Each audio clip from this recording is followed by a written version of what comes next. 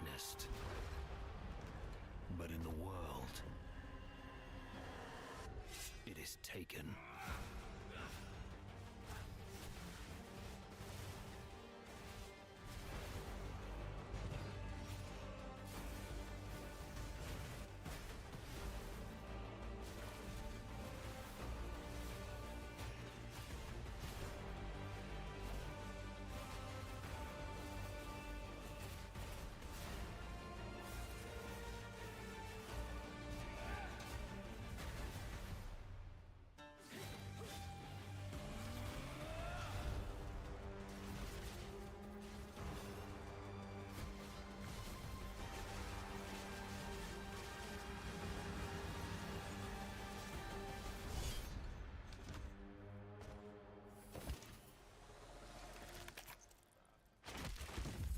I will take what I am owed.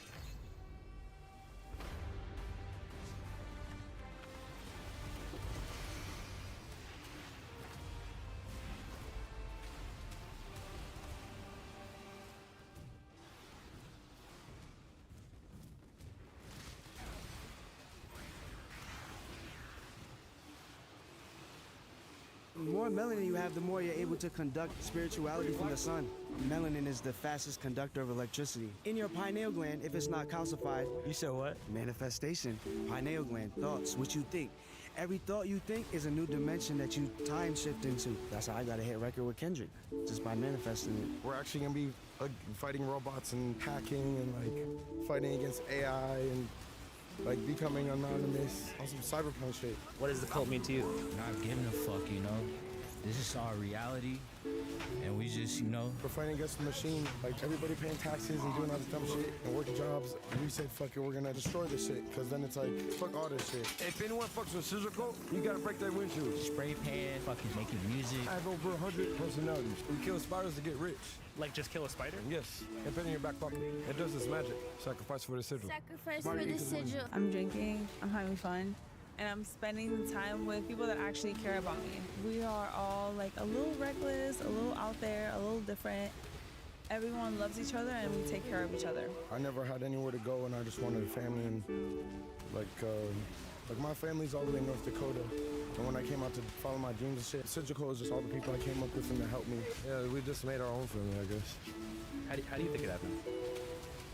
Destiny, you know? The universe. If I'm eating, we're all eating. His favorite food is eggs I love eggs. and a spaghetti. I'm his slave master. So you feel like the leash gives you that feeling of someone taking care of you? Yes. I was basically trafficked as a child. I'm a fallen angel. He's a zombie, and together we're hybrid. If I'm drinking something, I'm passing it around. Everybody make sure that they get something to drink.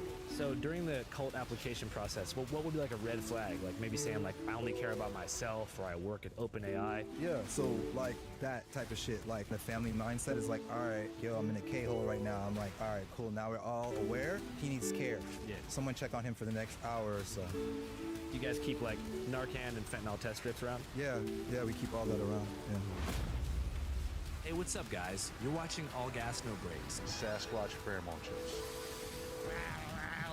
My name's Razma. Put your phone down. It's orgasm time. How do I feel it? Stupid coronavirus. Do you think it's real? Till November. A fun and mostly apolitical show brought to you by our parent network, Channel 5. This episode is about a group of 30-plus friends living in downtown Los Angeles called the Sigil Cult. Yo, look at this fucking shit. They're talking about our fucking living situation. Y'all talked all that shit trying to stop us, and we right back in the fucking crib, bro. Yo, I just made some pasta. Good morning, everyone. Yo, this what happens when you sleep in the fucking Sigil house. You get all these fucking weird bumps and cuts. And she be letting us crack. They've accrued a great deal of notoriety this past year on Instagram, TikTok, and elsewhere for their both very real and sometimes artificially generated Bender content, which was ushered onto the Explore page by the visually jarring likes of Egg God, Ruben Cloud, and a few other familiar faces that I went to go meet up with at an abandoned house just a stone's throw from 55th Street. In the broader context of Gen Z's sex, alcohol, and hangout recession, I was excited to attend an in-person gathering like the good old days, even if half the gang was live on IG.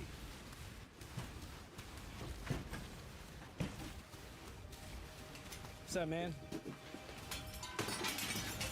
What's up, brother? How we doing? Hi. Can you give us kind of an update as to what's going on here? I'm just chilling. This is my crib. Shit, basically where we at right now, we in the bando. You feel me? We just fucking shit up, living life, being reckless. Manifestation, pineal gland, thoughts, what you think. Every thought you think is a new dimension that you time shift into. Creating your own reality. Fuck the 9 to 5, you feel me? You become what you think and you become what you're around. We're constantly moving. We think we're just humans and solidified, but really we're moving all the time. It occurred to me midway through our interview that I actually had met this individual before. The earth isn't flat, but it's hollow. And inside the hollow earth, there's like giant octopus. I believe that there's water above and below us, and it's giant octopus. I believe in that shit. Do I believe that there's a giant octopus inside inner earth or the water? Yeah, hell yeah. Think about it. In the Matrix, the robots, the AI, and then octopus can shapeshift in any color. In their ink is melanin. The more melanin you have, the more you're able to conduct spirituality from the sun. Everyone has melanin. But we've got less being Caucasian. We have less, for sure. So you think we have to work a little bit harder? We do have to work a little bit harder, and that it proves it in dancing and music and art. When I made the sigil, it just was to bring destruction and family and chaos and just like find peace in it, because the whole world is fucked. The new punk shit is just gonna be hacking and fighting against AI and like becoming anonymous and also being free on some cyberpunk shit. Can you expand on that? Like free from what? From the fucking Matrix, you feel me? Like playing your mind and shit and just like thinking of shit. Shit can happen. The chaos is where we operate in while everybody else is freaking out. We're able to like transmute that and move forward faster. It's chaos, people paying attention to the chaos, and this was all planned, so you just get to move past like a train. And so you feel like living this way is a resistance into like the digital future, like it's a resistance to the upcoming agenda? Yeah, but I also want to say it's not like, oh, this is what we do because it's cool, this is what we're supposed to do, but it's like we're forced into this life through like not having, a lot of us don't have family, or Ed God had to run away from home a long time ago. When I'm by myself, I get too stuck in my head. What brought you to LA? To make my dreams come true. When I came out to follow my dreams and shit, I just came up, and the Sigil Code is just all the people I came up with and that helped me along the way. Sadly, I didn't really get to spend much time with the cult due to some wartime correspondence duties overseas. But I left things to our immersion correspondent Taji, who in last episode graciously dove into the breast milk-soaked depths of the adult baby subculture and did a goddamn great job. That being said, I had no doubt in his abilities to get down with Sigil. Hey, has he been to Egypt? Hey, has he done cocaine in Egypt before? In the pyramids? The Egyptian guy? We gotta rock it the right way, though. Teach him how to wear it, you feel me? I mean, honestly, put one arm down like that. So I just had a very proper Sigil cult makeover. Hey, bro, I just want to tell you, you look great. Oh, thank you. I feel pretty good. You really did a nice touch with the hoodie, how he did it kind of, you know, like this. Kind of you wear it back. Have you seen this done before? No, I haven't. So you feel fly?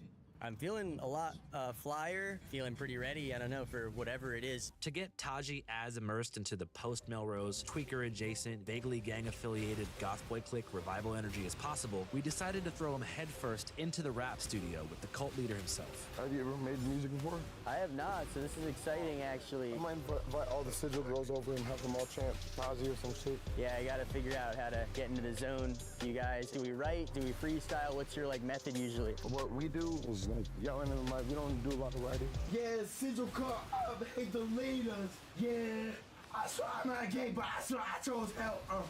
Wait till I'm dead, wait till I'm gone. God knows what. The moon to the sun.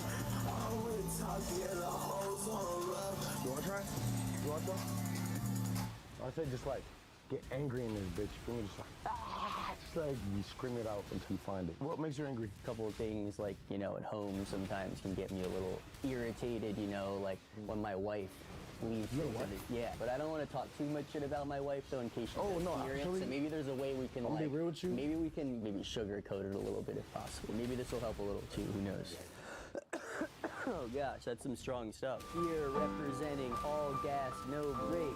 I was a virgin, but now I have what it takes. Well, I was a virgin to the Sigil cult, you know. Now I'm like you popped my Sigil cult cherry, you know what I'm saying, in a way. All gas, no brakes. It's in my face. I just saw a snake. All gas, no brakes. All gas, no brakes. All gas, no brakes. And then maybe I could be like, all gas, no brakes. I just joined the Sigil cult. And then I need something that rhymes with that. Having a little trouble figuring it out, trying to find my way. Do you have any advice for me? Honestly, bro, how I do it is I find a word and I just trying to rhyme with the word. Face. Brakes. All gas, no brakes. All gas, no brakes. Break fast, get cake. Fuck laws and jakes. We play for takes. No face, no case. Keep up with pace. All gas, no brakes. All gas, no brakes. Skirt, then I spaz, pulling up real fast. Sizzle co in this bitch, it get critical in this bitch. Pop it, this top and we get it. Pop it, this top and we hit it. Pop it, this top, let's get it. We pop it, this top and we hit it. Ride around the city, Sizzle co with some Venice. Ride around the city, Sizzle co with some Venice. My mom was my music teacher. What does your mom think of what you're doing with all this? She don't know. I don't know how. She don't know at all. She don't know anything, bro. Nobody, none of my family knows what's going on. What does she think you're doing? I'm just fucking around. 6 months ago, I was like staying with this girl. She kicked me out, and that day, my mom told me that her and my dad divorced. I was like, God damn, what the fuck going on right now? But then I met Edgar. How would you explain the cult to someone who doesn't know? Making your dreams come true with chaos. If you don't believe in yourself, then you can't believe in anything. Because you always got to see the bright side, the sun side up. That's why you're called Egg God? Yes, I love eggs. So you've dealt with a lot of grief? Yes, of course I have. When I was very young, I got beat by my mom, then went to foster care system. I became homeless for like 9 years, and then a bunch of other shit happened. What brought you to LA? To make my dreams come true. And so when you got here, like the first thing you did is look for friends, right? No, I went to my mom's house. You said she passed away? Yeah, February 20th, 2025, at like 3 o'clock. I guess she said she loves me before I left or whatever. I saw her one last time. How did you process that experience? So I just cried and did a bunch of coke, I guess. I love cocaine. What do you like about it? Everything. What's your name? Harajuku dog. How exactly does the master/slave relationship work here? The leash tames the beast. What do you mean by that? Molly, that's all I gotta say. How do you feel like the clout has changed things? Like fights, people arguing with me, testing me, and saying weird shit on their breath. I see you're a little bit injured. Can you share what happened? I got right now. What? It was like a setup, I feel like. Did they hit you with a bottle? He had like a bottle like that. Smacked me in my face with it. Playboy. Bro, he like injured me, then he stomped on my head twice. He punched me in my ankle, my knee, and my face. He got me with that fucking Hadouken combo. 6'7". All right, real quick before we go any further, I want to tell you something about the story you are currently watching. So almost everything the country thinks they know about the Sigil cult came from one newsroom in particular. It's called the New York Post, and in regard to the Sigil cult, the headline was, "Degenerate artist cult trashes their own taxpayer-funded apartment." Every word in that headline is doing a job. Then from there, it got syndicated, spread across the entire world. We're talking Yahoo, even AOL. And by the time it landed in your feed, the tabloid nameplate was gone. It just looked like the news. So it's important to note here that nobody on either side of the story is lying to you per se. They're selling you a different feeling and different nuggets of info. And which piece of info you got depends entirely on what news outlet reached you first. Pretty sad state of affairs, right? Well, not anymore and not for me. That's why I use Ground News, which is a dope-ass news aggregate that puts every version of the story on screen. That means every outlet, every angle, sorted by bias, by factuality rating, and most importantly, by who owns the publication pushing a certain story. And from there, you can figure out why. Ground News. So right now, I'm gonna pull up Ground News and type in Sigil cult. Here, I can see the whole spread. Hit the ownership panel. And what do you see? News Corp, Murdoch family. If you're watching, do what I actually did. Search the words Section 8, like the old Kendrick Lamar album. You'll learn that room they paid for was only $300 a month. Yep, the same cost of an Xbox 360 when you and I were kids. Do you want to be like me, a well-informed newsreader who knows how to break out of his algorithmic echo chamber and receive pure, unfiltered, non-biased info from across the entire planet? Well, I have some fantastic news. All you have to do is join the Ground News Channel 5 family. Go to groundnews.com/channel 5.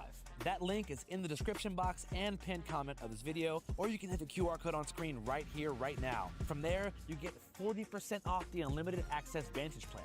That's the best plan, and supporting Ground News helps support us. It's how we keep making videos like this one without corporate thugs telling us what to do.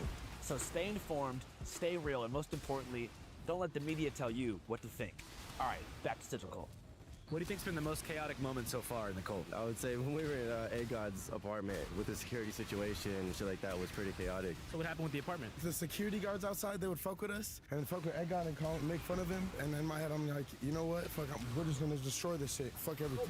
Fuck all this shit. The Ed guy lived here for the past 2 years. Everything was good. And then his friend moved in with him, Ruben, and it was good too at that time. You guys were like paying rent and being relatively good tenants, right? Ed God was paying that shit the day of every time. After Salvi came along, that's when things went bad. Like drinking in the halls and doing crazy things inside the building and getting into fights with tenants and stuff like that. Yo, security won't let us up to our fucking apartment.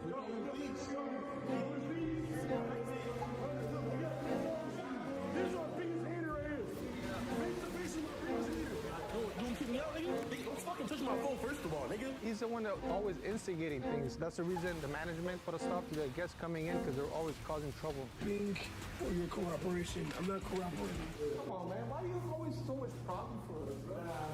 It's not even you. It's that guy. Why you hang out with that guy, bro? Sacrifice for the gang. I lost a lot of friends and my mom and everything. I just need my friends over because when I'm by myself, I get too stuck in my head. So now that you guys have been evicted, what's the day-to-day life looking like? We've just been everywhere. We've been doing things like going to Airbnbs, going to parties, going to events, just getting our name out there. On his second afternoon getting to know the cult, Taji met up with Ed God in Harajuku Doll downtown, where Egg was in pursuit of his welfare check. Unemployed, powered by cocaine, and living off government-collected taxpayer funds, Egg is a Fox News pundit's wet dream. But this show's not political, so let's move on. How's it going? Problem? I said, how's it going? It's going good. How you feeling? The leg is okay? Feeling bad. Bad? But I feel good. Looks painful. It is painful. So could you tell me about this place you're taking us right now? I'm about to ask for my mail. I used to get my mail delivered here. Are you expecting something? Yeah, expecting something. That's a side check. Yo, I need my check. My mail. My mail, bro. My mail. Mail. My mail. The mail. The mail. Can you ask leasing office for my mail? You don't get mail there no more. So where did my check go? I don't know. Go to the post office and say to change of address, because you don't live here no more. Yeah, good. All right, let's leave. You're a clout chaser. I'm the cloud chaser? Yes, you are. You're a clout chaser. Yourself. I just said it. You're an instigator. How? I mean, you do extra. You don't even got pepper spray nobody. You know that. Why are you making false accusations? You don't even know the whole story. I said, you know how many times people get pepper sprayed here in the last 3 days? 3 people got pepper sprayed just from being here. All 3 of them pepper sprayed very much All the security at Alexandria. Even Adam almost got pepper sprayed here. No, he pulled out his mace immediately. I never came that close to a mace in my whole life. They were claiming that Adam 22, they came to interview me, but how am I supposed to know that when 40 people are trying to come inside and on this podcast I got threatened to be assaulted? Hey, security, I'm gonna knock you out every time I see you put the pepper spray down. I can whoop your ass. You know I'm a boxing. I'm gonna whoop you. So how am I gonna know somebody's here to talk to me or they're here to harm me? This guy's a cloud chaser. You should definitely milk that shit. You just did all false accusations the whole time. Like, these niggas ain't hiding shit. Sorry for saying that word. I'm Mexican, by the way. He doesn't want us to expose the truth about Alexandra. What was the truth? That they're pedophiles. They're pedophiles. They were a sex trafficking ring in there. There's a pedophile in here. That motherfucker's selling dope out this bitch. Like, come on. Well, you know that. So what are you doing? What's your job? Who are you protecting? Protecting the pedophiles. Yeah. Do you think you'll ever go back up there again? Unless I could teleport like Goku. We don't want to go in there anymore. Karma is a bitch, so anyone who fucks with us, the universe takes care of it. All the people that fucked with us, they're not here anymore. They turn into zombies and they're underneath the grave. Like many cults, Sigil comes with a dark side, with many former members living a new life in some degree of hiding after being totally exiled by the cult. Oftentimes, they say this exile stemmed from small, perceived slights against core members. Yeah, my experience was just building up a rapport with them, trying to showcase their little talents and help them move in the right direction. I'm doing photos and videos at a rooftop party to uplift what they had going on. And I'm, drinking a little liquor and having fun.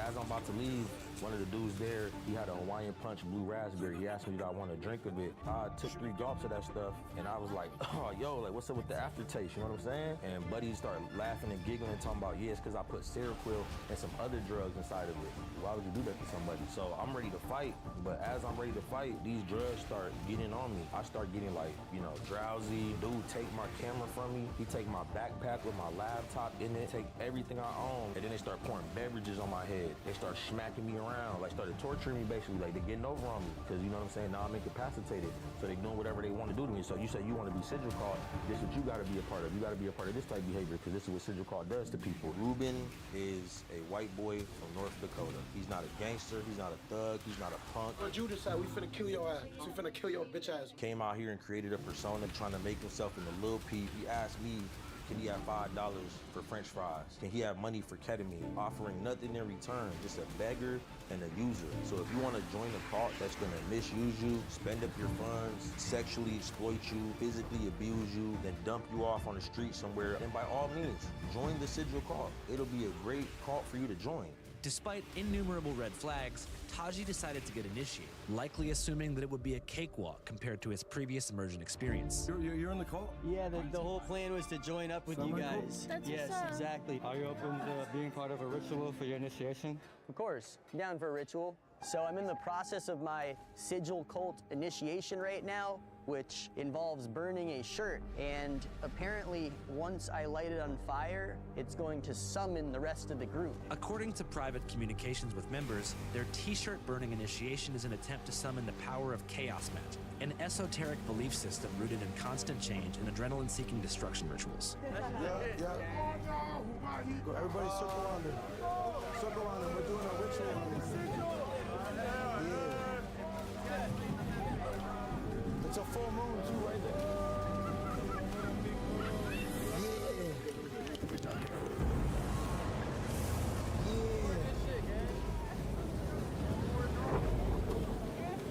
The first initiation.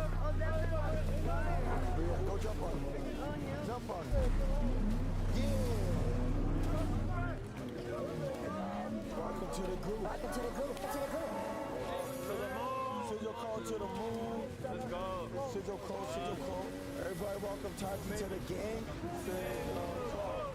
Sigil call. Sigil call. Sigil call. Sigil call. Sigil call. After his initiation, Taji spent over 36 hours on a bender with the gang and equipped with a handicap, trying to document his process of full immersion. I'm really trying to make peaceful music, like, you know. Everybody's always so fucking confused on why Sigil's popping the way it is. This is why it's popping the way it is, because it's the way we live it. I don't have Larry. Get the fuck out of here. I feel this strange energy in the room. What time is it? I don't know, 2, 3 in the morning. So I had a gun pulled on me. Yeah, I lost my tooth. I fell because I'm blackout drunk. Sigil cult taking over the world and free Salvi June, bitch. Toward the end of the bender, Taji said that he couldn't help but feel like something was missing from the party, and he was right. One of the cult's most notorious members is Salvi June, an obscure social media influencer / rapper who went viral for various shenanigans and helped bring the cult into the limelight by posting over a dozen videos every day for months. I'm homeless. I think I'm gonna just jump in the fish tank. Oh no! Yo, we got our care package, bro. Yo, a fan sent us something, bro. Hold on, let's see. Oh, we got eggs, nigga! Yo, we got eggs! We're never gonna starve because we have a chef here, bro, and he makes really good fucking eggs. During our time with Sigil, Salvi was unavailable for comment because he had been arrested for some reason. But on their last day together, Taji joined them in welcoming him back home, picking him up outside the Twin Towers jail in downtown LA. Come on, man. Yo, they have me shooting things in that bitch. For real? Nah. I'm happy as fuck to see y'all, bro. I was a little spooked up in there. I ain't gonna lie. I was like, you feel me? Vodka, right? Nah. Yo, you know what's crazy? I said I wasn't gonna drink no more. For real? Yeah, I made a promise. I said I wasn't gonna drink no more, so no more drinking. You feel me? Like I feel like, look, let me tell you something, bro. I've done a lot of fuck shit drunk. You feel me? And every single thing I do, like the next one is worse and worse and worse. You feel me? So I feel like if I continue to drink, the next time I go to jail, I probably won't come out. Oh, shoot. Man, hey, I'm so happy to see you, my brother. I heard a lot of crazy shit. You heard? I can't even believe I'm out right now. I'm just glad to be out, bro. The trees are beautiful. Like, I can really just like, I'm out, bro. I can do whatever the fuck I want to do, bro. Like, I'm happy as fuck, yo. I just feel like if I don't drink, my life is gonna go really well. How'd it go? I would say it went pretty well in terms of just getting a lot of content with them and spending a lot of time with them, you know? Like, I hung out with them for quite some time, and it was fun. They're really nice to me, but then you hear, you know, a lot of bad things about the group. The first thing is just the constant accusations of, like, pedophilia towards Egg God, and I guess a lot of people trying to say that grooming thing going on with his girlfriend. Second one, I guess, is this guy who is saying he was drugged by them, MJ. We went and visited in the hospital. Basically got dragged by a truck and horrible road burns, and he's been in the hospital ever since. And the third, I would say, is the fact that somebody was shot and died. While you were hanging out with them? We were with them, but it happened in a different location. But we were hanging out with them in the studio, and then they got some sort of message, and things got a lot more tense then. Apparently, this guy who goes by Playboy attacked Egg God, and I guess he was trying to do more harm, and as a result, he was shot. The opposing side of the story is that he was there to have like a standard fist fight, I guess as they say, like catch a fade. They apparently actually set him up and killed him. I don't know if like which side I believe, but what I do know is that someone is dead, and like, there's no changing that. They were kind of expressing, you know, a little bit of concern for their safety. However, we still went to this burrito/chicken wing place, and they, you know, grabbed some food, and it was all like kind of fun in there.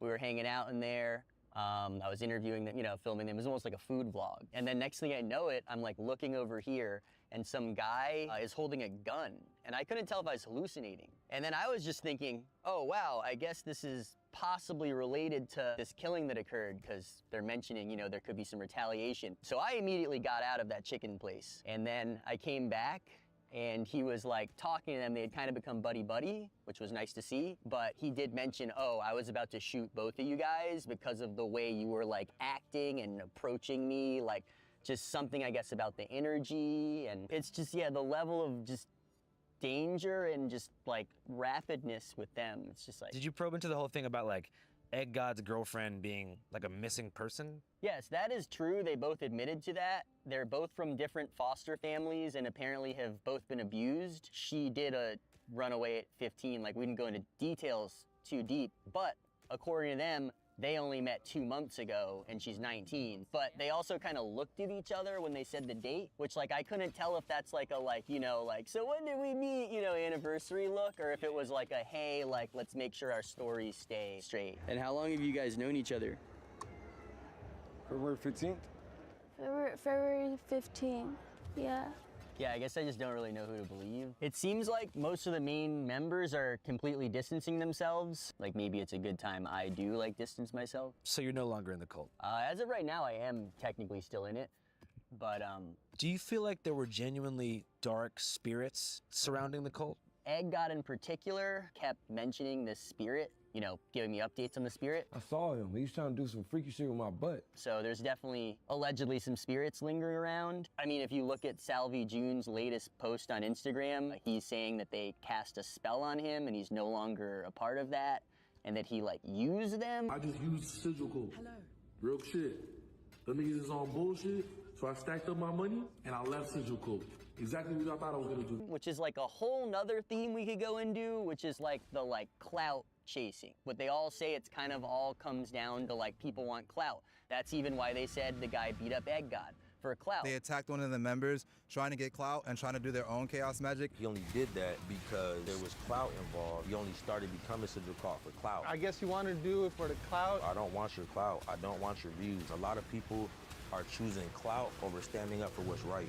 I think that is the evil spirit. Clout as an entity, a dark cloud, sort of governing life in Los Angeles, sort of a lost soul chamber with clout as this mechanism for justifying their own existence. Clout is something that can possess your body, make you act out of character, and do something destructive that you would never otherwise do. Because as much as they talk about how what they do is against an AI future and how them hanging out is kind of an act of rebellion because everyone's inside, them broadcasting their shenanigans and their bender to the world is what has given them this mystical property because of clout. So I'm not sure if you thought of clout as sort of like this negative spirit that governed their living, but I definitely walked away with that feeling. Sadly, during our time with Sigil Cult, we essentially witnessed its downfall. Sigil Cult doesn't really exist anymore. at least in the form it once did. Between violent altercations and even alleged murders, to guns being drawn and frequent allegations of all types, all of which was accentuated by frequent drug use that ate away at members' finances, mental health, and hip-hop dreams, Sigil Cult quickly melted into the very chaos at its summit, becoming virtually non-existent in a matter of months. Since this episode was filmed, some of the core members have gone further than just creating some distance and denounced the cult altogether, possibly to avoid liability in the Playboy movie. Some are now homeless, living on the streets. Others got their life together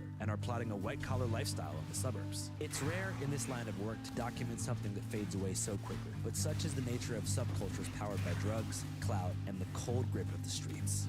In a strange twist of fate, Taji was the last member of Sigil Cult. What's going on, everyone? You may have heard I joined the Sigil Cult for about 3 days, I think it's been, and I just want to announce I am leaving the cult. I had an amazing time with them. However, after all the recent drama, I just don't think this is something that I'm necessarily going to benefit from at this point. And not that I'm just in it for the clout, but just for safety, I'm heading out. But I want to say thank you for letting me immerse myself to the Sigil Cult. I still have love for you guys, but this is the end of the road. Sigil Cult. All gas, no brakes. Break fast, get cake. Fuck laws and jakes. We play for takes. No face, no case. Keep up with pace. All gas, no brakes. All gas, no brakes.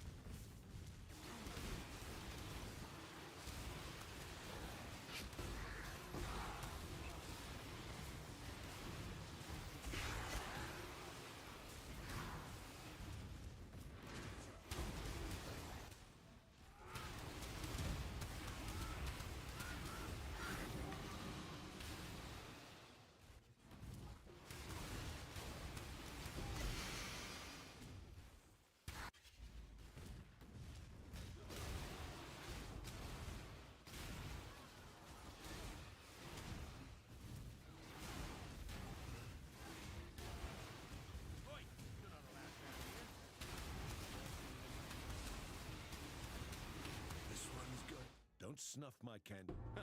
You say prison cell. I hear.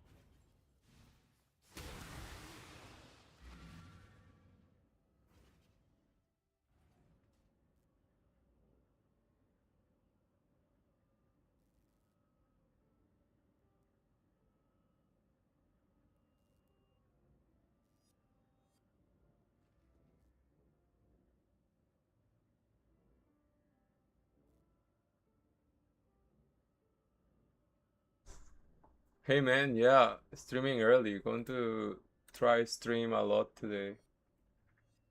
Trying to push level 100. Let's see how far I can get today. Bro, I got a mage blood card from It That Fled, but I gambled it and it disappeared. So it's gone. Feeling a bit sad, you know, my first card, and yeah, gambling didn't go right.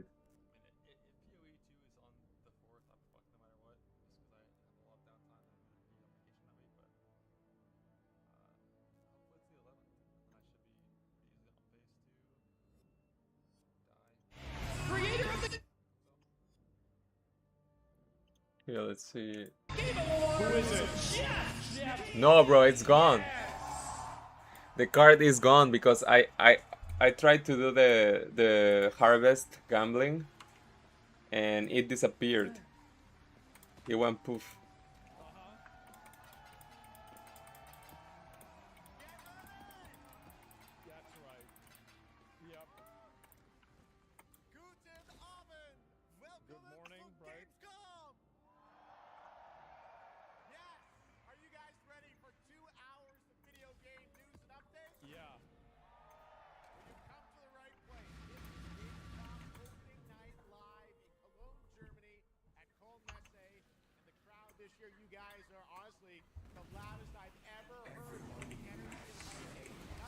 How about you, man? Why you not playing?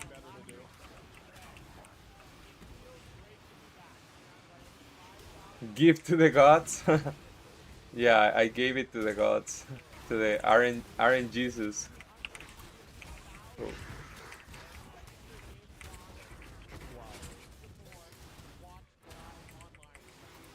Oh, we got a nameless ritual. PC.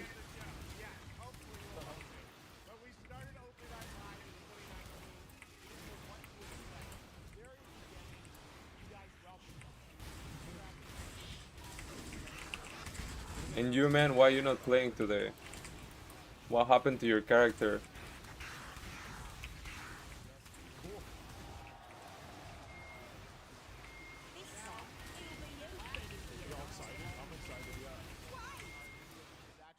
No way you died. How? What killed you, bro?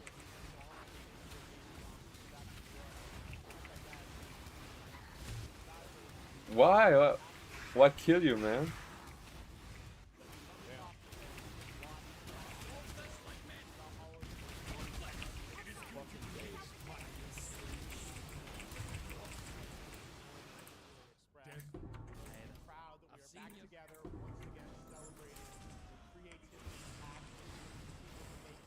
Oh, no way. So you drowned. Because you forgot the auto lanterns. Wow. That sucks, bro.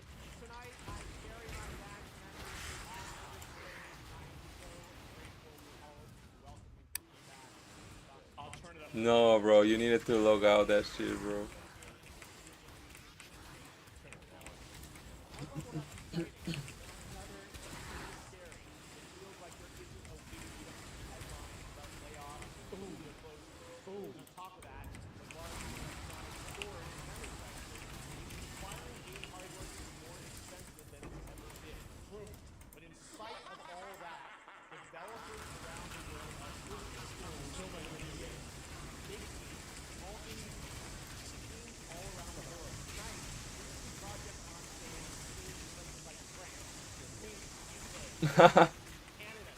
You playing softcore then?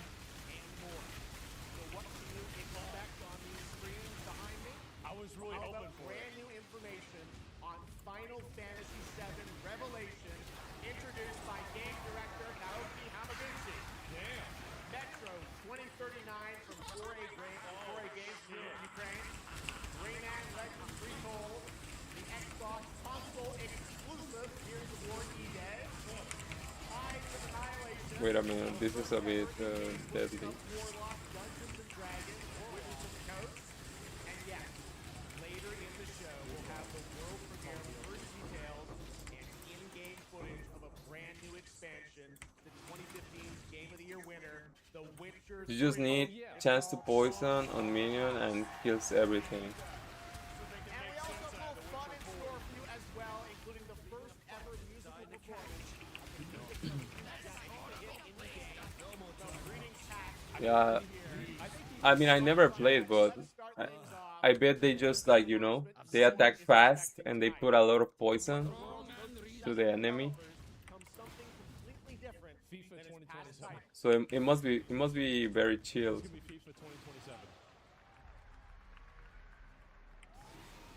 Oh really? What problem is it, man?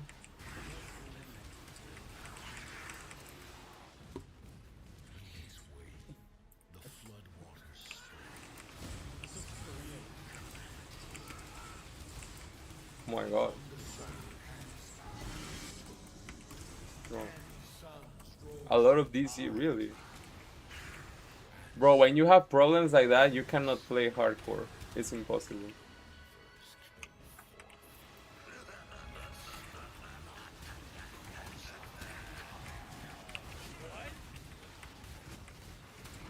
Wait, what? Yo.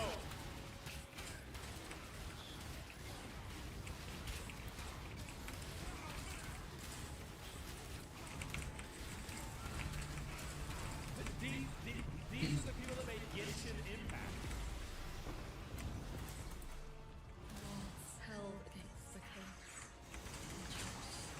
I saw the swords. Yeah. Looking good, bro. Yeah.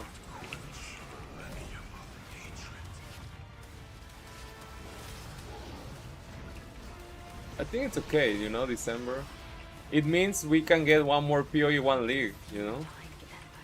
That would be better. so I can play this build again. We are not of this land.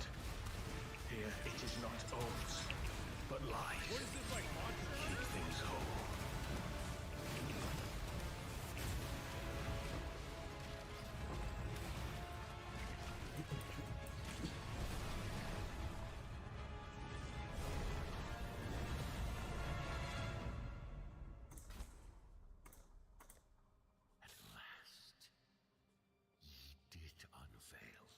It's lagging. Really? Like okay. Let me try something.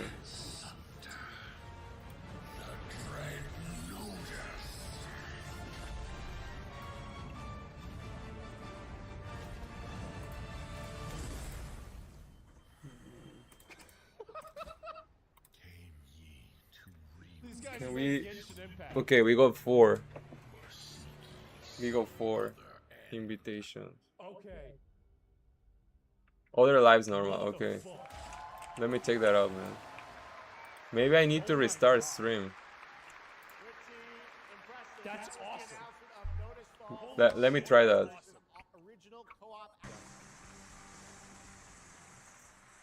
Wow, thank you so much, Jeff. It is such an honor to be back here at Gamescom. In my favorite city, I gotta say it, Cologne, and seeing all the fans around the world. Now, I cannot wait to see everyone's reactions to what we have in store tonight. And right now, I am very happy to share Now it's the normal? global announcement of a brand new title in a very Okay. well-known franchise developed No, but by thanks for telling me, man. This is Rainbow Six Tactics. Ooh, Rainbow Six. Wait, I need to craft some maps.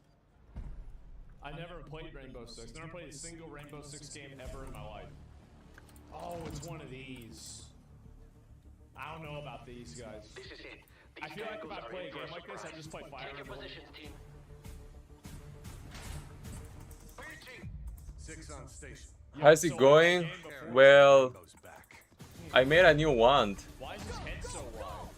This is my new wand. Looks like JD Vance. It's not that big of a deal, you know, but it's also not bad. Send me everything you dig up on the agency bombing. And No time to waste. maybe I need to make some new rings. I don't know. To be honest, I don't know. Maybe rings or boots could be next. I think right now I could do bosses, but you know, I want to get level 100 first. I mean, like, And I'm just saving gold to see if I can gamble, you know, a mage blood. Right now I need to craft maps. We've got active hostiles all around, team. Move fast. No, that guy's dead, right? You're gonna shoot him. Yo, Raid, how you doing, man? Looks boring. Long time no see. I don't play a game like this, so I don't know if I'd enjoy it. I used to hate turn-based, and then I got baited into playing multi-star rail. And then I spent like over 150 hours playing Metaphor Refantasia. So, like, maybe Yeah, it's been like 2 days, bro. I'd have to just play it. We miss you, bro. We miss I'm you. excited about the first game, though, I gotta say. Yo, Raid, did you see we got swords for POE 2 now? They're looking good, but they also look very close to the spears, no? They look sort of similar to spears. At least that was my impression, you know, from the trailer. Oh, you didn't see any gameplay yet? Okay. Every time you deploy, Rainbow Six Tactics launches in 2027. 2027. It's gonna take a long time. I think we will see some soon here. 20 years ago, Gears of War helped define a generation of Xbox. Tonight we are returning to Emergence Day. Good luck, man. Good luck in your match. Okay, let's make some maps. We need the regex. Oh, that's not good. From the Coalition, here's Gears of War. We will have Cyclone finally. Console exclusive, launching this October. But I'm actually so excited for this. I want Hammer Cyclone with Shockwave. Like, I played the first Gears of War. I loved the campaign, the first Gears of War, and the second one.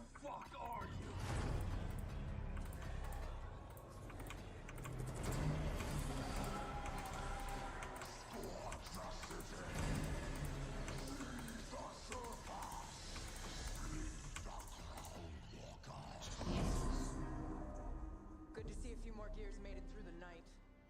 Bro, I don't I don't know what is United in Dream, bro. Is it a POE item? Yeah. United in Dream POE. What the hell? Yo, it's the first time I see that.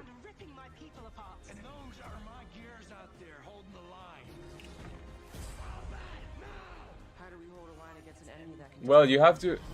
You're gonna have to spam bridge, no? Just spam bridge and do bridge 3.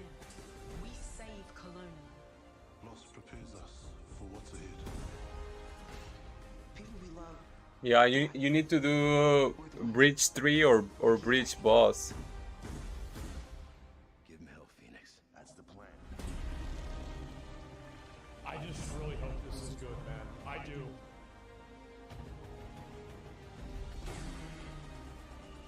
Come and get some, you goddamn crooks! There'll be no support. Yeah. If you fall. Woke? You think it's woke? I don't think there's enough to say that. Yeah, I bet it's going to be a bit boring, but To the end. you have to do it, bro. They need to just double down on that end part. Nobody cares about some politics here. Gears of War, October 6th this year. All right. Next, That's what it's they time call for Space Anana, Marine 2 an so epic good. free-to-play open-world RPG Anana. game from NetEase coming to PlayStation 5, PC, and mobile platforms. Mm-hmm.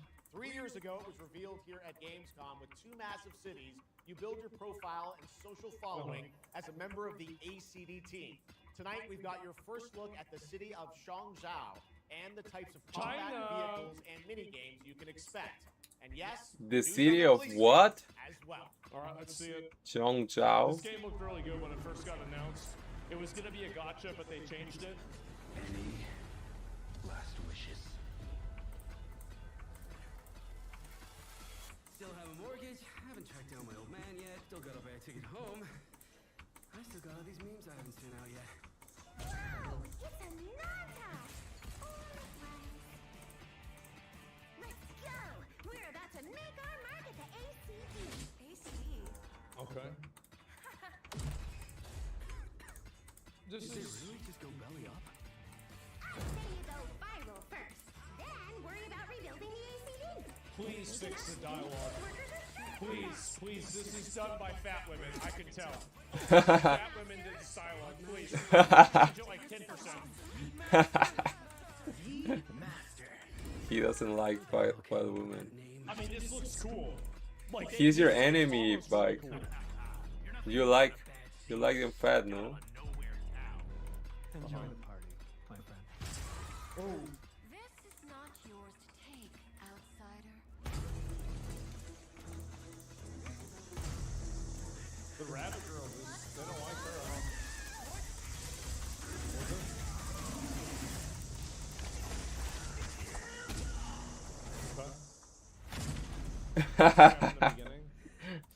Classic. Yeah, could be. Oh man. Just you wait. Uh-huh. Where am I? Where'd you think? Wait, I'm back home. What? He can choose. Well, he's very rich, so maybe he can, you know. He's super rich. God damn. 2 cities, one. They had that building in where Winds made. The shit was annoying. I've dragged entire subway. Okay then.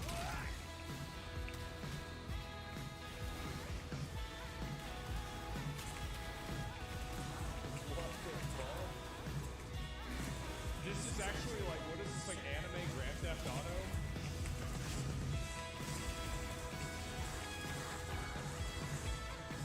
It is. Okay, bro. What the fuck?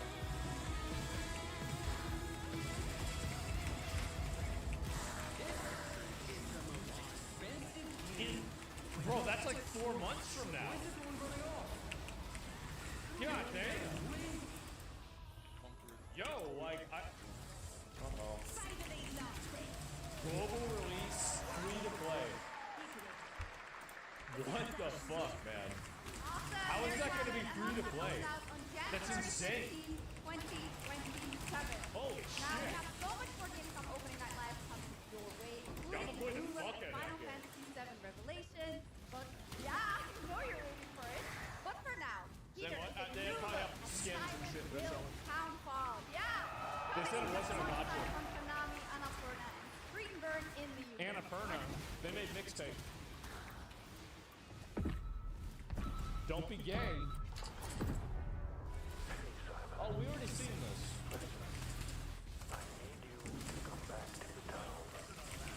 This is new Silent Hill.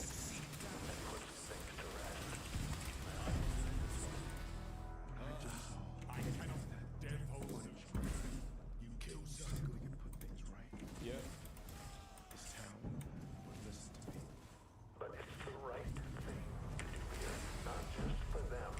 Area Quinn. But for the whole town.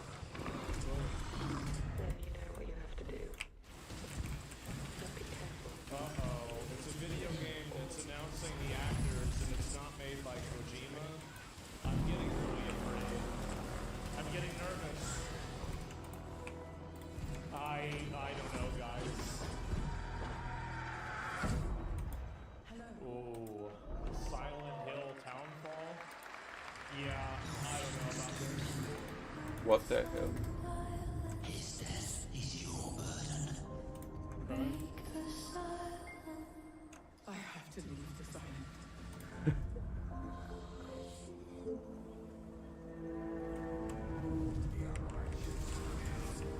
Let's show you pirate.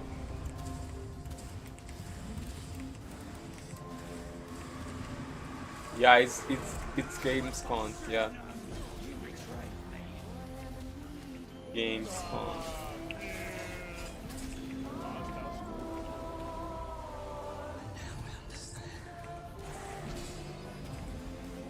It's like a time travel thing.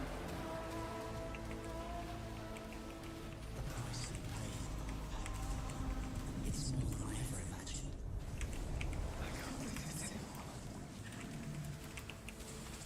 What the fuck? 2 days? Well, I have to play this in 2 days now? Shit! Alright, we're gonna sit. No, we're gonna play it. We're gonna play it. Even though it's a girl. We're gonna still play it.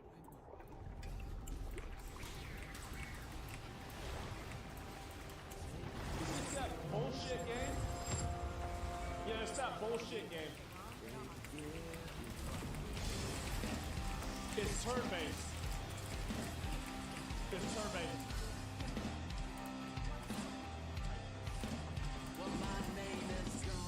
See?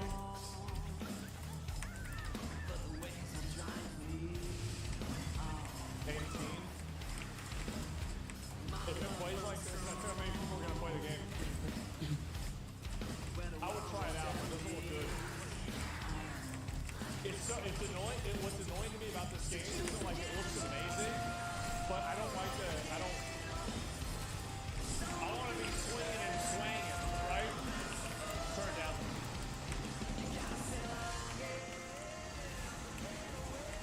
Like that's so cool. That's awesome.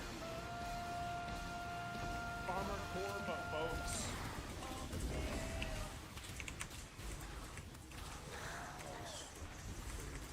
It's just weird that. I see you, man. You online now. Is this Crimson Desert? Oh, you were already kind of high level. I only played this game for 86. 400 hours. This is Dragon's Dogma 2 as it should have been. This should have been Dragon's Dogma 2. That's a new fight. If I do that day, It is, right? I think. I better get one.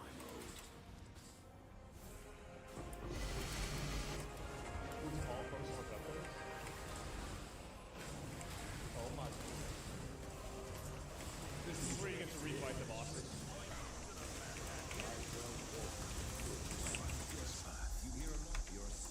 All post them down. This game, by the way, that Crimson Desert is my game of the year. It's my game of the year. That was Crimson Desert, released nearly 6 months ago, and the developers at Pearl Abyss just keep adding more and more content. Resident Evil 9, but Crimson Desert is my game of the year. All right, next let's step into the world of Tides of Annihilation, the upcoming fantasy action-adventure game by Chinese studio Eclipse Flow Games. Set in modern-day London and mythical Avalon, you play Gwendolyn, the lone survival of an otherworldly invasion who can summon spectral forms of the Knights of the Round Table. Tonight we've got a brand new trailer which reveals the new voice of Gwendolyn, Angela Sant Albano, who recently played Grace Ashcroft in Resident Evil Requiem. I played that one. Let's see.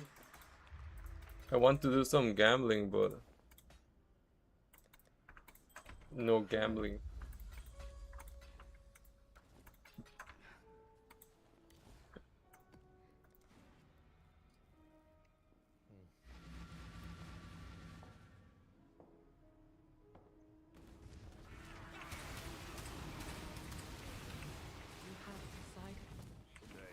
That's true, I need to do the rituals because I need to buy my invitation. It's like, what is this? Dark Souls, but with girls. Alterations. Alterations good. It does look like Dark Souls.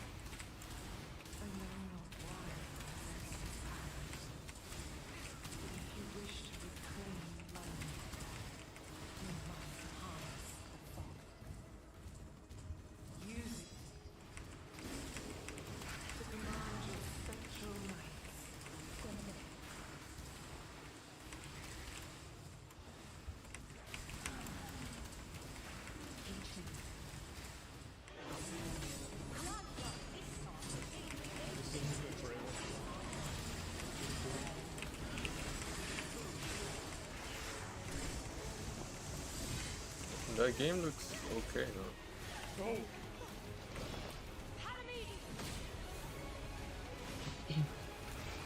Not looking bad. As I said, I think this is going to be Final Fantasy 16. Like, very similar to that. That's really cool.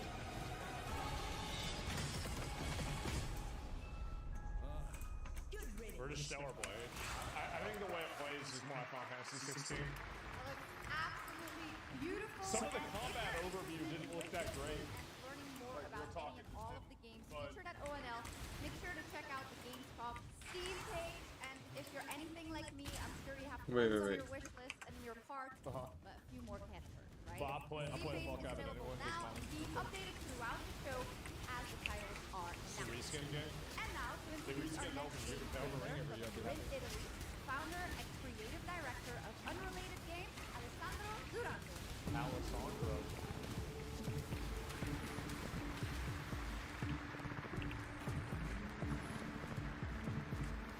You know who he looks like?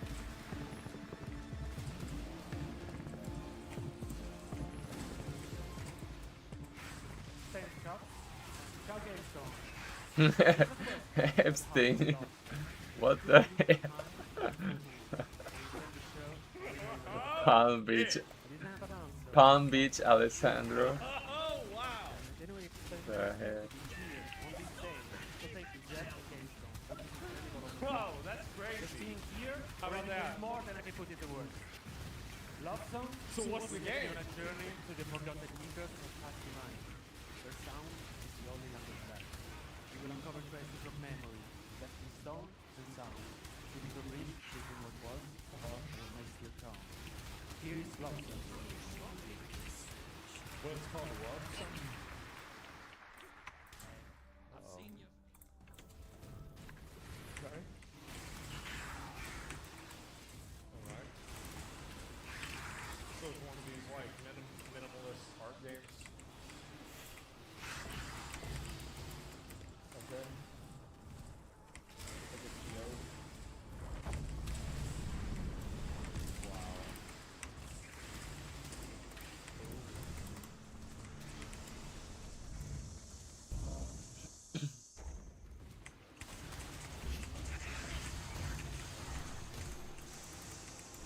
This looks like a great art project. This is an amazing art project. I would give this at least an E+. If that's the end of the if that's the end of the showcase of this game, What a beautiful and artistic game made right here in Europe. Thank you, Alessandro, for joining us. One of my favorite moments from last That's the week's kind of CGAs game was that the looks like it announcement got of funded Mega by the Man's taxpayer. long-awaited return with the Mega You Man know what I mean? Dual Override from Capcom. Tonight, we've got an just- exclusive glimpse of it new just has gameplay, that vibe. along with the introduction of a new character who plans to foil Mega Man's plan to save the world. Mega Man. Take a look. Let me see this. It's made in Europe. I don't even want to talk about Western game development, man. I really don't. I don't want to even think about it. What's this? I remember playing Mega Man. It was really hard.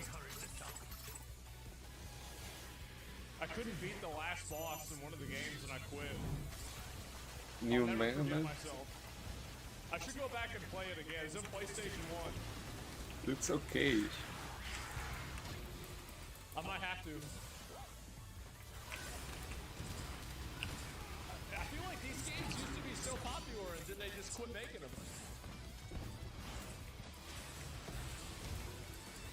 This is... Oh, it's a girl? Oh, no. Oh, no. Oh, you get to kill her. Oh, okay, it's fine.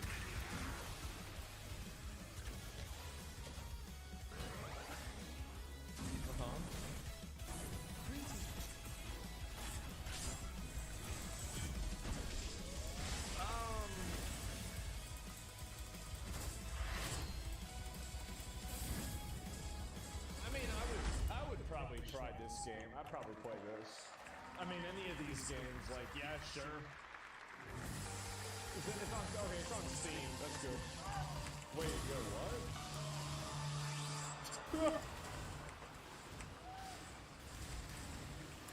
Little What the something fuck? extra.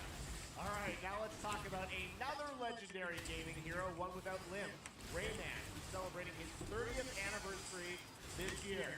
Rayman Legends Retold builds on the charm of the original 2013 game, now brought to life with stunning 3D visuals, new story content, and an all-new sixth realm to explore, plus fully voiced cinematics. Players join Rayman and friends on a new adventure. Ubisoft's new strategy is to make old games There that are were good. 4 all-new musical Not new stages, like MC Hammer's You Can't Touch This, and Oh. tonight we have your first look and listen to another musical stage. A song that was popular 30 years ago is part of the pitch for the game. This really isn't very reassuring to me. Then it's a watermelon.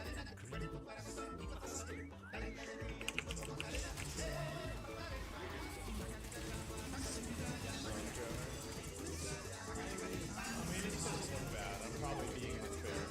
This looks nice. You gotta ride the sausage.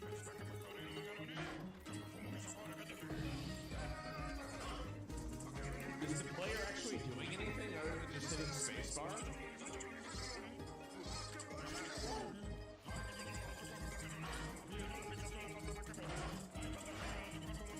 No?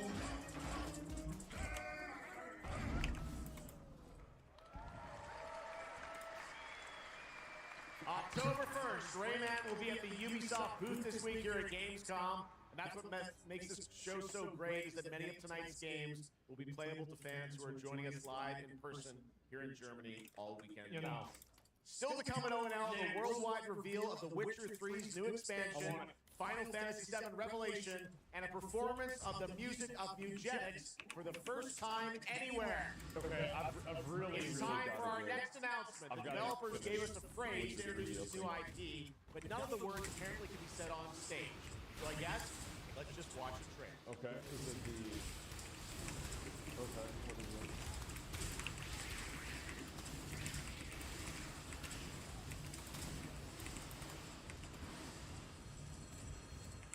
I don't know what that means, but...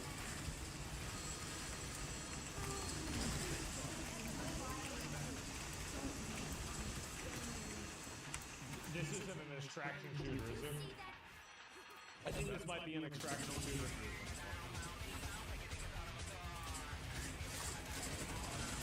I can tell.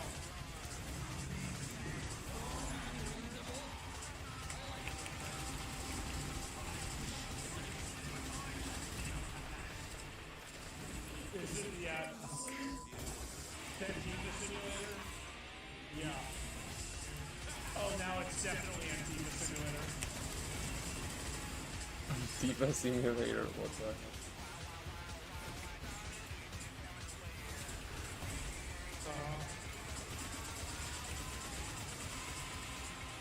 What?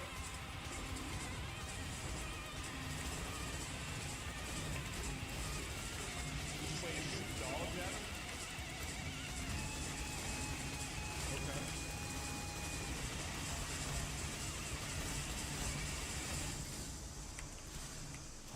Wait. PUBG. PUBG wants human. Explore breathtaking, strange worlds. Remember whatever I got on that? Make a friend who work for you. Slaves? They're called slaves. And build your dream home together. Siren Head? Yeah, that's the first boss. You changed. But that's okay. Once human, jump in today. Free on console?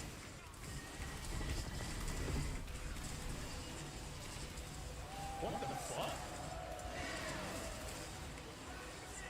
There's no way, right?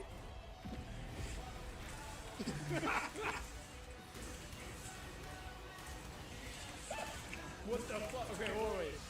No, I need to play that game again. I love Once Human. Prodigy? Yeah. This is like, bro, some freshman year in high school.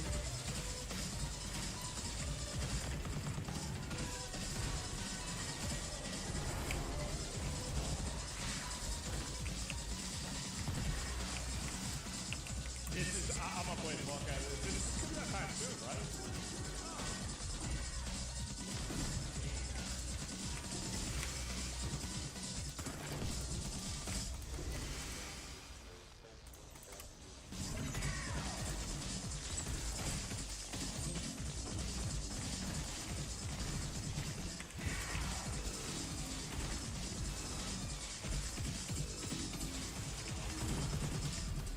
That's cool.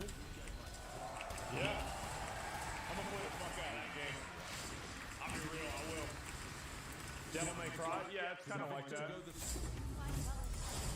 Oh, this is Blood of the Dawnwalker. There's a grain of truth to old legends. Yes, 7 feet total. That was the 6.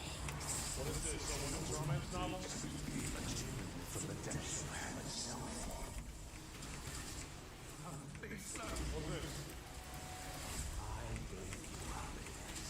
I hope you enjoy my gift. None of us has any love for the Brigade. But this one, he's different. The sun didn't take him. I'm gonna play this whenever it comes out. I'm not a big fan of calendar systems. I didn't like it in Metaphor or Persona, but I'll play it anyway. Your every word echoes song. This game's like, if you like Witcher 3, you're gonna probably play this game. Leads to crossroads. That's really what it seems like to me. I haven't played it though. Help me, please. So sorry. No. Very well. Let's begin. Yeah, that's the way Metaphor works too. What are the Dawnwalker? Holy shit. I'm Welcome back, excited. everybody, to Gamescom opening night hope it's good. live. Now, I'm a huge Game of Thrones fan, so I'm very happy to share Aren't this they world making, like, premiere a of this action next game? with you. The gameplay of the forthcoming strategy game, Game of Thrones: War for Strategy? Westeros, from Australia's Playside Studios. There's no way somebody's trying to make an RTS though, right? The Iron Throne stands empty.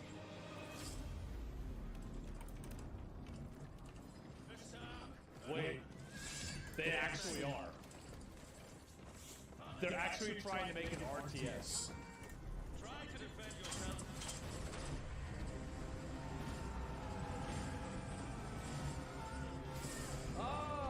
They have a lot of games, but a lot of them are just, you know, mobile trash. But this one looks okay-ish. I don't know. Looks like Age of Empires with dragons. Is yours to decide. Do they have elephants in the show? I'm for elephants. It just doesn't really seem like it's that exciting. Oh, if you can play as them, that would be really cool. Okay, alright, I'd be willing to try that. War for Westeros. If you can play as the Night King, then okay. Yeah. Just I think it's How cool. awesome does that dragon look? You know, I can't wait for this one. Wait, what do you so mean? with that They're now, it is playing time as the for a Nightwalkers new is the game coolest. announcement Obviously, from they're White Airship Walkers. Syndicate, makers of Darksiders Genesis. This is a new self-funded and published indie title where you escape from a failing orbital prison into gritty sci-fi isometric action. Oh, we got a boss. This is just Origin. We got a boss.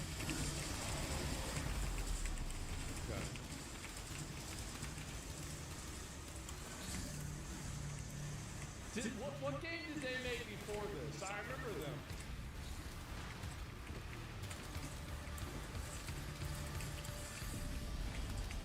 Wayfinder? Yeah, that game was really good. I like that game a lot. I was sad it didn't get more popular. Honestly, based off of that, I might try this new one.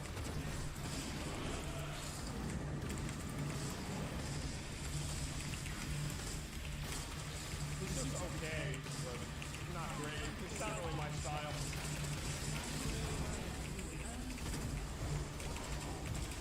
Is this 40K? Nah, it's just space sci-fi fantasy.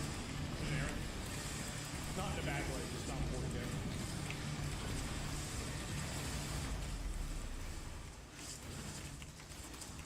Somebody says in chat Goy Slop. This game's not Goy Slop. Goy You'll Slop. know Goy Slop when you see it. The Game of Thrones game was Goy Slop. What? They turn it off? Yeah. I really do. Sometimes Bro, what is that This better shit? be good for a whole Fucking degen from presentation. Delirium.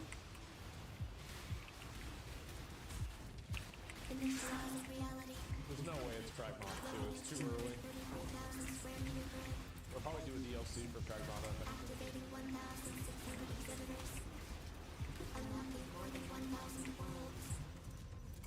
What's here? A lot of worlds. Challenging community energy worldwide. Haha, should I do harvest? Breaking the barrier between screen and reality.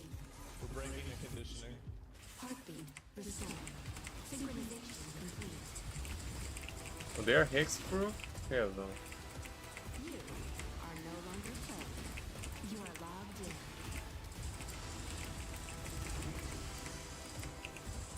Welcome to the heart of gaming. Welcome to Gamescom. There's someone there. That's right, Gamescom has officially started now. Let's go! Why would And you now do we this turn 40 to minutes into the show? Cinematic single-player action RPG Like, from I don't get Wizards it. of the Coast, set Like, in a shouldn't you new, have done this at the far-futuristic beginning of the sci-fi show? universe. In Exodus, you rise from salvager to traveler, discover new worlds, ravaged by That's just the me, effects of right? time, and search for the keys to humanity's survival across the most dangerous reaches of space. Along the way, you assemble a crew of sharp-edged What do we specialists. do? Soldiers, smugglers, mercs, scholars, and You don't like Asmongold? skills and chemistry. Should we watch just the Gamescom stream? It's time to get a deeper look at Soul, an octopus and mercenary who joins your team. Yeah. Get a glimpse into who she is, where she comes from. Wait, let me change to normal Gamescom stream. Ooh. Bro, I was about to die there. Some ground shit piling up. They're being controlled by Yo, dangerous. That's really stupid. I'm interested. We could talk since you're part of the team now. Is there a romance option in this game? Want to understand how you see things. If not, it'll be modded in.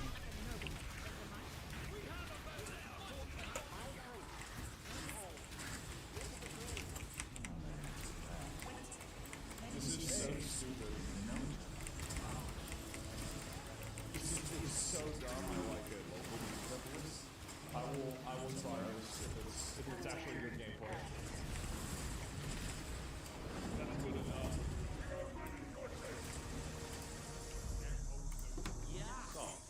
Actually makes sense since Twitch are super smart. They are.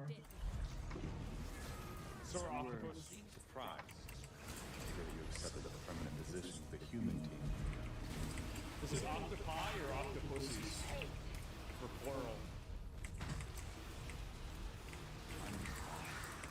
Oh, he has to get in an argument with a fish. Thieves? Oh, okay. So I'm just wrong twice.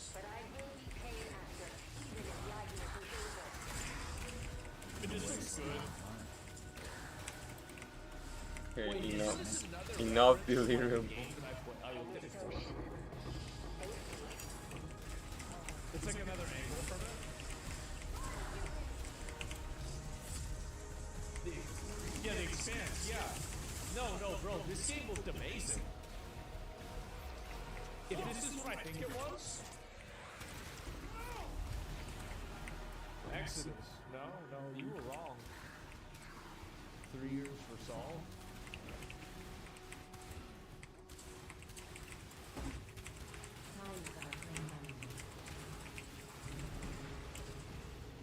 What is that? What's in the box? That looks really good. I'm gonna be real, like that actually...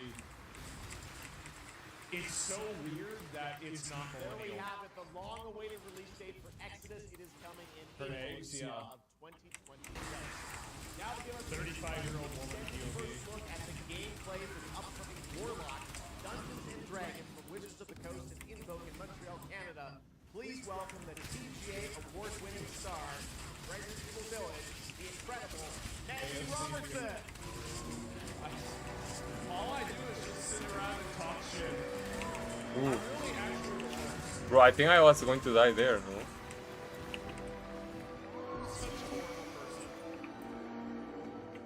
Nothing triggered there. Thank you, Jeff, and good evening, everyone. I am so excited to be here. Yeah. All right. Every warlock's journey begins with a pact. For Katri, a seasoned warrior on a personal quest, Yeah, pact is made that with map was Tasha, dangerous, an bro. ancient witch queen, I'm and a happy it's patron over. I have the pleasure of playing. Okay. Tasha grants her access to forbidden magic, but power always Mm. comes at a cost. Tonight, we're revealing gameplay for the first time, showing how Katri wields magic as she explores the world of Darkon.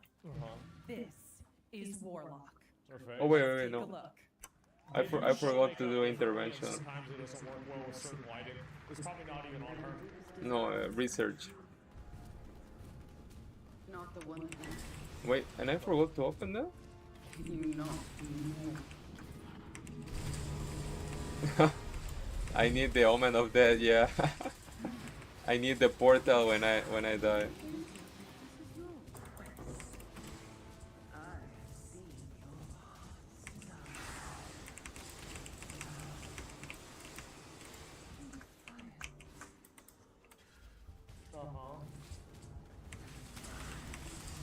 It does have the purple, bro. It does.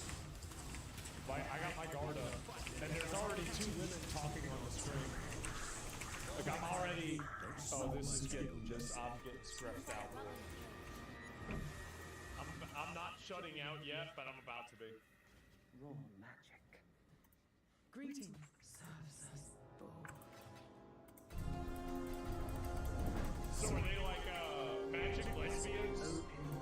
Magic. Magic lesbian. What the fuck, man? Okay, let's see. Oh, this is actual gameplay. Okay, cool. What exactly is your interest here? Let's see how many rituals we have. Cool. That was 12. awesome, actually. I want 20 maybe. The visuals look great. Forspoken, that's the new one. In my experience, buried things do not fly. You gotta run on the wall.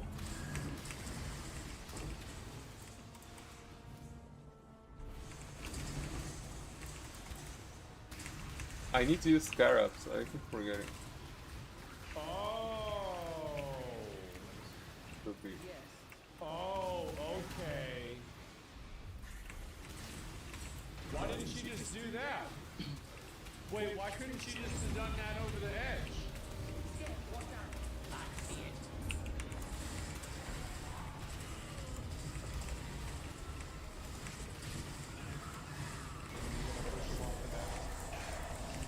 And then let me guess, this is an attack you have to parry?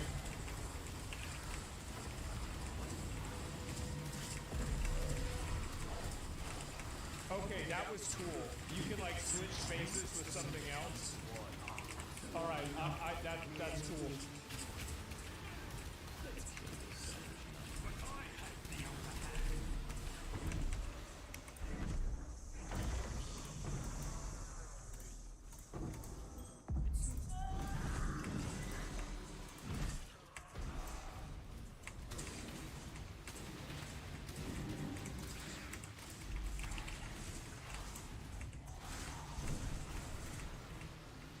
Yeah. I don't know, it's a weird one. I don't know about this game. To be honest, doesn't look very good to me. I see a disturbing amount of purple. I'm getting really... Oh! That's good. She's gonna cast the spell.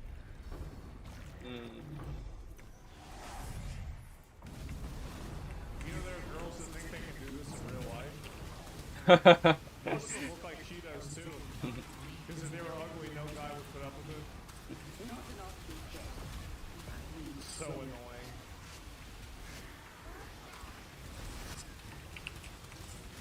Every hot girl is into astrology and other magic bullshit because no guy wants to tell them they're wrong.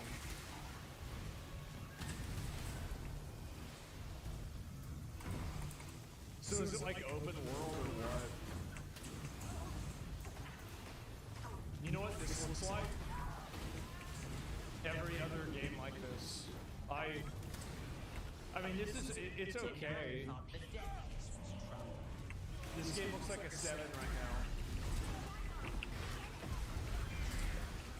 now. It does, bro. Like, it's Forspoken too.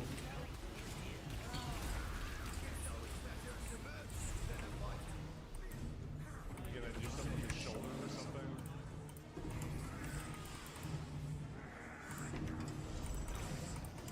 Yo, what was that? What attack was there? Just cut his dick off.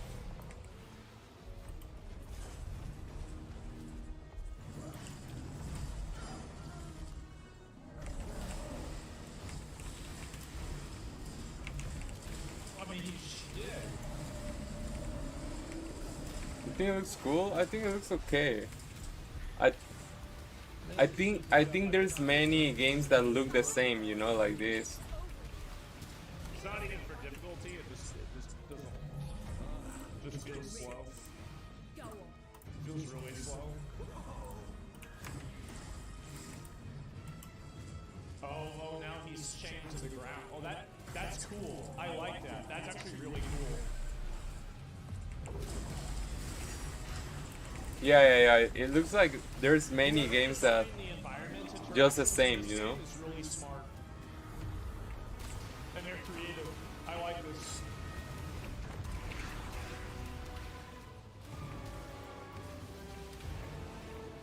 Everything else was a bit of a flopper. I'll play that, but That was absolutely I'm not too amazing. excited.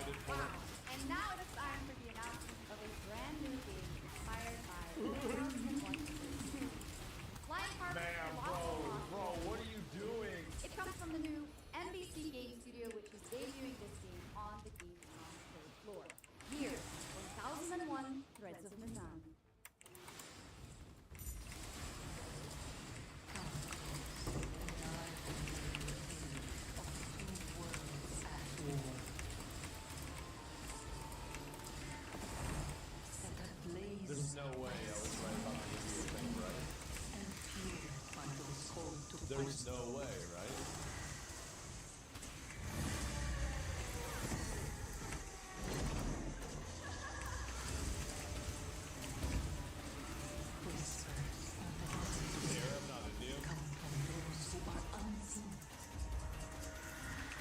Yeah, I don't want to sound racist, but I can tell based off of the girl's nose. The chin.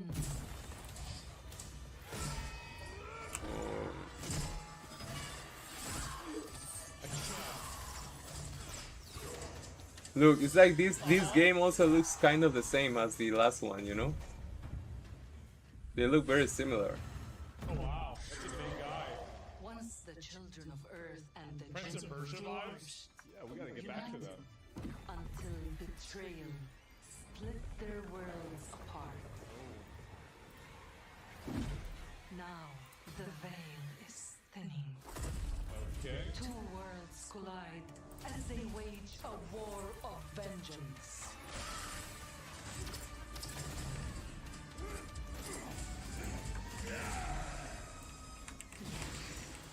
Many stories remain untold. To avoid destruction, we have but one hope. So listen, heed my words. This story begins with you.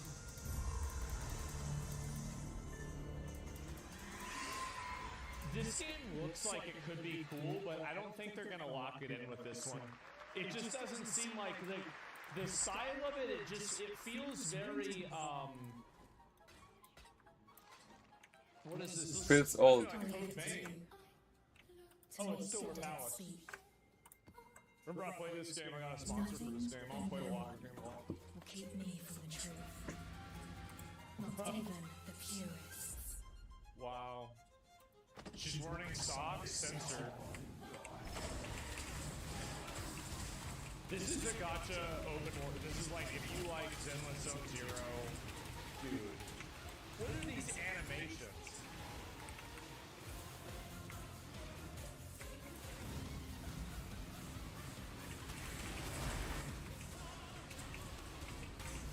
What's the audio? Tiny shit. This is all in the tutorial, by the way. Bro, I play tiny shit, bro. Don't hate me. Well, I don't like this one. I'll just see you fight it later, though. Any leads? It's just as you surmised. The final clue is in that. I play tiny shit. I don't like this one though. But I agree. They like animating boobs, bro. Asian people love boobs, bro. They don't care so much about the ass. They just love boobs. Wait, what? Wait, I'm so confused. Is that another game or something? Like, I don't know what the fuck. Like,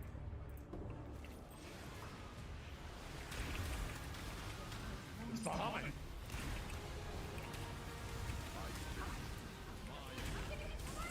I play all those games, but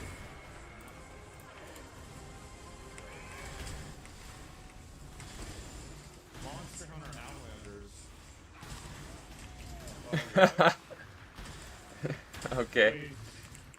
That's a good thinking. Legendary Metro series and a very successful developer, 4A Games based in Ukraine. This game development has built games from all sorts of This is one of my most anticipated games. development of 2039 has truly been a challenge to build art in the midst of a real war. Which I prefer. It depends on the day, bro.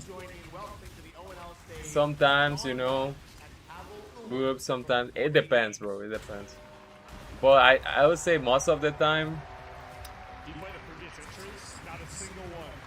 maybe a good ass, bro. Nope. This is it for me. This could be a game. But I don't complain, you know. Most of the time, you know, Hello, Gamescom. Wow. anything could be good, bro. Announcement already, and we are really proud to be a part of it. Thank you so much. I'm John Block, executive producer for Metro 2039. And I'm Pavel Ulmer, co-creative director and audio lead. Tonight, we are revealing our brand new gameplay trailer for Metro 2039. The next chapter, set in the Metro universe we have been exploring for nearly 2 decades. Metro has always been a story about preventing war, but now that war is at our doorstep, we have built a story about its consequences and what it takes to survive. The cost of silence, the horrors of tyranny, and the price of freedom.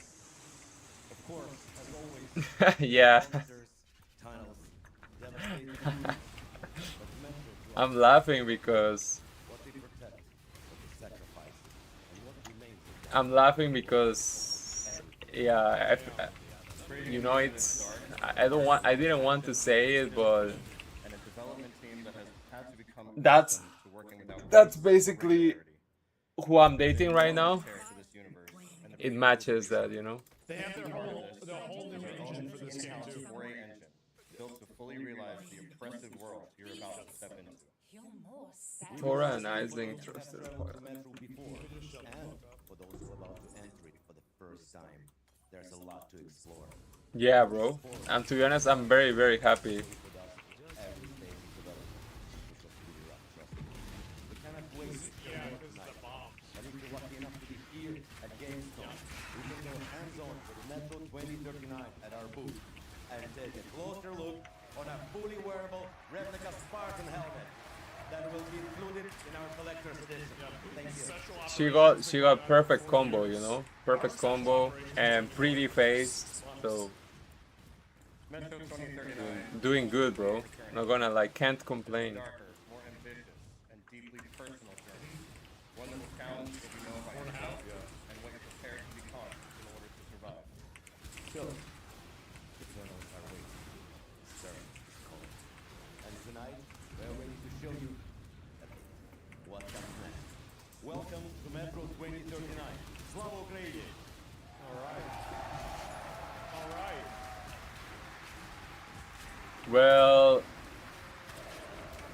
I never date in clubs in Korea because I didn't go much. I only went in Japan, you know. But you know, most of the time clubs and everything is not really for dating or serious dating. It's more for just like one night stands, you know, have fun, not serious dating. Here in Korea, I dated mostly from people that I study with, you know, like when I was studying Korean or when I was studying Japanese. That's how I met like better people for dating, you know, not just for like casual stuff. So it depends what you want, you know. If you want to have like some crazy party, some crazy night, yeah, you can go clubbing. If you want to find something more serious, then yeah, maybe other places better.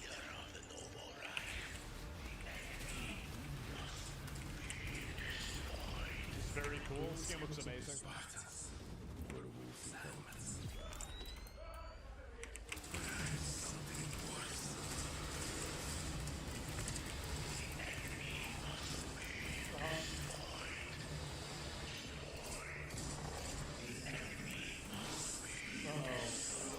How about Brazil, man?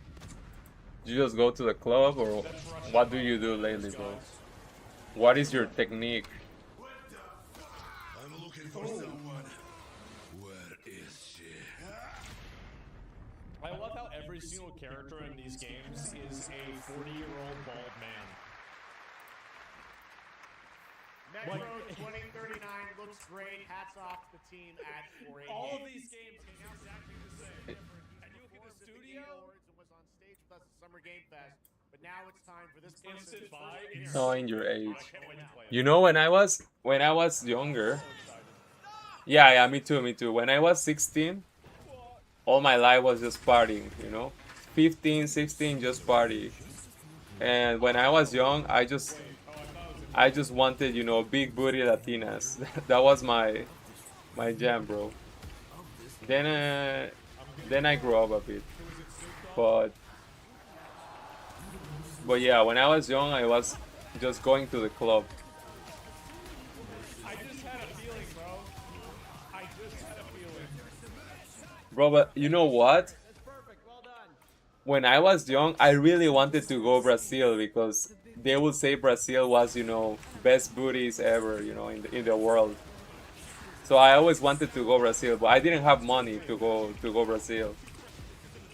But I wanted to go and see, you know.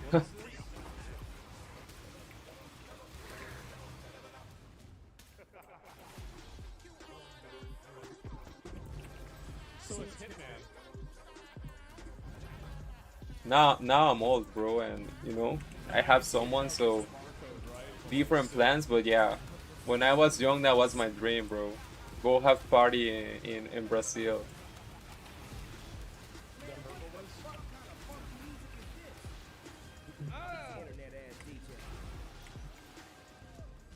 It's alright.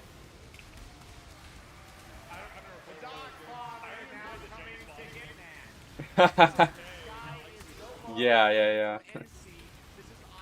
Cannot compare, right?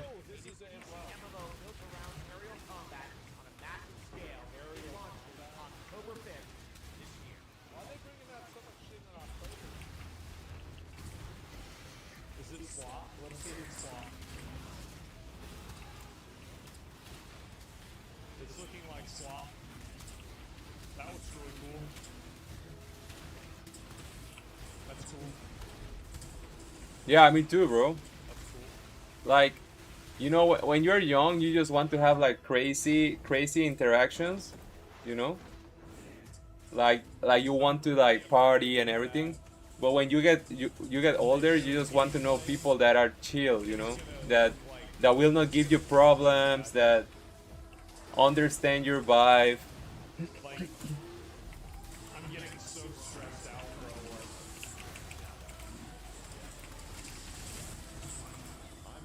Oh, that actually looks kind of good.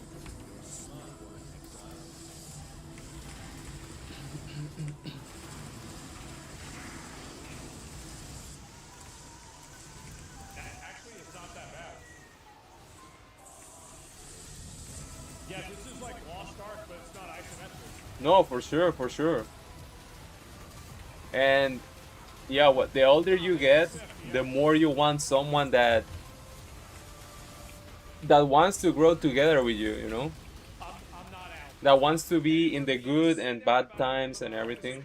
So that's important.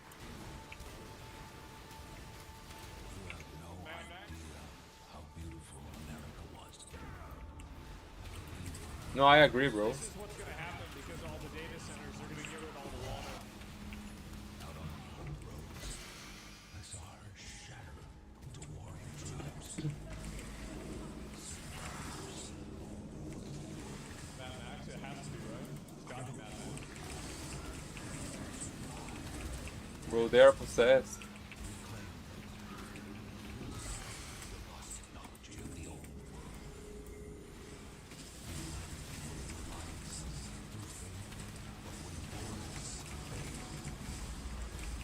Bro, I want to find Kaliro, bro.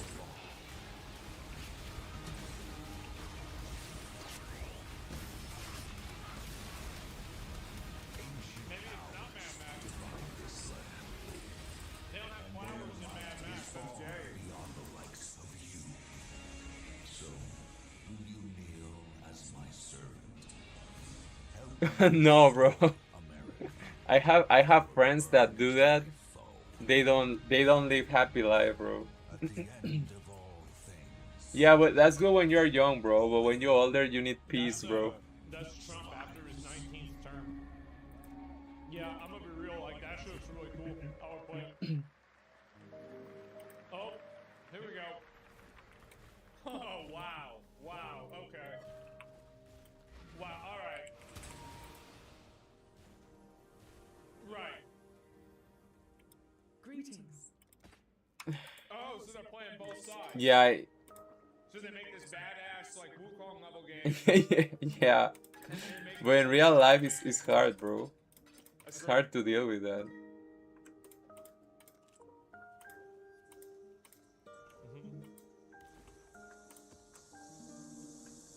Wait, I need scarabs. Let's grab some. I know.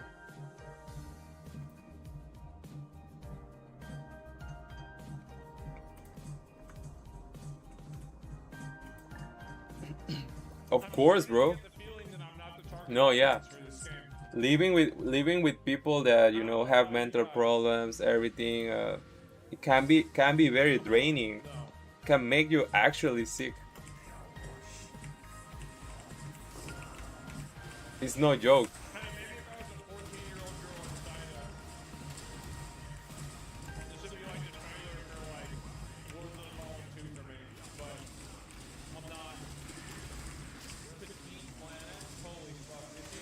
No, that's true. That's true. That's why they say, right? Iron sharpens iron, right?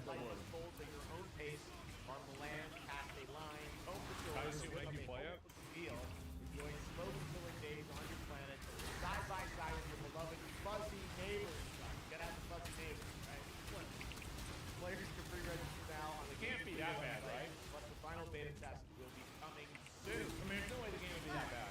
And now, we are very excited to have a special musical performance at POE.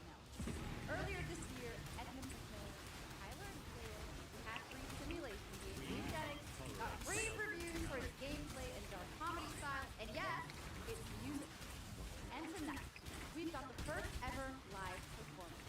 Please welcome Matthias Bosley. One of my friends, he started dating this crazy girl, bro. And she was like a single mother, you know?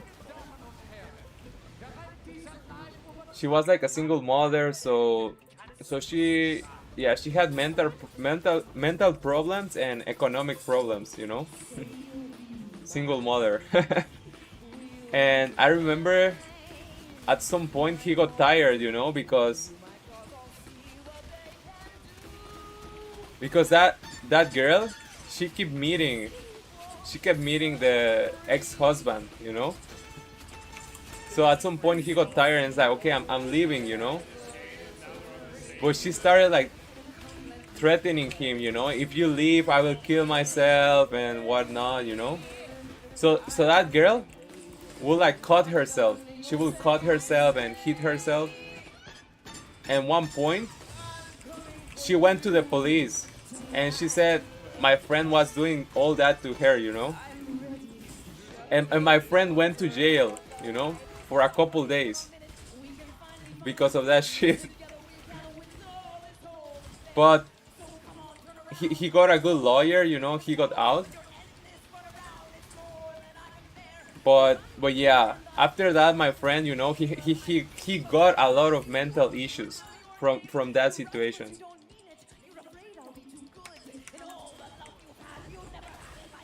So yeah, no, staying with unstable people with mental problems is very difficult. Very hard. They can fuck you up too.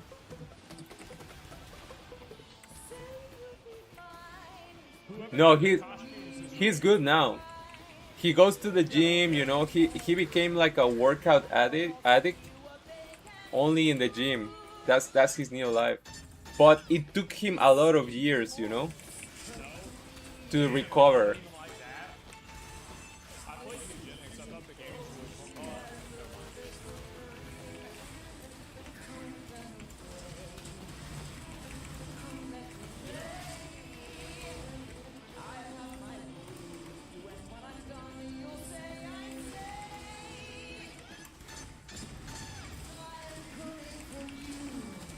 Bro, I don't like this music they playing right now.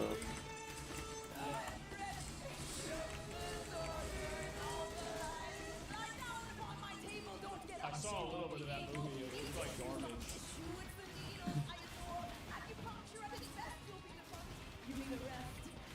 Yeah, I don't know it too, but just from what I'm listening right now, I don't like it. I don't know.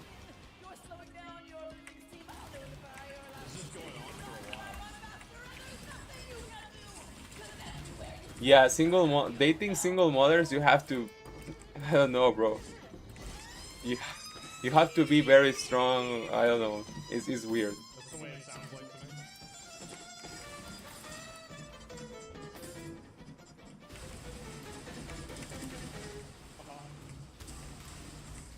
What happened to him? The second song. I mean, another one. You thought it was over? Yeah.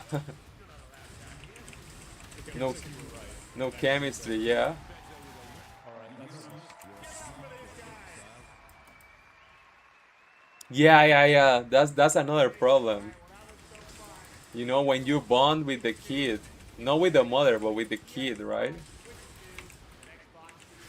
Good for them, man. That's awesome.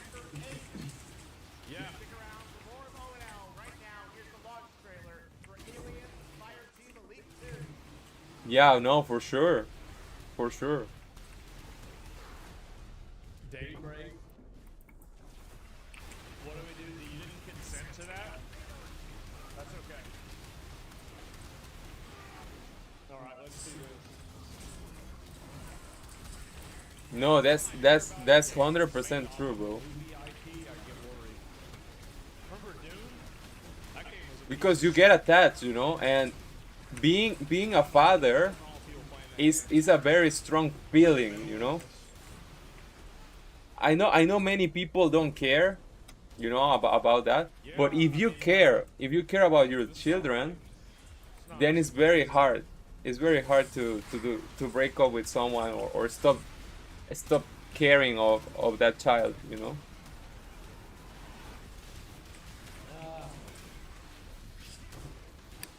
Maybe I'll play something like this. I don't know.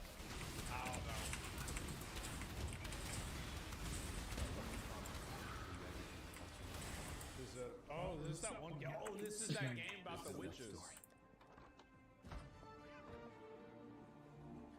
Yeah.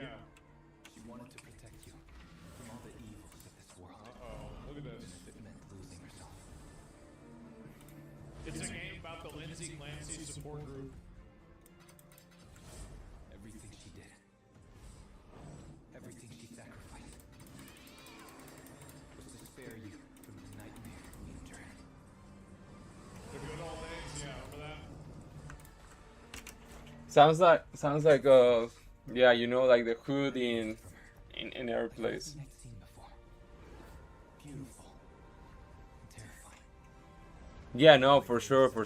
This game looked really cool, but somebody said that the demo wasn't really that good, so I'm kind of, yeah, I'm kind of disappointed, honestly. I'll play it when it releases, but not a high level of expectation. What is this? Um, Oh, wow. not really. At least not in Seoul, you know. Of course, there's places where you can consider it like the hood, but it's not the same level as in America or Brazil or many Latin American countries, you know. Wait, First of all, there's no guns, no drugs here, from you like know. fucking 2 years ago. Or if there are, it's very hard to get them, you know. It's only for very high level gangster shit, you know. It's very hard to get drugs, very hard to get guns. So they like to control everything a lot. There's a lot of cameras, there's a lot of, you know, surveillance, so it's hard for someone to get into those situations here in Korea. And of course there's poor people, you know. No, bro, no drugs. If they find you with drugs, huge issue here, bro. Huge issue. It is. Oh my god. Smoking is okay. Smoking is okay. They love smoking and alcohol. Koreans love smoking and alcohol a lot. It's crazy. I think everyone smokes and drinks here. No weed. Zero weed, bro. Koreans cannot do weed, bro. It's super illegal. Welcome to the biggest gaming playground in the world. E- Where 500,000 Even if you do weed outside Korea and you come to Korea, you can go to jail. the biggest names in the gaming industry, bringing countless games for you to explore and dominate. Oh, Korean trap.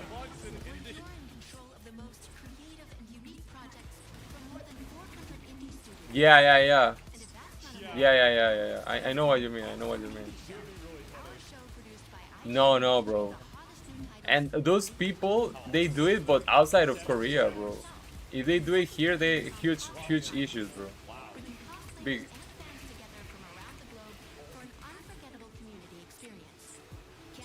Yeah, Koreans are good at making music. Not gonna lie, Koreans have very cool music, bro. And they're very good at singing, you know? Bro, fuck that Soul Eater shit, bro.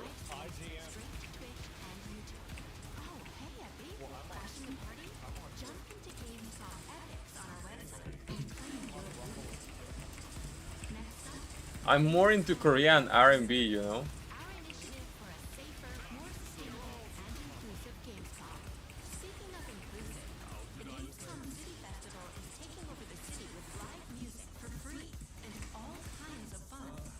You should. Korean music, okay.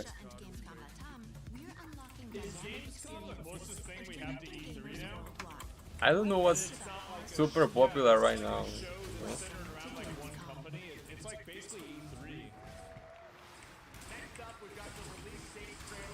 I mean, K-pop is super popular, right? And they make K-pop music like every week. There's like a new group.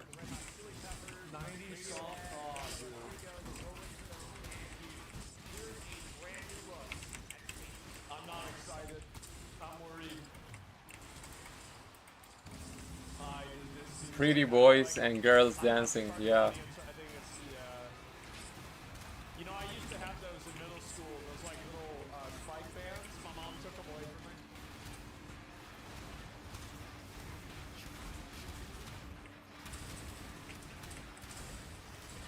You did. I've seen this game before. Remember, like, that they had the same game like this before? But it's called Guitar Hero and not Stage Hero.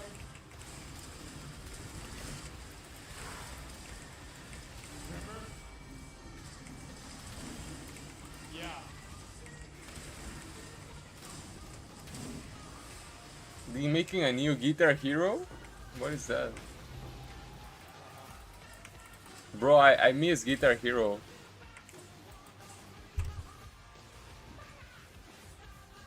I did a lot of battlegrounds in World of Warcraft. Oh yeah, that's true.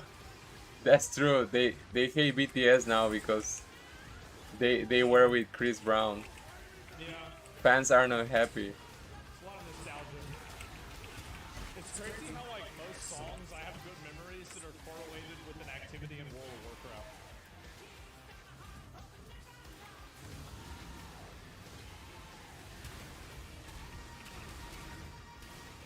Warcraft.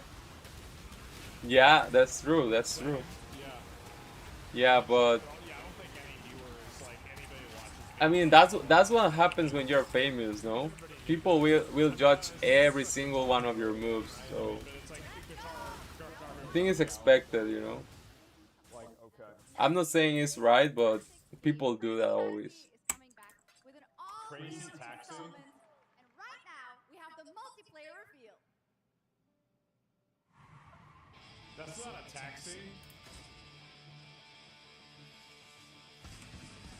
What? Oh, that one is. That's an Uber. Yeah.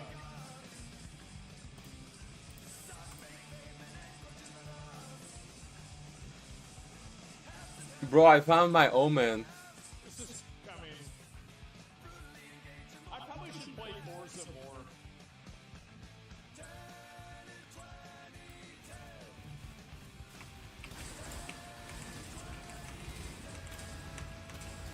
Getting crazy together. Now we can play the game. It's a friend swap game? I don't think it is. This looks like driving around in East Austin. Oh, I needed to do one more visual. Not the visuals, but just the way that people are driving their cars.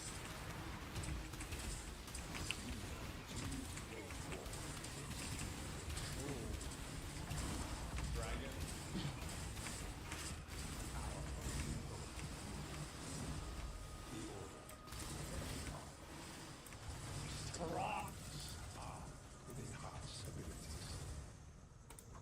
What do you mean, man? I wonder, guys. Oh, big mystery. I don't get it. Oh, you never know.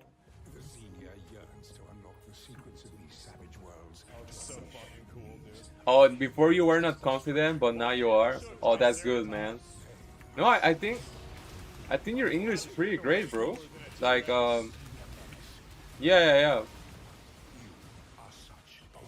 No, bro, I think you're good. I think you can have conversations without issues, bro. Why don't you show some gameplay? Okay. Thank you.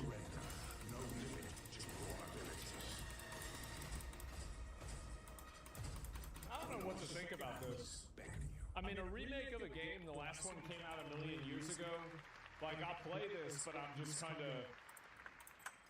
I hope it's good. And right I do. now, I hope we are it's good. excited to share with you the debut game from Octopus Panic, a 7-person independent studio founded by veterans of the Halo. But that's normal, bro. Anyone that learns a new language, it's a struggle. The more you practice, the better you get, you know. Oh, really? People don't speak a lot of English in Brazil. No, loyal, obedient tyrant. Oh, yeah. Well, that's true, you know. Almost every Brazilian UFC fighter, they don't speak English. I remember that. Oh.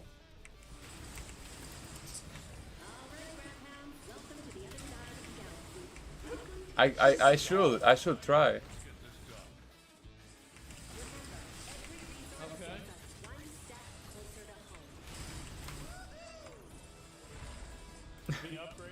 Bro, I don't know how to say that. It's like, damn, bro. I just know how to say chama. But that's not Portuguese, right? It's more from like Pereira's like tribe, no?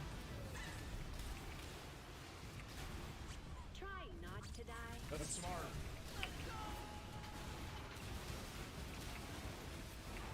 Like the Pitbull, like does the most damage. Like always has full like, Oh, really? energy. The Pug, you can only keep on the field for 30 seconds because he dies from a heart attack afterwards. That's good. I really do. Wow. Grab pounds. You know, somebody in the chat said you should put a box for a Because now free game. they use it like chama and now tama, right? Looks like I'm retarded. Now tama. Did I just bark at ONL?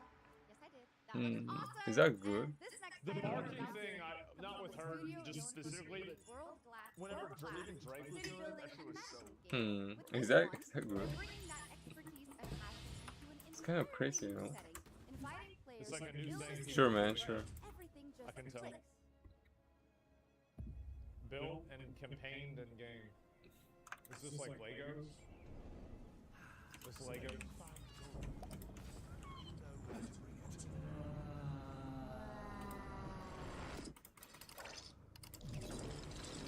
The villain in the game is bricks and minifigs. They're gonna steal that house. That's their house. Oh wow, you built that fire engine? You mean our fire engine?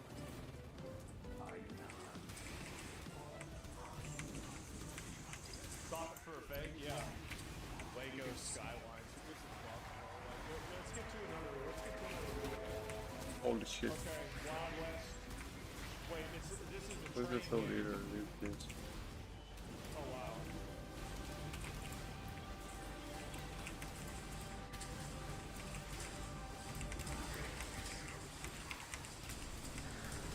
At least that one didn't last that long.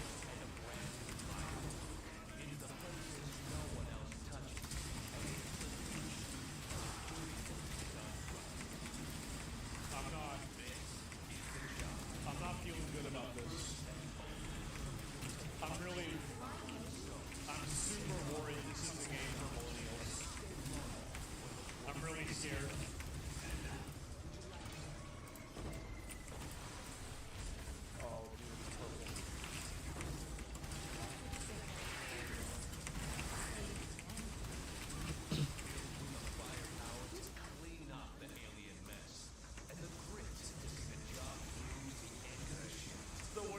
Tora. If your parents won't buy you an M-rated video game. Like, what is this? Okay, you can make pipes and shit. The toughest crew on the continent. The last ones to leave the work site. The only crew that keeps pace from doing what others won't. This is Exterminate. Punching. Freedom. I just like that purple thing, guys. Like, I'm gonna be real. Like, that purple thing really is weird, isn't it? About how there's so many of these games that are purple, and then they have like they're like weird. Like, I don't know what's going on. Oh, it's like Gladiator, but Coliseum.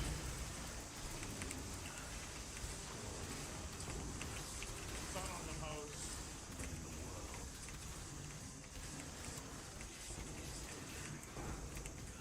Isometric. Ooh, wait, what? Yo, it's the Gladiator, I'm assuming, right? Like, probably. Like, I wonder what they're showing here. Yup. Okay. Swords. The sword? Yeah.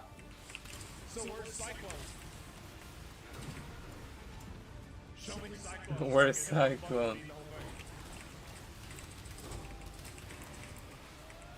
That's cool. You're back, bro. I was thinking, you know, Level 96 or 97 this week. My buddy got all the way to 100. I couldn't do it. when I was young, there was a clip that was famous, like in social media, about one guy saying "Eu sou lobo." Like, he kept saying that. Yeah, I don't remember. And also, there was this song that said like "I seu te pego," something like that. Yeah. Those were like the only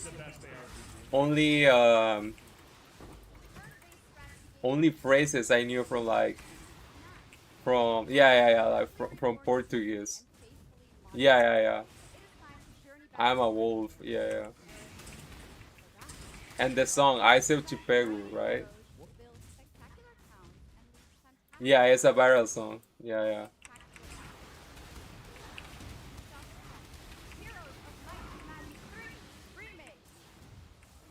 Ubisoft is actually doubling down on every single game being remade. They're actually doing it. Wait, I was just joking around, but like, I mean, this looks fucking amazing. Was that Jonah Art?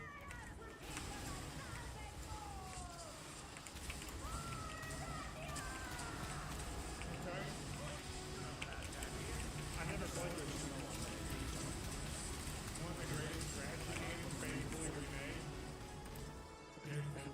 Terror from me. Yes. What, you mean like Discord or something?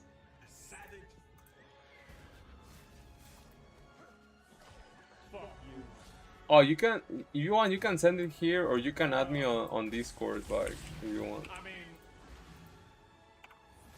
Let me see. I need to open Discord though. I don't remember my Discord many times. I don't know about this one. It does. Actually, you're right. You know, this looks like an AI-generated game. AI generated game. Games that look like this. That reminded me of Raid Shadow Legends. Erathia cannot escape. Dr. Manhattan. Wait. Okay. It's a crazy crossover.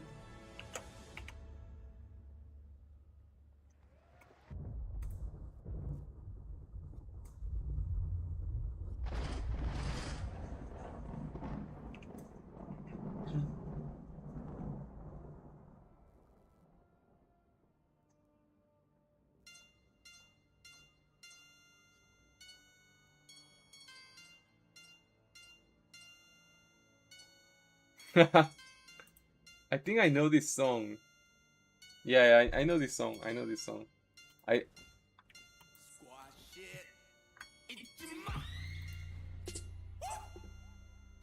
On the water swap. Your dirty mom and cat.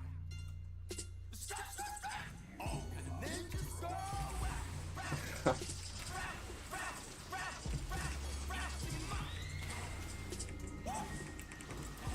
On the water swap. Your dirty mom and cat. Oh, ninjas go rap.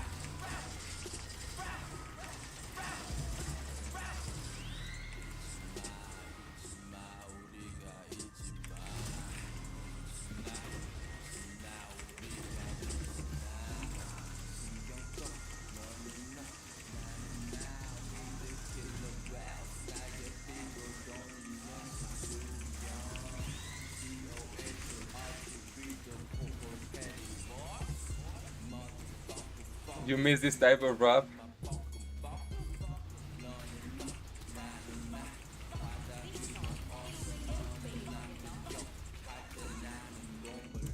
You know,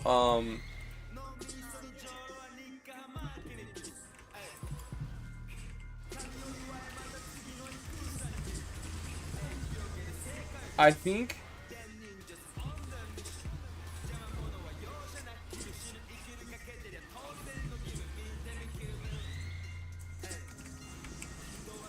you know Ijima has like a double meaning, right? Because Jima is maybe it's his name, right? So he's saying like Ijima, right? But it also means don't forget. So that's like a cool name. Because the name means don't forget, you know? If you say it in Korean, means don't forget.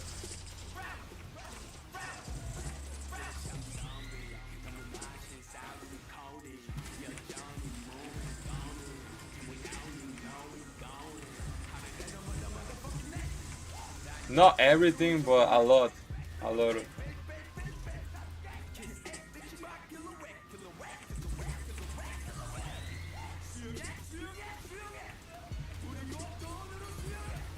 For example, right now it's saying be quiet and some shit like that, but...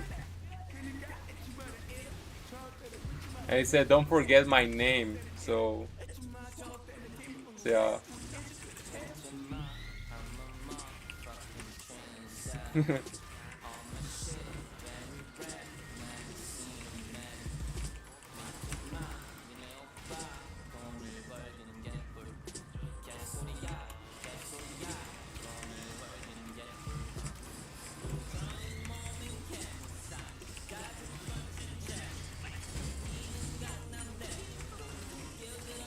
Well, I have a trap song that I think you will like. 1 second, man.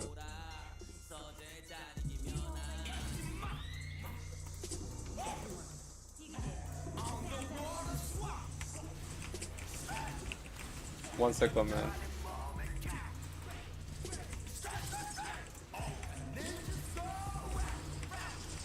They say ninjas. Because they cannot say the N-word, right? So they have to say ninja.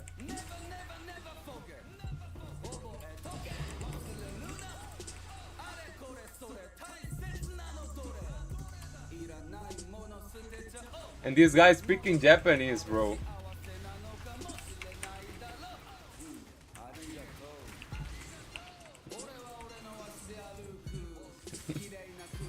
All that rap is in Japanese, bro.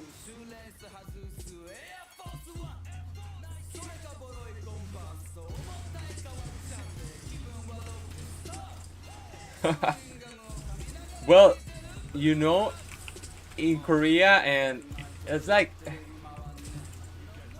yeah, I know what you mean, because Korea has that too, you know. The N word in Korea means you know. It means you like the person, you know, you. Noun, it's a noun. So when they say the N word, it can means, you know, you. Like you are rich or something, you know, it's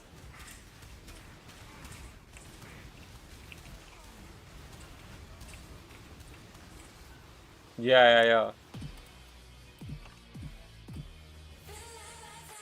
Bro, I like that song, bro.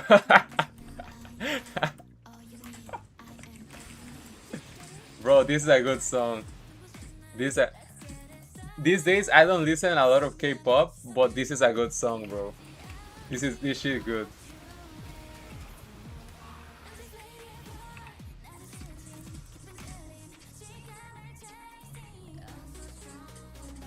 This song right now, I think is #1 in Korea right now.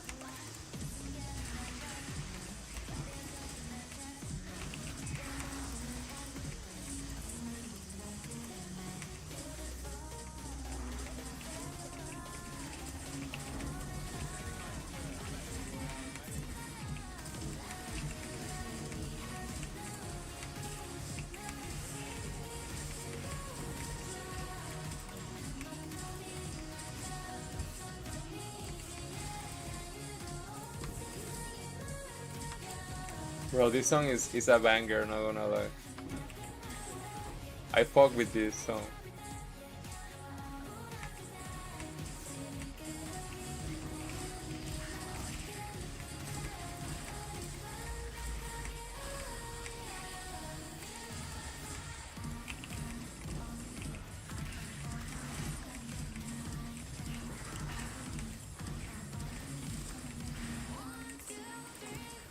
No things so shit.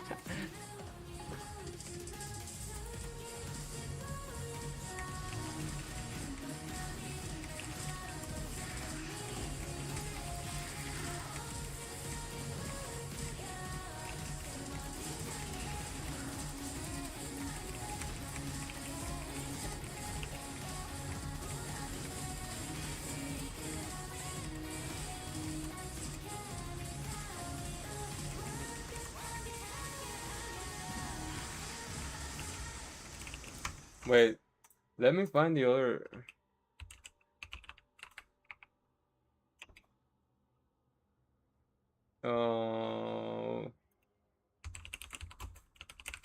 I think.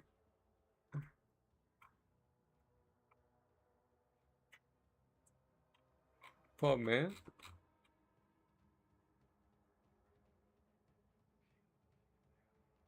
Oh, I think it's that one.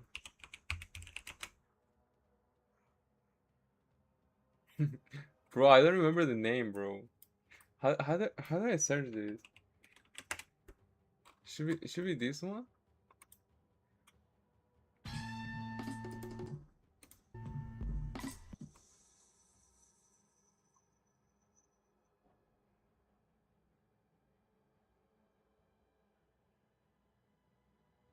Hmm. Give me 1 second, man. Let me find out.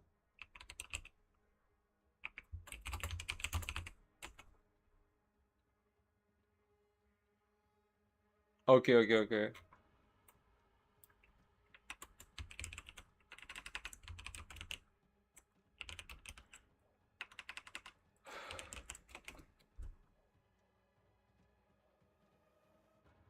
Yeah, this one. I think you will like this one. Brilliant.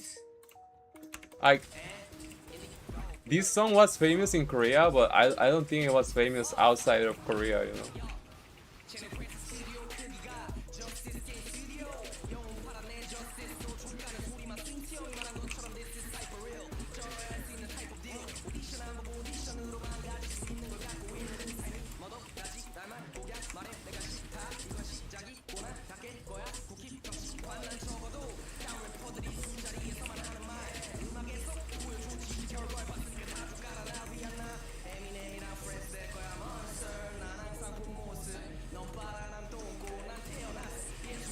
He says he will become friends with Eminem.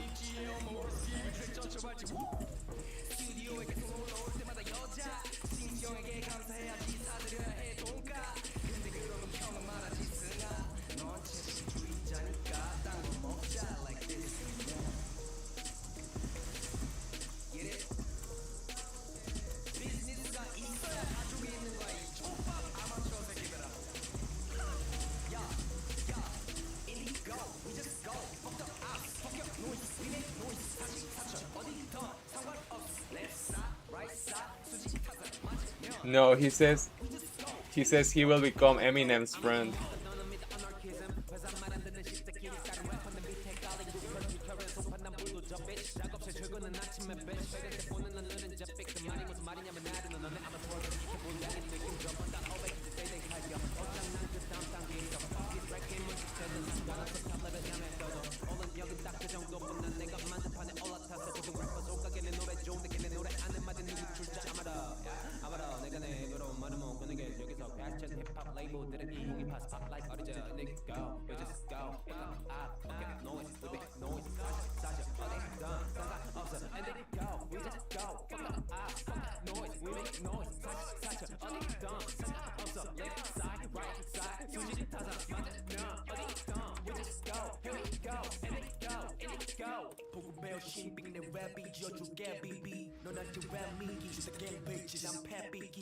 예쁜 척하는 래퍼들 때문에 생긴 내 티기 너네 절대 안 믿지 우정보다 다 스텝이지 진도를 뺄래긴 그때는 힘이 안 보내 힘이 안 나는 거랑 다르게 니들이 버리 친구에게 다시 팬이 카피지도 모르고 소리서들이 힘이 도는 나만 bitch 해줄게 비밀로 몇 원은 내 놈은 이미 버려 닫고 나갔어 bird 시작하면 너 병시간 나가는 문 여기 나와 버려줘 내고 잡아먹도 리포트 아파도 bird 너는 낙하도 third 멋지고 내 약포로 벌지 hey yo we just go fuck the hot fuck no we make no touch 어디 또 상관없 left side right side 수직 다 맞으면 어디 또 It's lagging again? No way, bro. We need to restart again, maybe. Fuck, man. Maybe I need to restart my PC, bro.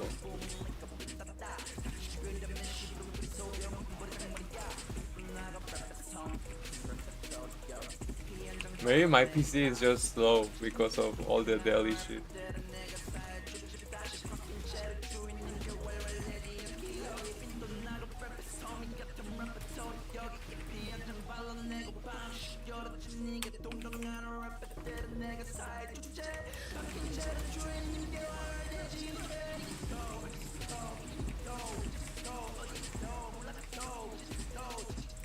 Yeah, I like R&B.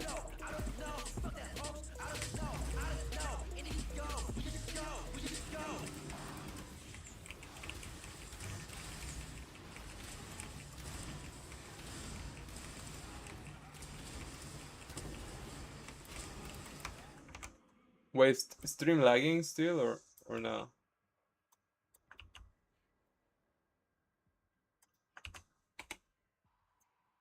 Is the stream okay or should I restart?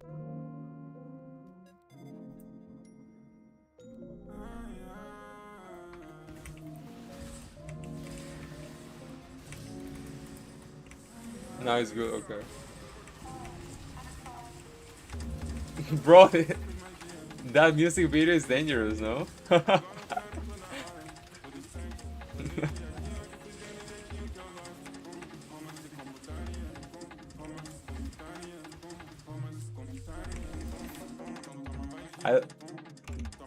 I don't know if we can show this on stream chat, so we will just listen to the music.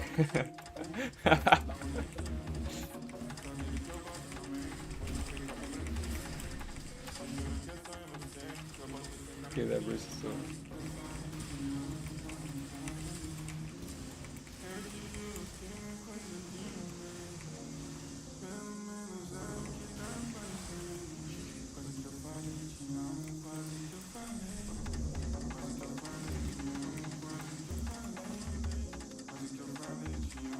Bro, that this music video was my dream when I was in high school, bro.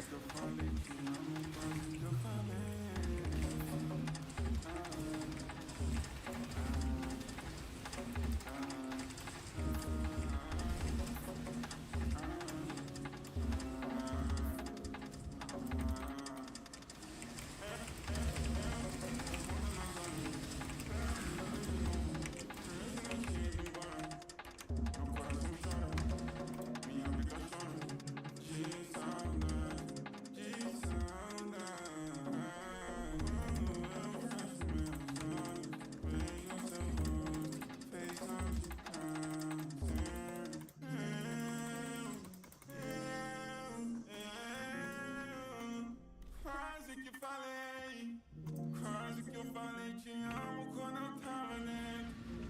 Eu te juro que não é coisa de momento, pelo menos é o que tá parecendo. Quase que eu falei te amo, quase que eu falei. Quase que eu falei te amo, quase que eu falei. Quase que eu falei te amo, quase que eu falei. Quase que eu falei te amo, quase que eu falei. What?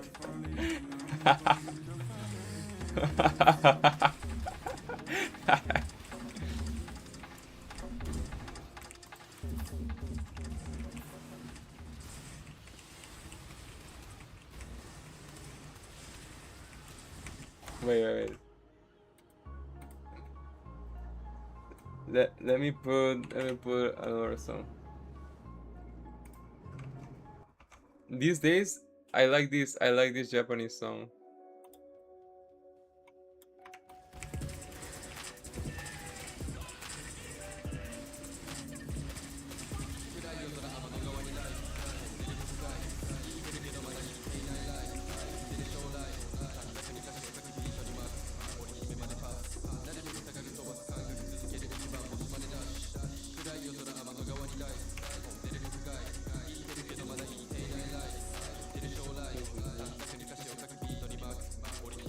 Fuck you.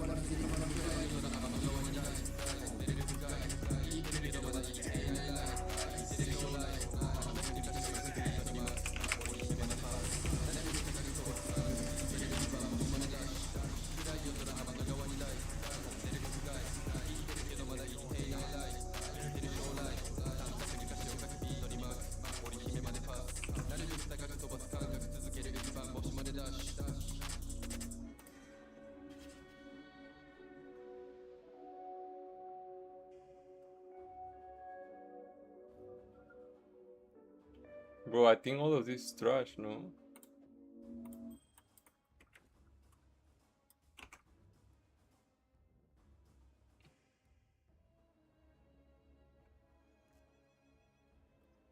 Do you have other songs?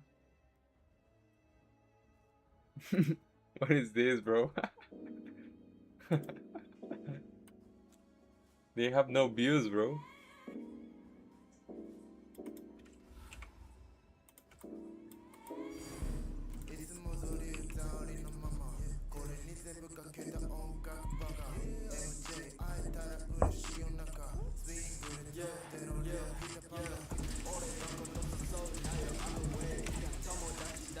They made a song about Spider-Man.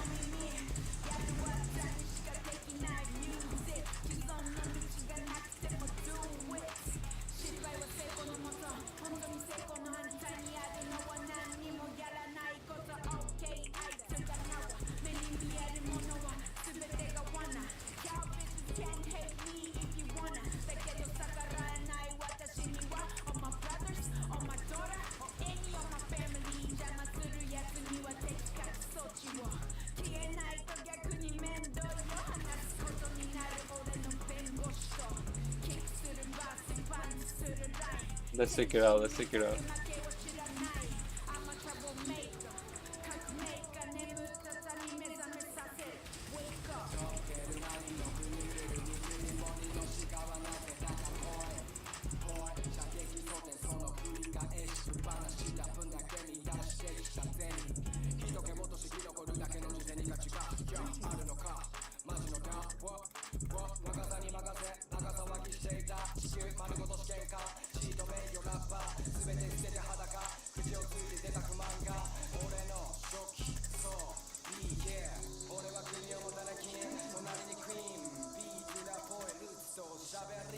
I'm safe.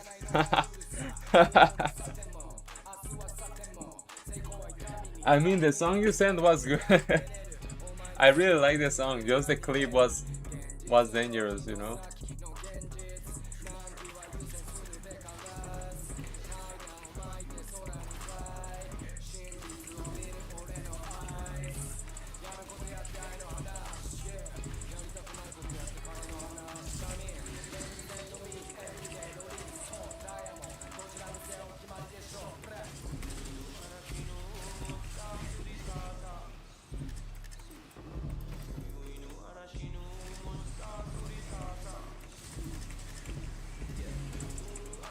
I know.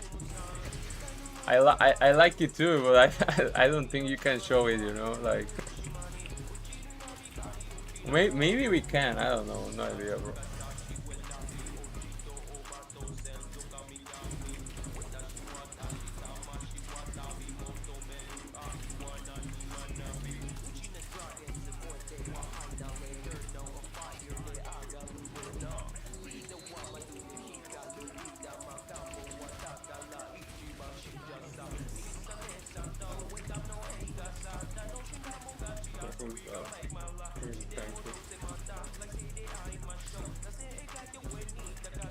That's true.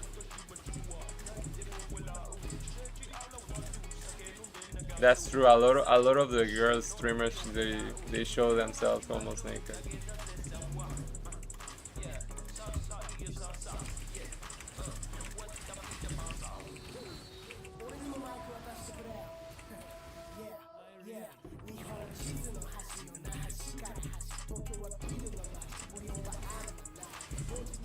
Bro, that guy Mexican or what?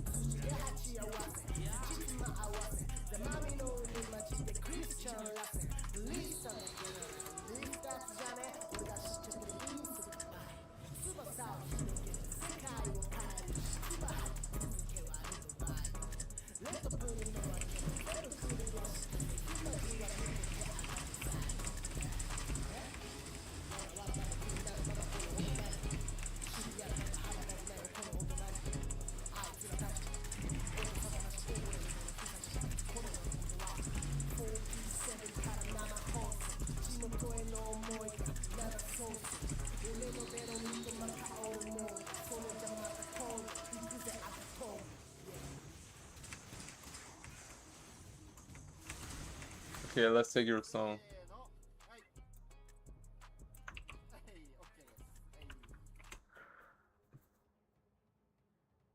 Which one? The first one? Second one?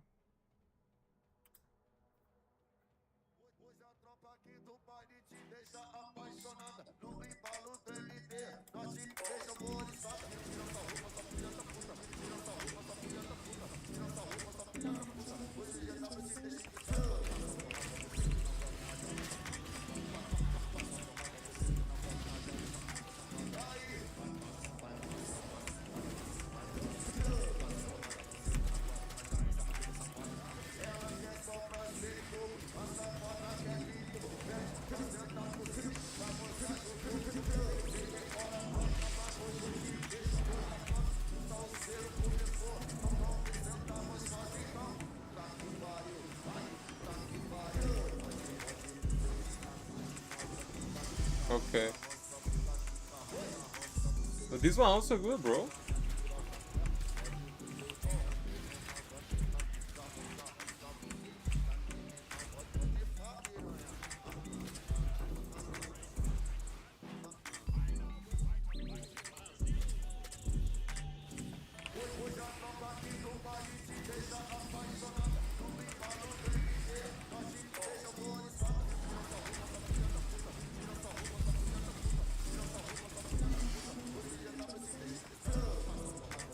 Oh really?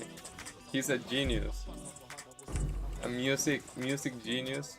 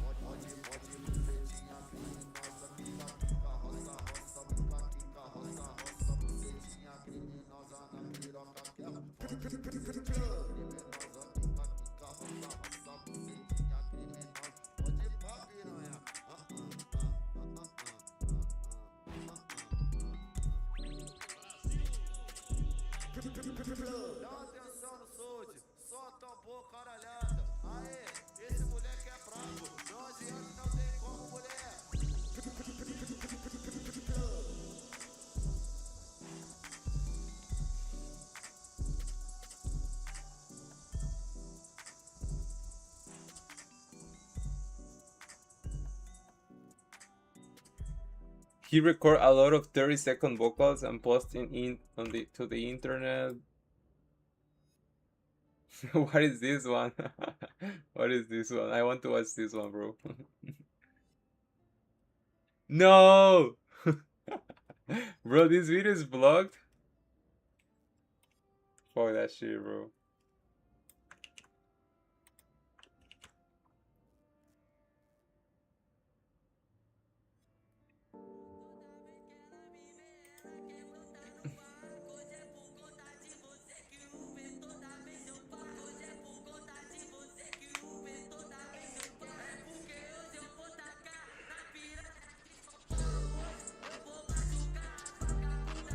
So everyone is like sampling his voice.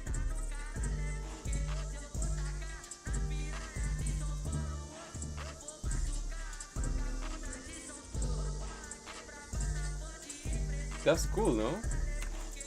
To be honest, I don't know much about music production, but isn't that good?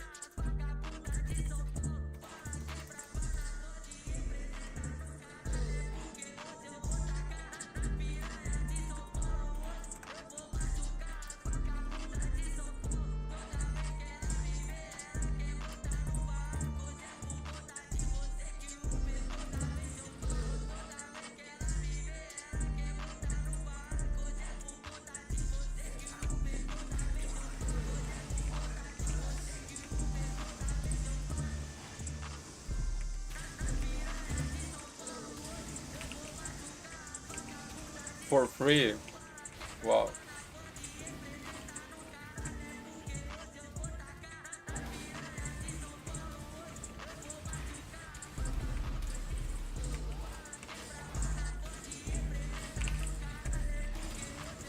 He seems kind.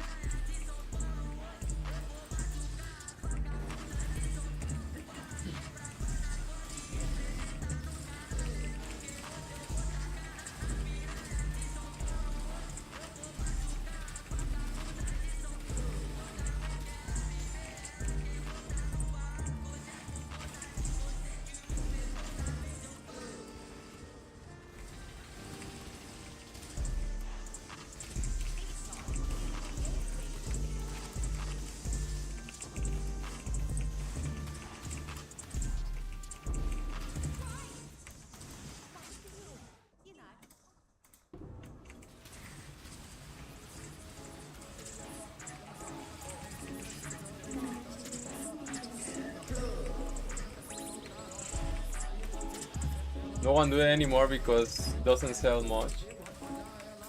Fuck, man.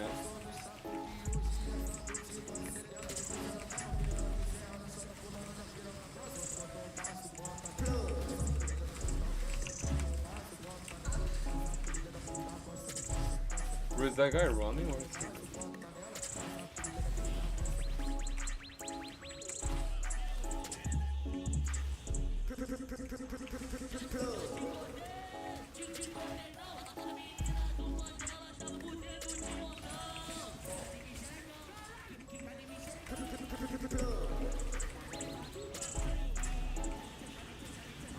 I don't know, bro. It's in the link you sent me.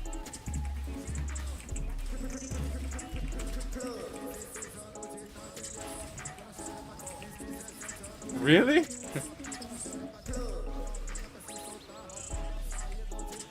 Psychopath things? Crazy.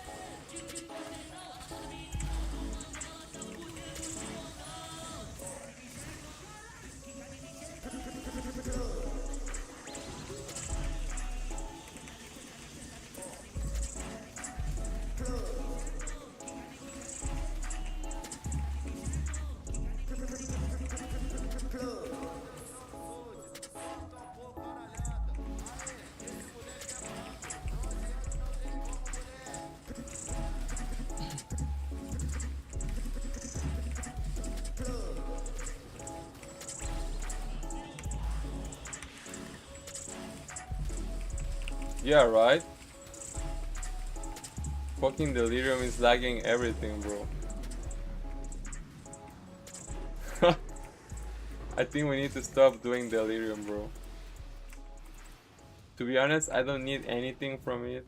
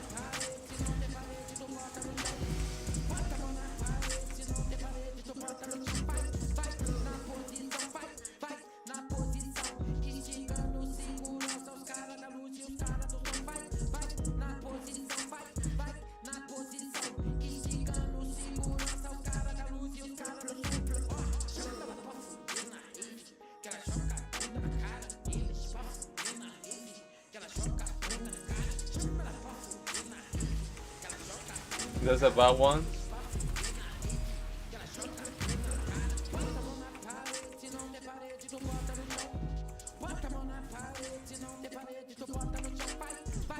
Okay. I think I will go back to watching the games, bro. Yeah, I don't know. I never played the original, so I don't have a lot of nostalgia. Talk about Gamescom. Our platform at Gamescom is dedicated to projects that give back. This year, we're putting the following options. New power. Force for good. Don't snuff my candle, Jeff. Like what? Please join me in welcoming a special guest who knows this. Bro, I'm getting nothing from these maps, bro. Ashley Farkas of Gamescom. Fucking empty maps, bro. Greetings. What is this? Making 0 currency per hour. Welcome to Gamescom ONL. So, tell us about Games Done Quick. Yeah, thanks, Shocks. So, Games Done Quick is all about playing games as fast as possible. Oh, I thought it was doing it At every slowly. event, we bring together speedrunners from all around the world to showcase incredible What am I games farming? millions for charity. Yeah. Nothing, bro. Thrilled Just to play a launch Waluigi event thing? in Europe for the first time. just trying to get just trying to get level 100 and Sponsorship from the community. well, ritual is for these things, right? And And bridge is just for the 3. democratic values through gaming culture. So we getting blood and betrayal for Raised over 60 million I don't know. charity, right? Absolutely amazing. That's a lot of money. What Good a for them. great example of how gaming can give back. Ashley, why do you think it is that the gaming community has such a special power to be a force for good? I'm just trying to gamble uniques. Go outside and spend your money in Games clubs. create a space where people show up as their authentic selves, and they connect with others who share those things. They used to, but then we got banned for doing that. Shared purpose is the foundation. This empowers the community and helps players advocate for great projects like supporting democratic values, healthcare, and Yeah, no. humanitarian. More, but how can this special power be even more in the future that we feel empowered to do? Now, we believe that the gaming community should recognize just how powerful it already is. Organizations like the United Nations already do, and as organizers, it's our responsibility to create meaningful Oh my god, we got a boss. Fuck that shit, bro. Fuck that guy. Hell no. Bro, he's too strong. What the fuck? What was that hit, bro? Thanks, Karen. What was Let's that wrap guy? it up now. He's fast. There are so many for everyone to meet, participate in. From charity groups like Fuck him. Oh, because he had the shrine. I'm done. Wife Lolly. Wait, what the fuck? communities together.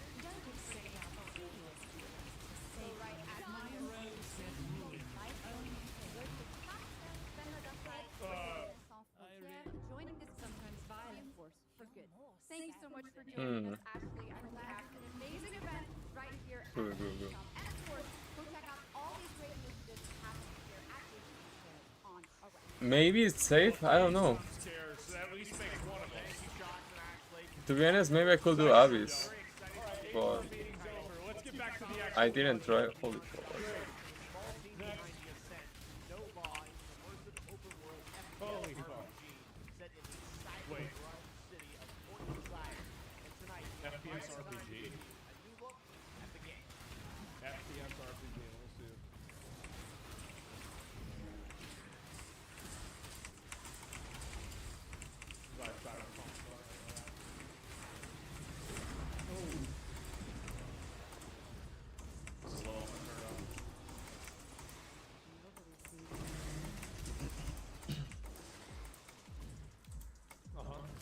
Yeah, maybe Abyss could be a good one.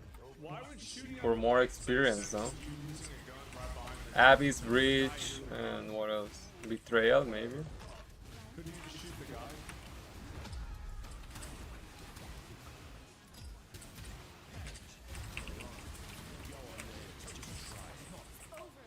See, this is what's gonna happen. All the Chinese Roombas one day are gonna explode, and that's how they're gonna defeat America. At the same time. They're gonna do it on 9/11.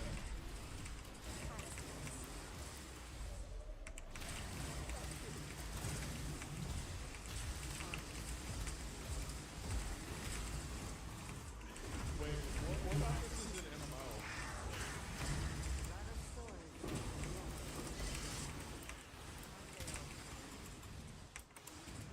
That's the guy? No law? Like, after, what was that other game that looked like this? Like, I mean, that looks cool, but like, I don't know. Oh my god, what was the damage? Blindside, Damage. right? What is this? It's like Sight or something? Is this the new expansion for Highguard? What is that game?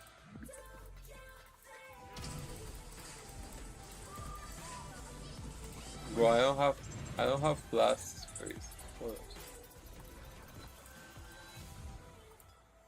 Don't tell me this is a new video game. Project Zeta? More like Project Beta. Looked like garbage. Just cancel that game. Just Cancel that game. turn it off. Turn off, it's over. That might be, that's, I'm already manifesting the conflict. Oh, that's just. 미지의 한산이 하늘을 덮자. Looks so cool. 전 세계가 숨을 멈췄다. 시간을 건너온 세 명의 사람들은 다가올 절망의 미래를 What the fuck is that game? 그들이 건네준 인류의 희망을 Some biblical stuff. 거대기업 아니마 그룹을 How about you, bro? You farming? You playing?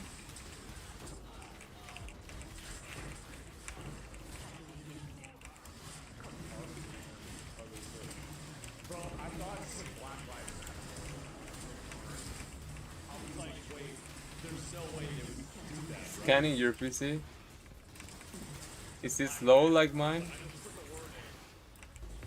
Fuck, bro, my PC needs some cleaning. I think it's very dirty right now, very dusty.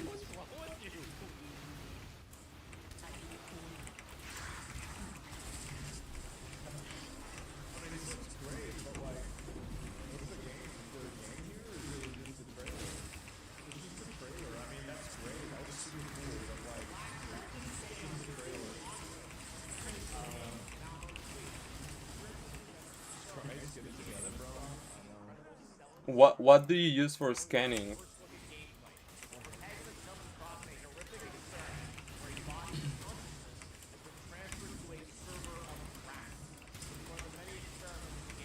Malwarebytes, yeah, that's OP, no? I used to use that like a lot of times.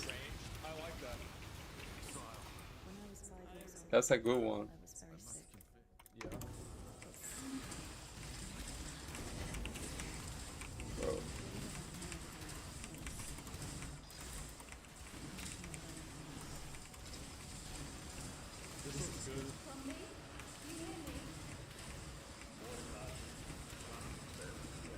Yeah, it's free, right? So.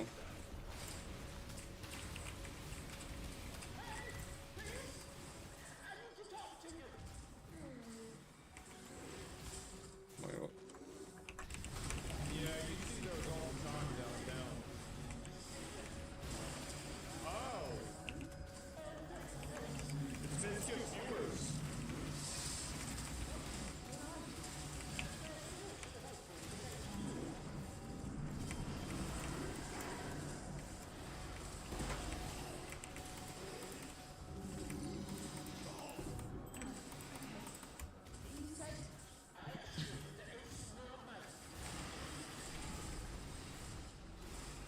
Yeah, what else?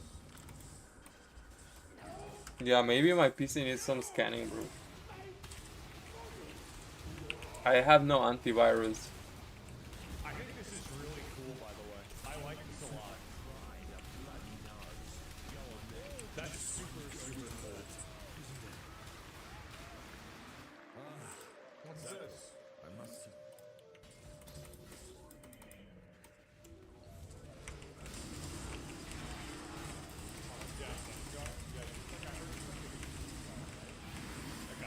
Oh my God, this guy's dangerous, no? Holy fuck. What is here? I feel like this is almost racist. It's just, I don't know, like, it's just, the way the characters look, like, I don't know. This is a video game?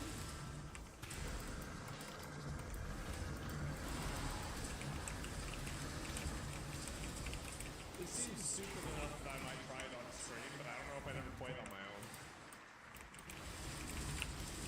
What a wild trailer. Daniel Mullins up Vancouver, Canada.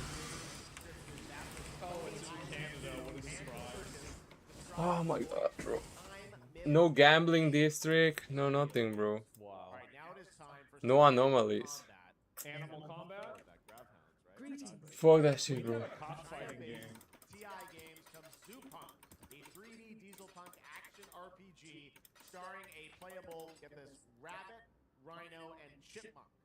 I don't think that's fair. It's unbalanced as fuck. Squad-based combat systems, including the potential fourth hero. There's another animal. Yeah, what do you mean? Who fights with a long blade. There's even more. That's not all. You'll also want to keep an eye out for the Marmot and Otter bosses too. Witness the wild world of Zoopunk. Maybe they should add a ferret boss in for Oh my God, we got delirium, bro. Sorry. Stream will lag now.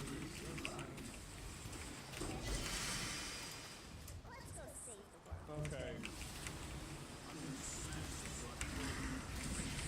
Yeah, bro. Honestly, that's what this is what But at least we're leveling up, no? You know, You want that mask? No, bro. That mask sucks. guys, I hate to say Bad. it, but I think the furries took on this one. Bro, fuck that breach, bro. This looks really cool. Really? Yeah, this actually looks like a really good video. I have a lot of those masks.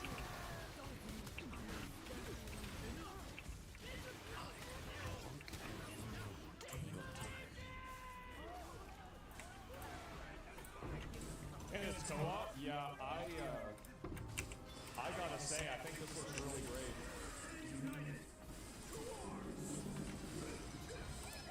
For animate guardian is 50% damage, really.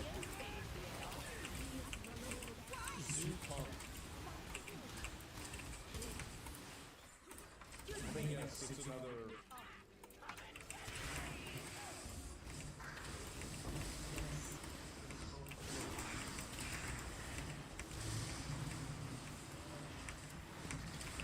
Maybe I will next league. I'm gonna play that. I'm sorry. I'm gonna play that. That's so cool. They pay to use your likeness? Shut the fuck up.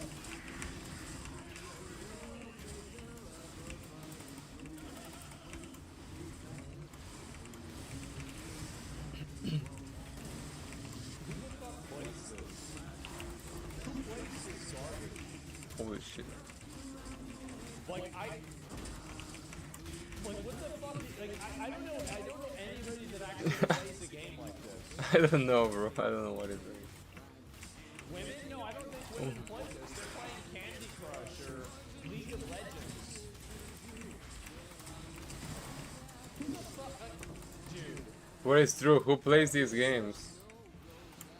Oh no, look at all those awards. It's probably gonna be retarded.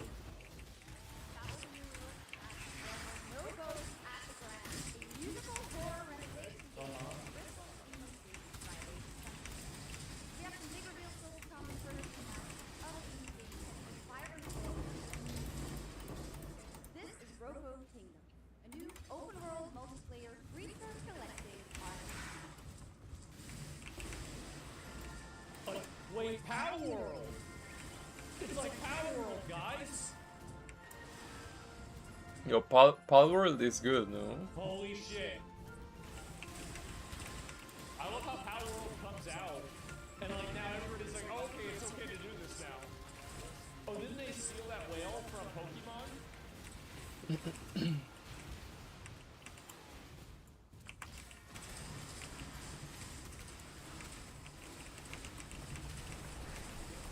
You play Palworld a lot?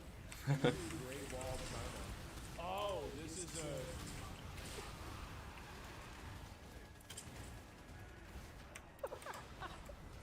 This is a game showing about how... Yeah. War against Japan. Bro, where are the monsters? Oh, dude. I hear in China one of the main things that you learn is about all the bad things that Japan did. So this is like, this is a big deal for them. Yeah. Yeah, they really don't get along.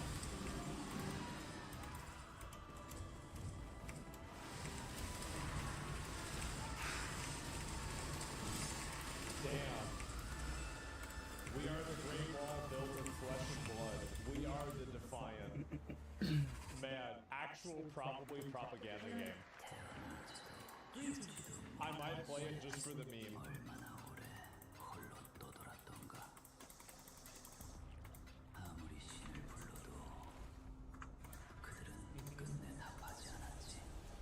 This is a Korean game. Uh-huh. Okay. Another Delirium, bro. Fucking Delirium.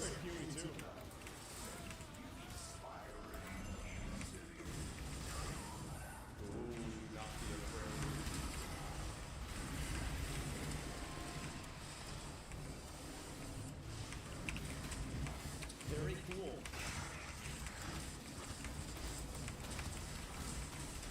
What the fuck?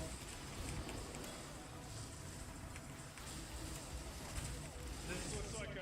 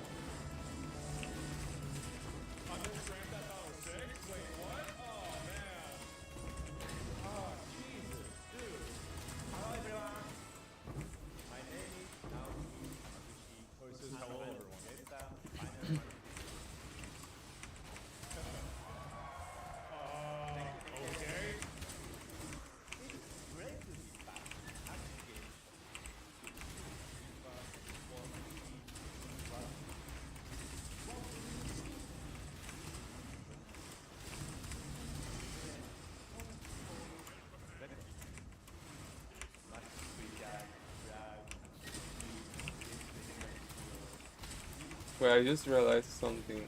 What if my filter is hiding the talismans?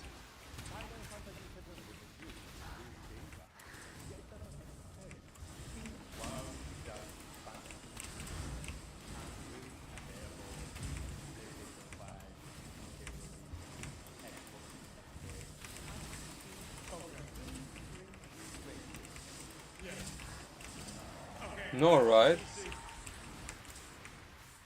I mean, I checked when I was saving it, it didn't say anything about hiding talismans. Well, they are there, you know. I'm using scarabs, but no tree, just scarabs. Especially go up on stage speaking a language not your native language. All things considered, it's a good job. Weapons like the one that made landfall outside Midgar. Yeah, they are from Red Beast, but I have not seen one in a while, so maybe just unlucky, you know. So this is the last one, right? How? Wait, let me check that. I bought a used version and only had the second disc. So I hated the game. Weapons are guardians of the planet, right? The planet sees us as another threat to her well-being, and rightfully so. What's happened? You call them planetary warriors. Oh. But I call them weapons of mass destruction. Oh, I've heard of that. Ultima weapon. Only one thing to do. We fight. Oh. No, yeah, it has everything, I think.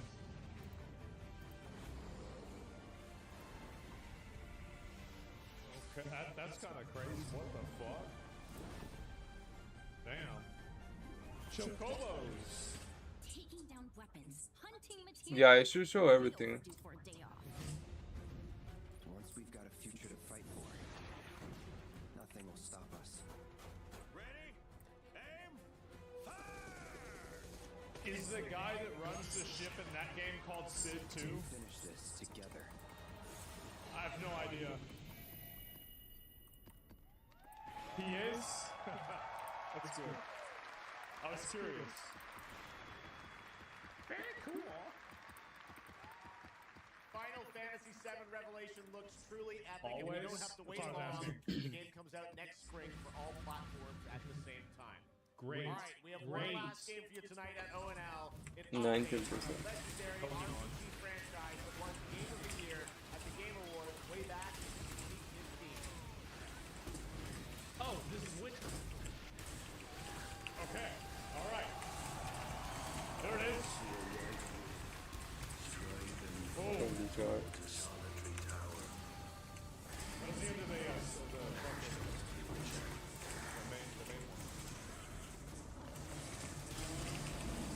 Possible.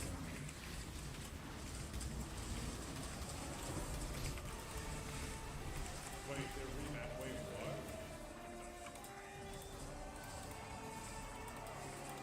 Yo, what the fuck? Wait, what?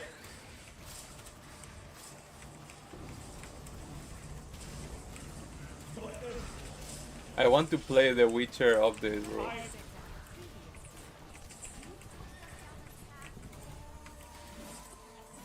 Yeah, he didn't really do much of anything, did he?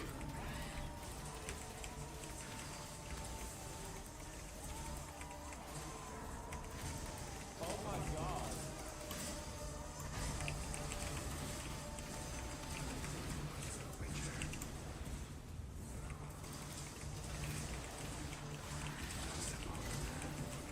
Yes, very good game. Oh my god. I thought this was just gonna be an expansion, bro. Like, it's free for everybody. I didn't play it yet. I think I played it like once, but very quick, you know. In a month? This shit comes out in a month.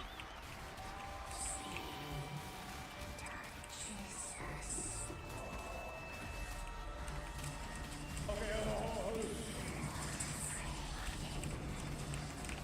this is the new one.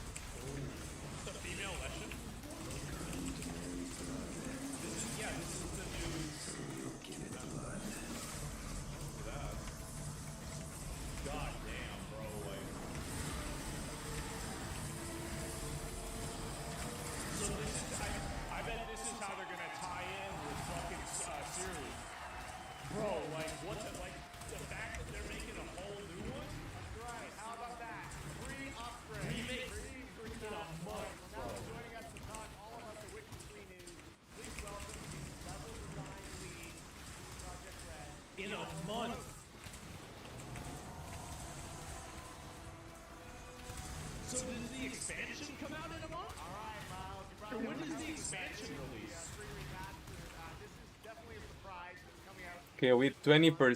September 29th. Next year. So we making progress. Ooh. Okay, that was scary. Oh my god. Fuck Bruin, bro. Oh, wow. So you can tell that the team definitely formed the heart of the I want the talent trees. I didn't like the original talent trees. Secondly, features, right? So my favorite one is the Victor. That new textures, fancy capturing, volume, you name it. There are several of different, but after all of these at the time. And then the other thing that you need to do is more modern, use the design, the updated camera, the card system, new finished. Is this good? Is that T1? So we completely revamped the ability system to give players more options. Exactly, yeah. It's a lot of stuff. It felt like it was so formulaic. Let's move on now to songs of the past, which is a wild idea. These guys possessed. No. What the fuck? What inspired you guys to build this? Well, they have to for Witcher 4. So we have this idea. Wait, is this T1? Story with Geralt for a while. It is T1 freeze. Figure out how to fit it into our busy schedules, right? Luckily, our If we can fracture this, will be good, no? hired a bunch of old veteran Witcher 3 developers, including my mentor. But do we have fracturings? We have only have two. Here we are today. Wow. Well, that's so cool. Now, you mentioned obviously Awesome. Zach, but he has a new weapon. It looks like in the trailer. Sort of The like chain, yeah. yeah. Yeah. So this is. Well, I'm not playing bows anytime soon, so it's. And we wanted to go out with a bang. So this chain is a weapon that is new in the game, but many people, perhaps hardcore Oof. Witcher fans, It's difficult, you know. I don't know. in the Witcher 1 intro. And we will talk about that and many more things here at Game. Bro, look at these three, bro. Or watch our red streams that will happen We every day. fucked up. That's right. I know you have an extended demo that these fans will get to see at the booth. Shit. Tell us a bit about, everyone wants to know the content That's of the expansion, the new region, Leaden. Who inhabits it? What lurks below the surface? So Leaden is a whole new unique region that has unique elements like the other regions of the game. It's filled with quests, new monsters, adventures and exploration, just like things that Witcher fans love. But it's an almost uncanny idea that, however, has started to when it comes to Witcher advantage. And this kind of secret requires true professional Witcher stories. Sure. Alright, well, I imagine we can expect all the updates. I'm really curious about the combat updates. I'm super curious about that. I love the idea that you guys are doing this. And one last thing I wanted to ask you about. Getting the news about the others. So this is super cool. I can say today that tonight, both of our previous expansions, Hearts of Stone and Blood and Wine, will be free for everyone who owns the base game. And this is a great opportunity Trespassing is a for, crime. yeah, right? And criminals must. Just giving away all the free stuff.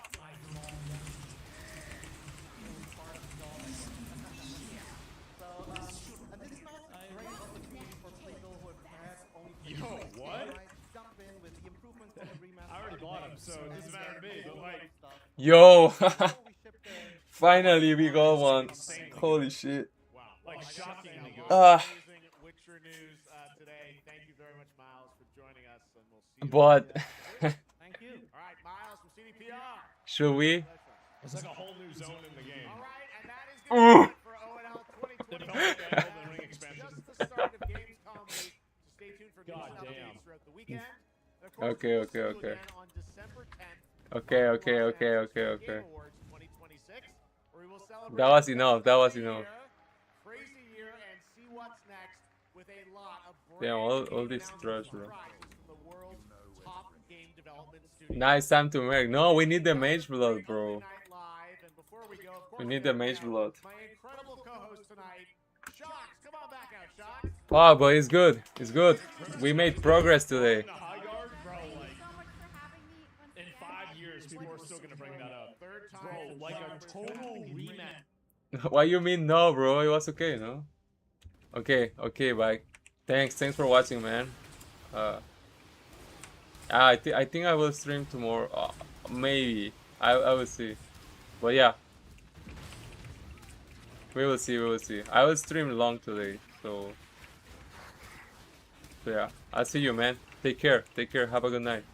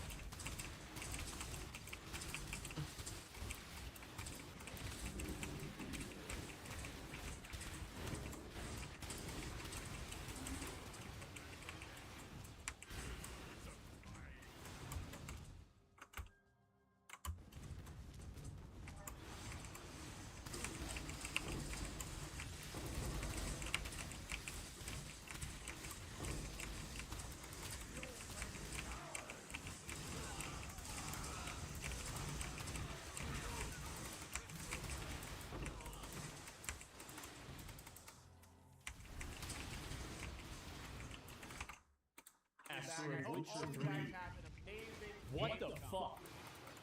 Alright, good night, Like, everybody. god damn. And it's fucking free. Oh my god. Wow. No black fit? No. No, they haven't yet. So guys on Siri being protagonist? I think people like Siri is an example of like where the female protagonist makes sense, but because there's been a lot of other instances where they did it and it was weird, people kind of, it's like a false positive, right? Like anybody that played The Witcher knows that like this is like clearly what was happening, right?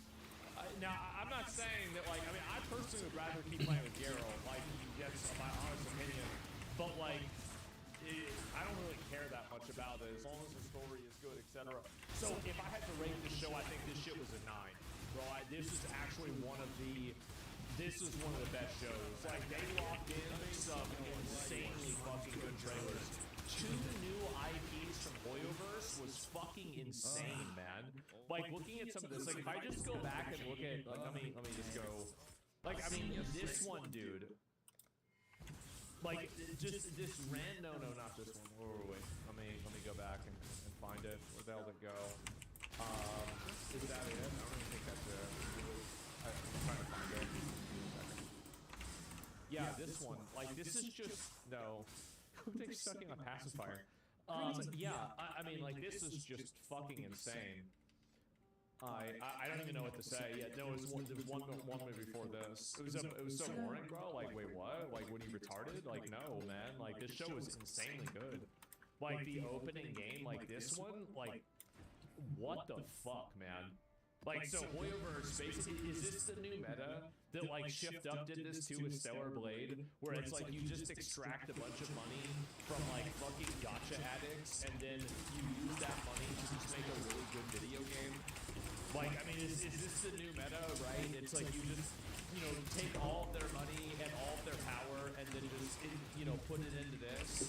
I heard it's an MMO. I think it's a co-op. I think it has, like, Monster Hunter, like, MMO light features. boosters. I think that's kind of what's going on, but I'm not really sure. Yeah, that game is going to be crazy. They did. They've done that. Other developers are trying to do that too, and I think that's honestly that's a good thing because it introduces people. There's like a symbiotic, you know, like where people will play the gotchas after that because they're like, oh, I know this dev. They made that one game that I really like, right? So like I think it's a super good idea, and just overall, like these games, like really. I mean, E-Day looked really good. Nado looked really good. The dialogue, I think they need to kind of clean it up. It's a little bit cringe. This game, like, again, anytime I see actors being introduced with a video game and it's not being made by Kojima, my guardrails are already very up. This Sea of Remnants game was, like, really hit and miss with me. Like, some of the gameplay was incredible, but then it had, like, this weird turn-based stuff. And it's like, how do you have really great ship combat, but you also have this turn-based, like, you know, mobile game gameplay? It's super, like, the dissonance there was, like, super weird. This one, Crimson Desert, as I said, is my game of the year. It's amazing. The Tides of Annihilation, I've been, like, super positive about ever since the beginning. I mean, like I've said this many times. This game looks like it got funded by taxpayers. Mega Man, I haven't played Mega Man since PlayStation 1. I probably should again. Let's see. Oh, the Rayman thing, like, that's cool. But, like, I mean, I don't know really. Like, I mean, the things that hit in 1999 might not make the same impact today, right? I mean, I'm just saying in general. The Control game looked fucking amazing. The Once Human, like, I did like, by the way, this thing does look just, that looks a lot like me with glasses on. That looks crazy like me. That's nuts. I don't know if it is, right? But it does look a lot like I do. And it's 1-to-1, yeah, it does. So, I played Once Human a lot when it came out, by the way. Like, I was a huge fan of the game. Oh yeah, this PUBG thing looked like an extraction game, like that's okay. This one, is this the one I was thinking? Oh, that's Control. That looks really good. I'm gonna play that. And Game of Thrones 1, Westeros looks like Boyslaw. Let's see, besides that, the only thing that's cool is you can play maybe as the Night King. Let's see, besides this, that one looked okay. This game looks really good with like the squid and the suit. Like, I'm actually... It's good to see games that are coming out. Like, you know, you have like a lot of Souls-like games. I think that you haven't had a lot of BioShock or Mass Effect-like games. And it seems like now the technology for it to be able to make a game like that at scale at a AA level seems like it's possible, which is really cool. So I think that we could see some good games coming out like that too. Because like there was this game, it's like the Exodus and the Expanse. Like I keep confusing the two games, but like they are different games, but they're kind of the same. This Warlock game, to me, I feel like this game, if it wasn't for the very cool, like, spell interactions, I would call this game Forspoken 2. I would.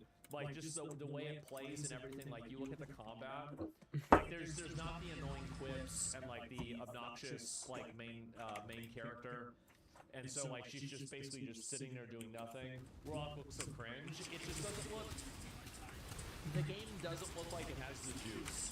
Like, it's really, like, I mean, I compare, like, the way I felt, like, whenever I first started playing BO3, and, like, you go up the hill and, like, you look over the whole thing, the giant blood moon thing and everything. Like, I mean, that's kind of, like, the feeling that you're supposed to have whenever you go into, like, an environment like this. I just don't really get that with this game. I think it's, like, kind of, not the Jews. Surprisingly, it's not the Jews for the times. It's actually not. I mean, like, it doesn't have the energy that I think that it needs in order for it to inspire me to be excited about playing it, right?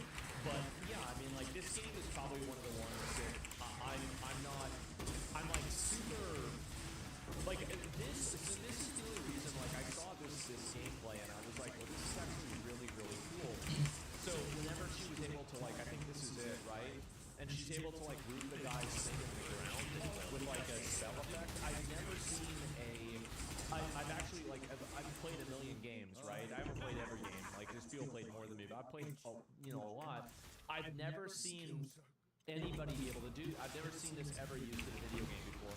And I do genuinely think that, like, the environmental interactions of this game are like really, really good, but the combat, the graphics, everything else is like, it's, you know, it's weird, right? Where it's like there's one thing that's like super good, but everything else is weird. Let's see, besides that, this game looked like, I mean, I think that a lot of people are really looking forward to, maybe I'm just speaking for myself, but I'm really looking forward to whenever Middle Eastern studios and Indian studios have like the capital and the resources to really deliver on a game that is a faithful recreation of what their culture is, the same as we had with Wukong, or, you know, we had with God of War back in the day, right? Like, I'm really excited and looking forward to that. I don't think that's going to be this game.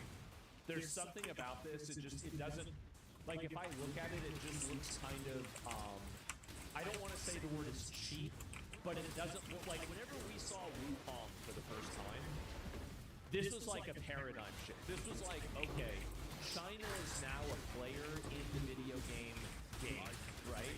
They're now a player in the game. This is just simply not there. It's not. It's bland. There's just something about it that to me it just didn't really get me. It's too cartoony. Yeah, it had like that weird, like there's a certain, like it's a Dragon Veil slop quality to it that I just notice, and it has to do with the textures, it has to do with the colors, and it just feels like it's, like the stylization, it just reminds me a lot of almost like it's like an AI, like, you know, Grok generated video game, right? You know, and that's the way I feel about it. Now, it could play very well and it could be a great game, right? So I'm going to play this game when it comes out, don't get me wrong, but I'm just not expecting this to have the same level of, like, you know, cultural validation that something like Wukong had for an entire region. Because it's very obvious that, like, after Wukong came out, every developer in China was like, wait a minute, oh, actually, yeah, we can do this. So I don't think this is going to be that game. But I think that there will be a game in the future that in the Middle East and also in India, I think that these are the two really big emerging. South America is going to be pretty far behind just because of a lot of reasons, honestly. But, you know, number one, economically. I think we'll get a really cool South American game, but it probably won't be for like maybe 10 or 15 years. And if we do, it'll probably be something that comes out of Brazil. Really, really excited to see that. But I don't think we're as close to it as we are with somewhere like India or like with the Middle East. I think Middle East is, you know, trying to manufacture that influence. India's obviously, you know, there's a lot of people that are into tech in India. I think they're going to be able to do it, right? India, in a lot of places, is a shithole, but in a lot of other places, it's not. You got to learn over 1 billion people in India. So I think that it's only a matter of time until India hits a W, and also the Middle East hits a W, especially with how much they're trying to reorient their economy and their entire culture around being an international travel hub. So, yeah, that's it. India won't do shit. Well, I wouldn't use... India won't do... You mean India won't make a good video game? I think that's probably more accurate in this instance. But, yes, anyway. So this game, which one was this? Oh, was this Silver Palace? Yeah, Silver Palace. We looked at Silver Palace. We played it. I'm obviously going to play this game. Every new gacha game that comes out, I just view it as a new video game. Excuse me, I play it, I 100% the map, usually. I like doing this whenever I'm on calls with people. I run around, I collect boxes, I solve puzzles made for mentally ill 6th grade girls, and, you know, it's a nice little thing to do. So, anyway, it's just, I'm talking a lot, okay? Like, you just, you know, I'm going through a lot of things, so just be patient, okay? And anyway, here we go. So easy puzzles, yes, easy puzzles. This game... Some of the ways that the mechanics flow together, I think, are kind of problematic. Like, for example, revealing imposters. That's not what you're doing in the game. Like, just, you know, for sake of conversation, revealing imposters in the environment. In Silver Palace, it feels like there's like a lot of friction there in my mind, and it doesn't feel as good as just going to a pack of monsters in Wuthering Waves, or, you know, I don't ever play Genshin Impact, but, like, you know, moving over these different environments, like Dragon Sword Awakening. Like, it doesn't have that feel to it, it's annoying. But, I mean, this is a game too, like, one thing that's really interesting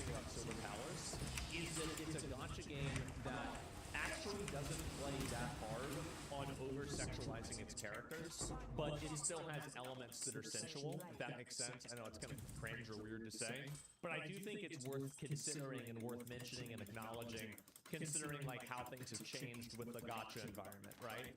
So there's definitely that. I'm excited for that game for sure. LOL, okay. Well, what I mean by that is that they're putting the girl's shoes on and she's wearing socks. That's what I'm really trying to say. So anyway, and I hate, by the way, I'm not a feet guy. I think it's so disgusting. It's so weird. But, like, I recognize that there's a lot of weirdos out there, okay? So this game, this Monster Hunter game, I don't know what to expect with this. I think this is like a mobile game or something, right? So, like, it just didn't really look that exciting. Metro, I feel like, is probably the game that, like, I mean, as I said before, like, this is, like, I mean, this is just like, I mean, oh wow, look at this. It's a video game that's made for me, the target audience, right? Like, this is, I mean, fucking exactly what I want to play. Like, every video game that would come out like this, it had, like, this, like, remember back Red Faction 2 when it came out? Of course you're gonna play Red Faction 2. Remember when Halo came out? Of course you're gonna play Halo. Gears of War comes out, of course you're gonna play Gears of War. Every chud that grew up playing those games has now gotten older. They're balding, just like the two guys that are on fucking stage there. And they want to play this one too. Like, I'm so excited. I'm thinking about going and playing the second most recent installment of Metro in anticipation for this. Like, I'm gonna try to finish. Well, let me get to Witcher. I'll follow that. So.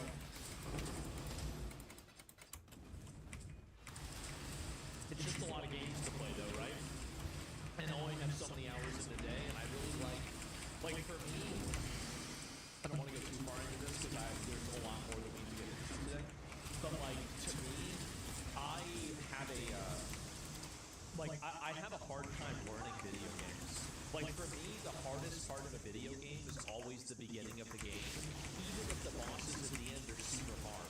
Because, like, understanding how every piece fits together, like, you know, orienting the systems and, like, putting the puzzle together, that's the hardest part for me. But then once I get it, I can master it really easily. So it's just understanding that, right? We know, shut the fuck up. But like, yeah, and you do know, because like usually at the beginning I'll play like a retard, I'll play it for a few days, and then I'll figure out some way to beat the game. It's super easy, and it's like that's it, it's done, right? This game was fucking retarded. Okay, let's go next. Oh, this is a Hitman thing. Actually, no, that wasn't retarded. This is something I'm not interested in. This one here, Aeon 2. Like, I am totally out on Korean MMOs. I am. I think that they all look the same. Like, you could tell me this is Throne of Liberty, a new Lost Ark expansion, Aeon 2, or whatever the other one was, Lineage, whatever the hell it is, and I would just be like, yeah, of course it is. They all look the same, they all play basically the same, and Lost Ark is amazing as an isometric ARPG, and I still think that Vaulted is the best isometric boss fight I've ever done, and I don't think anything even in PoE 2 comes close to that. I really think it was that good. That being said, this is not the same thing, but the combat and the way that these bosses look, this looks good enough to where I want to try it, but I'm just really afraid that actually playing the game is going to look awful. So, who knows? But you can't see all the Korean ones look the same. All the Korean video games look the same, okay? I would never say anything else. That'd be horrible. This game, it's like the Mad Max, like, this looks really, really cool. And I like the idea of, like, oh, it's like a Fallen America or something like that. Like, that's a really, really cool idea. I don't know whether this is going to be good or not. It's like, this is a premise that could be interesting, but I think that people have voiced so well with making, like, post-apocalyptic American games that have political ramifications because of just, like, how, like, bad they are, and, like, immature they are for telling political stories nowadays. I think that a lot of people are kind of afraid this is going to just be, like, you know, an Antifa slop. But, you know, I'd be willing to give this game a try, at least so far. And let's see, okay, this is literally just a game for girls. Nobody cares. Let's move past that. Okay, the eugenics thing, that was a little bit odd, but whatever, who cares? This game, oh yeah, the Amsterdam game, the demo was just like what's really annoying about this game is that the idea of a coven of witches in like what was it, like 1666 in Amsterdam, Germany.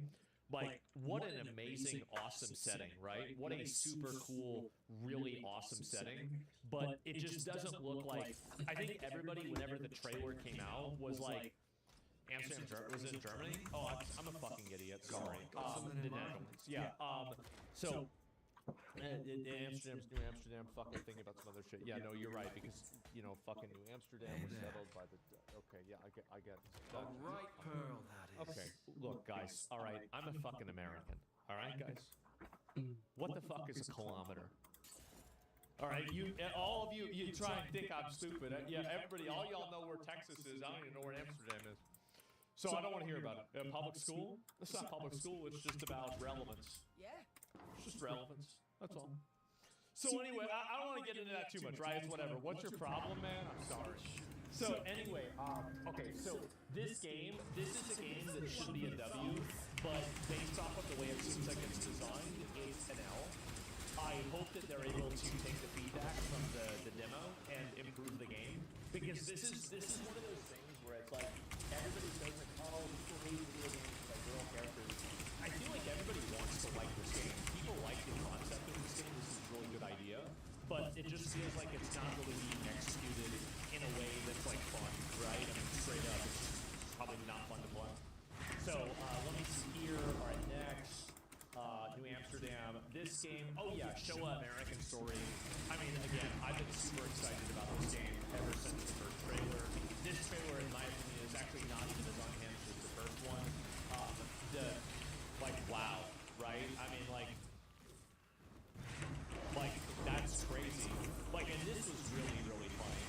Like, she's running around with the American flag. They, like, salute him, and it's an execution attack. Like, this is really, really funny.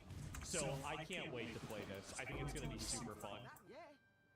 Well, what? Yeah, exactly, right? And let's see here. Show Intro is third best. Yeah, no doubt. This is, as I said, I don't care about, you know, simulator names. That's whatever. Let me scroll down and see if there's any more of these. This is the random Gamescom trailer for itself. Wow, they made a new version of Guitar Hero and it's called Rock or, you know, fucking Stage Hero or something. Crazy Taxi. I just, again, like, here's the truth. I think Forza looks a lot better than this game, and because Forza's open world functionality and just what it can do, I think there's, like, this game seems like it's almost, not incomplete, but it's been made irrelevant by Forza. Like, it's like, it's obsolete. That's the word I mean. Like, Forza, in my opinion, like, the quality of the game, it just feels like it makes something like that look obsolete. But, you know, again, I haven't played it, so I don't know. Turon, I like the idea that they're going with, like, a Mesoamerican Aztec vibe in Turon. I never played any of the old ones. I don't know if that's the way the old ones work, too. But I always thought that was a really cool... Like, there was this one game that I played whenever I was a kid. It was called Inca. And it was the only game that I ever saw, that I ever really played, that had a really great combination of, like, you know, like Mayan futurism and other types of fucking, you know, like all the, basically all, it's like, these are games like if everything from Ancient Aliens was real, right? I think that's a really, really cool setting. That's an awesome, badass setting. I hope they lean into that. I do. I hope they lean into that because I think that's super cool. This, to me, the dog game is just retarded. I don't really have any interest in this. I don't really care about that. Let's see, this one here, nobody heard about Lego. Let's see, besides that. Oh, the transport game with some, like, budget Helldivers. Care about that. Let's see here. Oh, yeah, I mean, obviously here, too, you know, it starts off with they're having Gladiator and Sword. We still haven't seen Cyclone.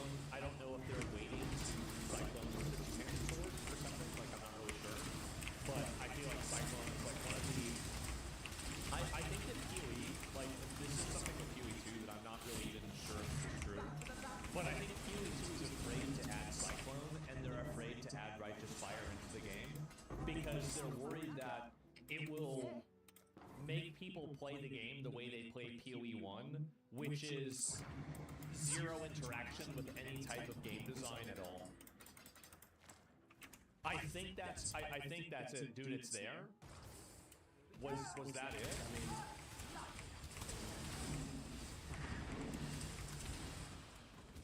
oh,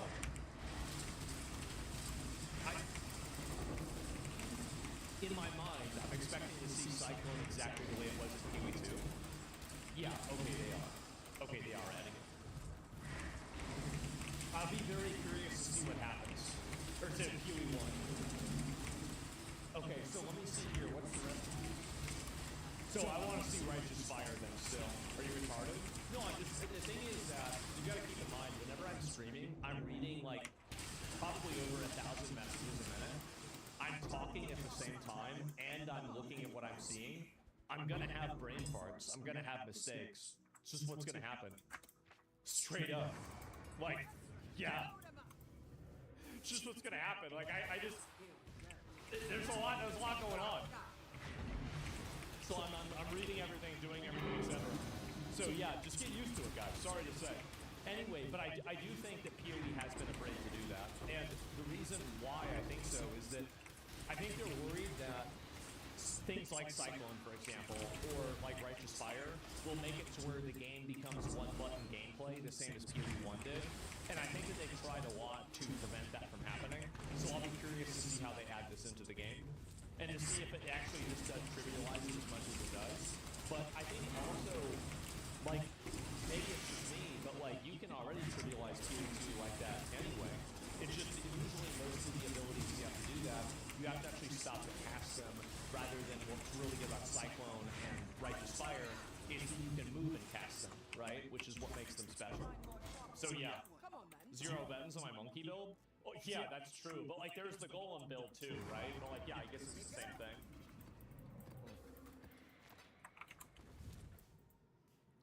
Nobody wants to press more buttons. Deep breaths. I think that, so this is my opinion about PoE, is that I think that they should recalibrate the game to make, to like add in, like PoE 2, the best thing about, let's actually, like, me again, I think bosses should have more complexity to them.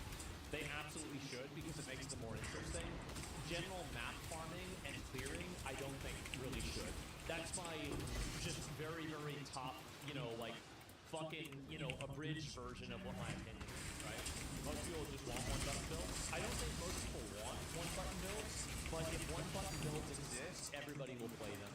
It's like one of those things where like you're giving players what they want, but not what they need, and it ends up making the game experience worse, even though that's what the players are asking for. So I don't know really, like I'm not sure, right? But I don't want to get into just PoE. This game right here, Heroes of Might and Magic or something like that.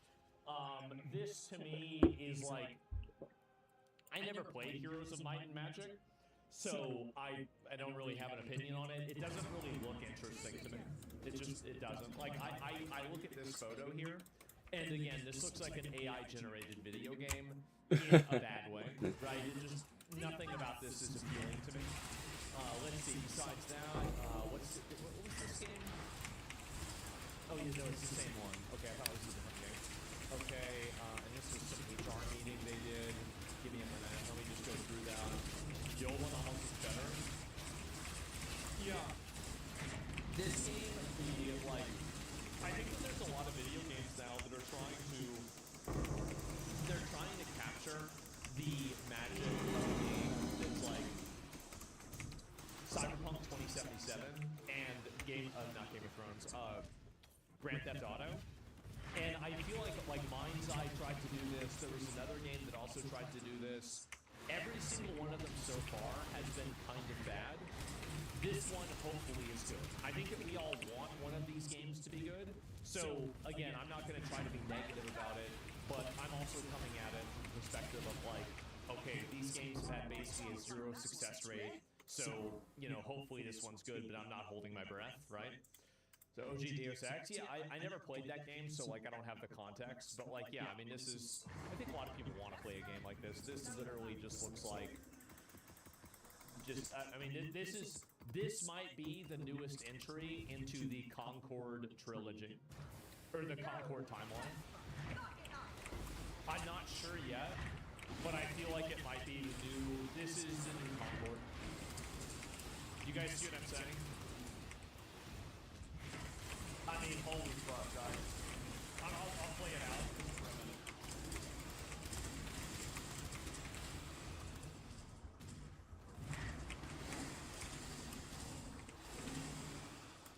It looks so bad, yeah. It's the worst version of Smite. Yeah, it does. It looks like a worse version of Smite. Yeah, this is the kind of game you probably should just cancel this game. I don't think anybody's interested in it. This one looked really cool, but there's no gameplay at all. So it's just like, wow, really cool premise. Let's see what actually comes out. Okay, let's see besides that. This one was, I think, the body horror of all this, like you're going in and like you're finding a person's body and like the body's being controlled by a bunch of rats and everything. Like that's really cool. Very cool premise. Super awesome. Whether the game's going to be good or not, it's hard to say. This one to me just looks so silly. I don't know. It looked like a fever dream. Let me see here. What else besides that? There was a couple more. Oh yeah, the furry game. So I've really got to say that I think this is probably the biggest sleeper excitement game that I have. This actually looks like a really high quality, decent game. It does. Like I actually think this could be a good video game. So like straight up, like that looks great. So I mean I don't know. I mean, I think Aaron Crawford said that if you got rid of all the furries, the internet wouldn't function because like they're running everything on computers. So it's like you would expect the furries to make a good video game, right? Logically. So maybe they finally have. From China? No, there was a yeah. Like look at this. Like this actually does look pretty decent. And I also like the idea. This is like, I mean, my favorite movie of all time is, Lord of the Rings, Fellowship of the Ring. I like the idea of like a fellowship of like warriors going around and like taking on challenges together. Whether this is like a dungeon in a video game, your pawns in Dragon's Dogma, your heroes in Arc Knight's Infield, or your teammates in Grand Blue Fantasy Reading. Like I like the idea of that a lot. So when I see a game that's like that, where the teammates are actually on the field rather than just walking up between them, like that's really cool. Battle Brothers, yeah, exactly, right? The same with Space Marine 2, I think that was really cool. This game, I don't know why anybody would make this game. So this is another Power World like. I feel like they're probably.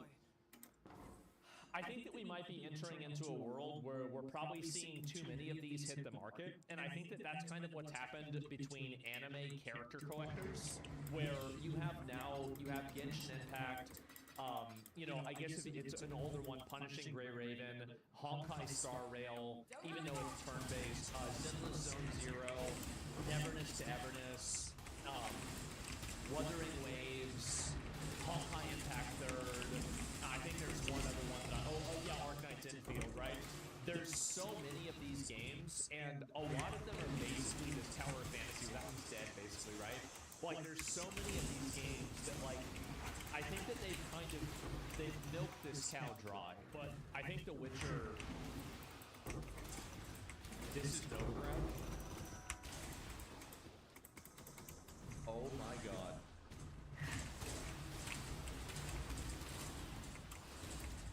Oh my god. This is gonna be fucking insane. I'm probably going to. I don't think I'm gonna go through and play all the whole game over again. I think what I'm gonna do is I'm probably just gonna go and like explore around in the world when this comes out, and then maybe show you guys and do that. And because I don't want a new game plus the new DLC. I just don't want to because it might be unbalanced, and I also kind of want to make it easy so I don't have to get stuck on a boss or something. But yeah, giving away both of the expansions for free is fucking insane. Like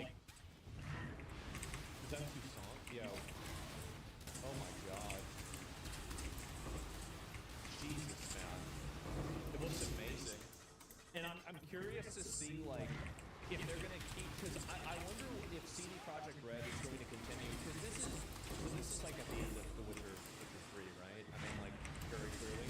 But I wonder if this expansion, the new one, is gonna have to tell the story and explain like kind of how Ciri takes the reins and how she's gonna be the new protagonist. I feel like that's what has to happen.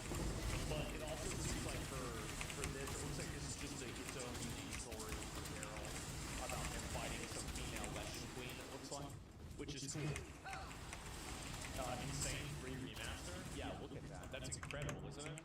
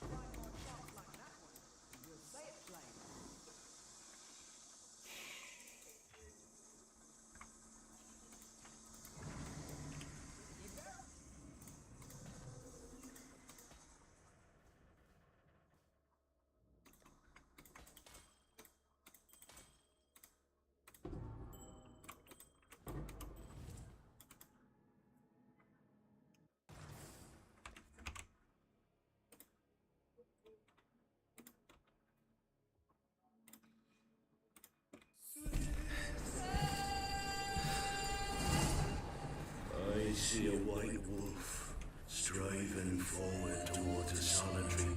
Hey, do you like a cyberpunk setting, over-the-top characters, detailed worlds, action combat, and deep RPG systems, all in a large, open-world, futuristic city? Well, if so, let me introduce you to No Law.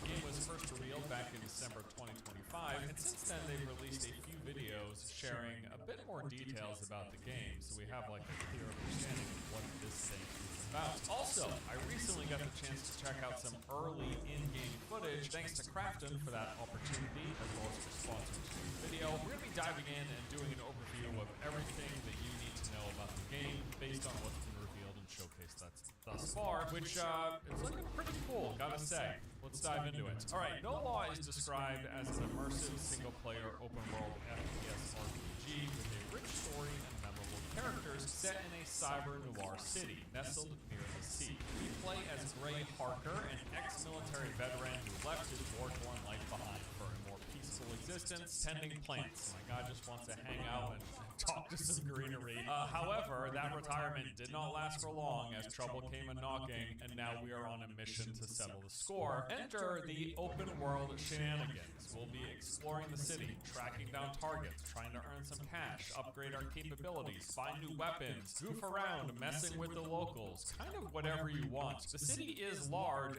full of interesting characters, diverse locations, and quite a variety of things to do and see. Also, plenty of combat opportunities, whether you want to go in sneaking around playing stealth or go in with a bang. Somewhere in between, whatever you like, there's going to be a lot of variation here, much of which you saw in some recent clips of gameplay footage. Now, the studio making the game, Neon Giants, said that this is an FPS that has a major focus on player agency, deeply satisfying gunplay, and various tools that let you tackle challenges your own way. So the latest gameplay footage recently revealed at Gamescom did give us a glimpse of some really cool aspects of the game. So it opens up with a few different cinematic scenes. There's some dialogue cut from the game story.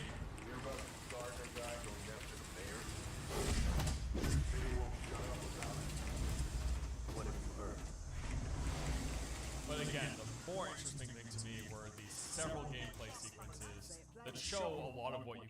combat. So we actually get to see some stealth segments like sneaking into buildings, taking out lights, hacking terminals, and silently eliminating targets. We see a bit of brawling going off, like kicking NPCs off of ledges or breaking down doors, literally breaking the doors. There's a variety of tech options, such as attaching explosives to a robotic vacuum, or tossing out these incapacitating grenades. And we also see a few special abilities and what appear to be magic or kinetic powers. Some really interesting stuff on display here. Now, outside of the cutscenes, yes, this footage definitely makes it clear that there is a wide variety of ways to engage with enemies in combat, and it looks pretty fun. This was a relatively brief trailer, but it did show some promising elements of the game. So prior to this, about a month ago, during Unreal Game Fest, they did a deep dive into the tech and methods being used to deliver their large, highly detailed open world, and this stuff looks really impressive. They said that their main goal here isn't necessarily to make the biggest world, but the densest, saying they want the city to feel lived in at every scale, where every corner carries history, and every surface tells a story. And you can really see that on display in this roughly 7-minute showcase here. The various environmental flybys they do show us stuff like these crowded marketplaces full of people looking to purchase food, and a wide assortment of goods that are spread across tables, to apartment kitchens full of all sorts of cookware, dirty dishes, you got magazines scattered across the table, trash in the trash bin, and leftovers all over the place. And then in numerous sections where they go through the streets, you see that it's full of a lot of the expected grime of a city. You've got parts that are overgrown, like balconies covered in foliage. There is, in fact, tons of detail on display here. They were also sure to mention that they built this with both the visual fidelity and performance in mind, using many different tools that they have to have one without sacrificing the other. You've got lots of really good-looking dynamic lighting here that changes the tone and the feel of the environment depending on both the time of day as well as weather conditions, and we got a few showcases of this. In fact, the NPCs in the game even react to the game's dynamic lighting, such as having a harder time moving through dark environments. They'll kind of struggle and stumble over things, or covering their eyes if you shine a bright light source in it. Also, speaking of the NPCs, to help the city feel more alive and believable, they're using this mass framework to control NPC density and types that changes depending on the time of day and weather conditions. So the rainstorms will clear out the streets and the slums, while, say, more commercial districts might still stay pretty busy. They're evidently able to simulate more than 3,000 characters simultaneously going about their business throughout the city as you play. Yeah, man, this entire tech and visual showcase was pretty cool stuff. If they can actually have the game look this good and be this dynamic while still running well, that'll be mighty impressive. Now, their first developer diary that they originally released shared some more details about the game world and kind of the place that we're going to be playing in. They discussed the setting of the city within the context of the larger world. There is a space between 3 neighboring countries, which no country has been able to step into. And in that space, this completely unregulated city has emerged, called Port Desire. How they handcrafted every inch and put a lot of detail for players to stumble across should you so desire. We need to make everything from scratch. And the more we build, the more things are interconnected. And if you are a casual player, you will actually stop in the shop and you will look at the missing dog poster on the counter. And you will start to puzzle things together. Like, there are so many little stories all over the world. They go over the larger narrative that's taking place that we will uncover while playing. So while Port Desire is lawless, there is still some kind of order, because there's this outer nation military force in the city called the Peacekeepers. They are there to keep everything just as it is, because it plays in the interest of greater powers. But they are still at odds with the gangsters and the mayors running the city in their way. And also their use of environmental storytelling, as well as utilizing verticality in the city, both of which some of my favorites in games like this. Environmental storytelling is extremely important for us because it allows us to tell the history of Port Desire. We try to make the city feel very vertical. That means both in how you see the city, but also that you can utilize like rooftops as part of your path around. Now, if this is your first time hearing about and seeing this game, you might be wondering, who the heck is making this that looks as good as it does? Well, this is actually the second game being developed by Neon Giant. They're a relatively small studio based in Sweden. Now, their original title, The Ascent, was this top-down action shooter RPG that released back in 2021. That was the foundation of the world and the type of game that they wanted to build. It was on a smaller scale, and now they're looking to achieve that much larger grand ambition with No Law. In another developer diary, they specifically talked about this, their studio and their ambitions for the game. They mentioned the benefits of being a studio founded and run by developers, by the people creating the product. When we have ex-directors here, super senior talents here, they get to both direct and decide what to do, but they also get to do it. That's basically the sentiment of the entire studio. You both decide and you do it. How the studio has grown from that original game while still being fairly small, nimble, and able to handle a lot with few people. If we compare us now towards when we made the Ascent, basically the Ascent was made by a handful of people. If someone in the studio got sick, then we lost an entire department. Now, can cover most aspects with 2 people instead. For us, it's a huge difference, but it took us from 5 people to 23. So we're still very small. Along with some of the innovation and technology that they're using to bring No Law to life, while again still remaining relatively small. We focus a lot on tools for this one, and that is an investment that has paid itself off over and over again. Those tools really allow us to work at a high pace and produce good content. For the amount of people we are in a very small studio, making a very ambitious team. We just build things that we feel are really cool. That's step one. We have to be excited about it. We have to think, this is going to be awesome when we build it. That's the first step.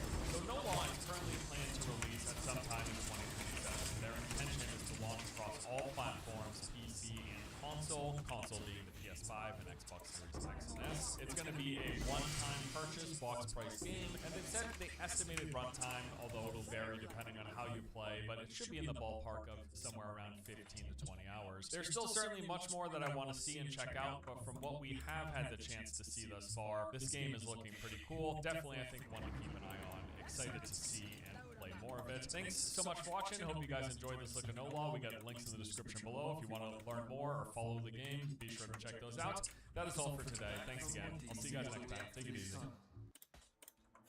Remind yourself that overconfidence is slow and insidious.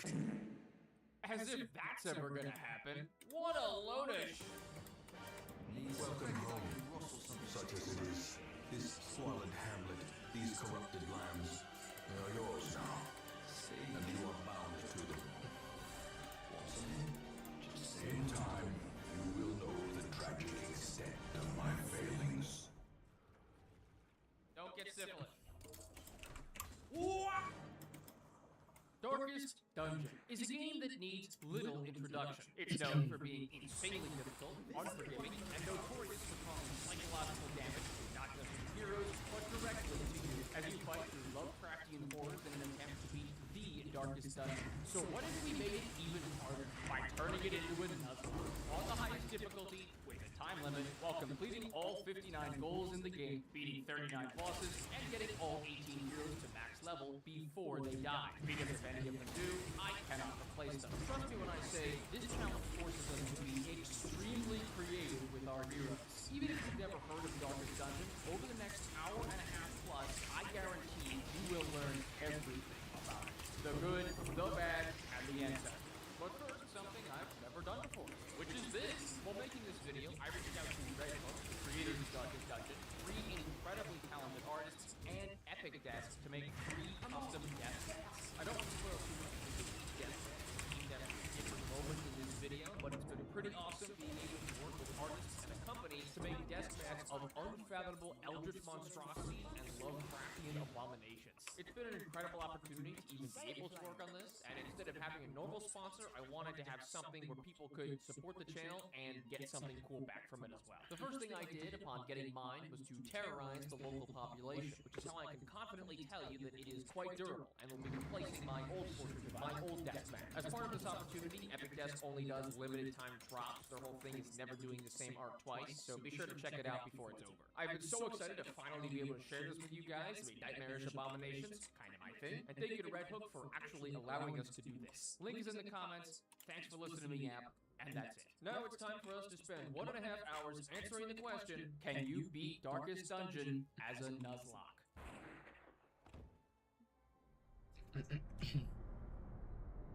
Ruin has come to our family.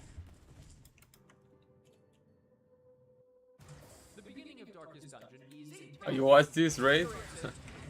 Is it good? He's done some very bad things. We'll talk about this later and begs you to return home. He then promptly kills himself. The ancestor narrates the game. Let's leave after 30 minutes. And roasted you the other 90% of the time. Our caravan home is intercepted by something far scarier than Cthulhu, the government. We start with two heroes, Renault, Crusader. Bro, we almost 25% into level 100. Or it would be if it weren't Blood Moon, the highest difficulty. Replacing that campsite with an apparition that makes you insane. Fights are turn-based, where all enemies and heroes have their own unique skill. Meaning you're not just memorizing your Really? the attacks of every enemy in the game too. A reward is The game was very popular back then. I didn't know people were playing it still. Here we plan dungeon expeditions, recruit and train heroes, and of course whip ourselves in the channel. Renault and Dismas always start with the same abilities and traits, unfortunately, but the two new recruits we get have random ones. I had to restart the game because my hero had imposter syndrome, or a plague doctor that was germophobic. Normally in Darkest Dungeon you can recruit duplicate heroes. If I get level 100, will be my first time ever getting level 100 in hardcore.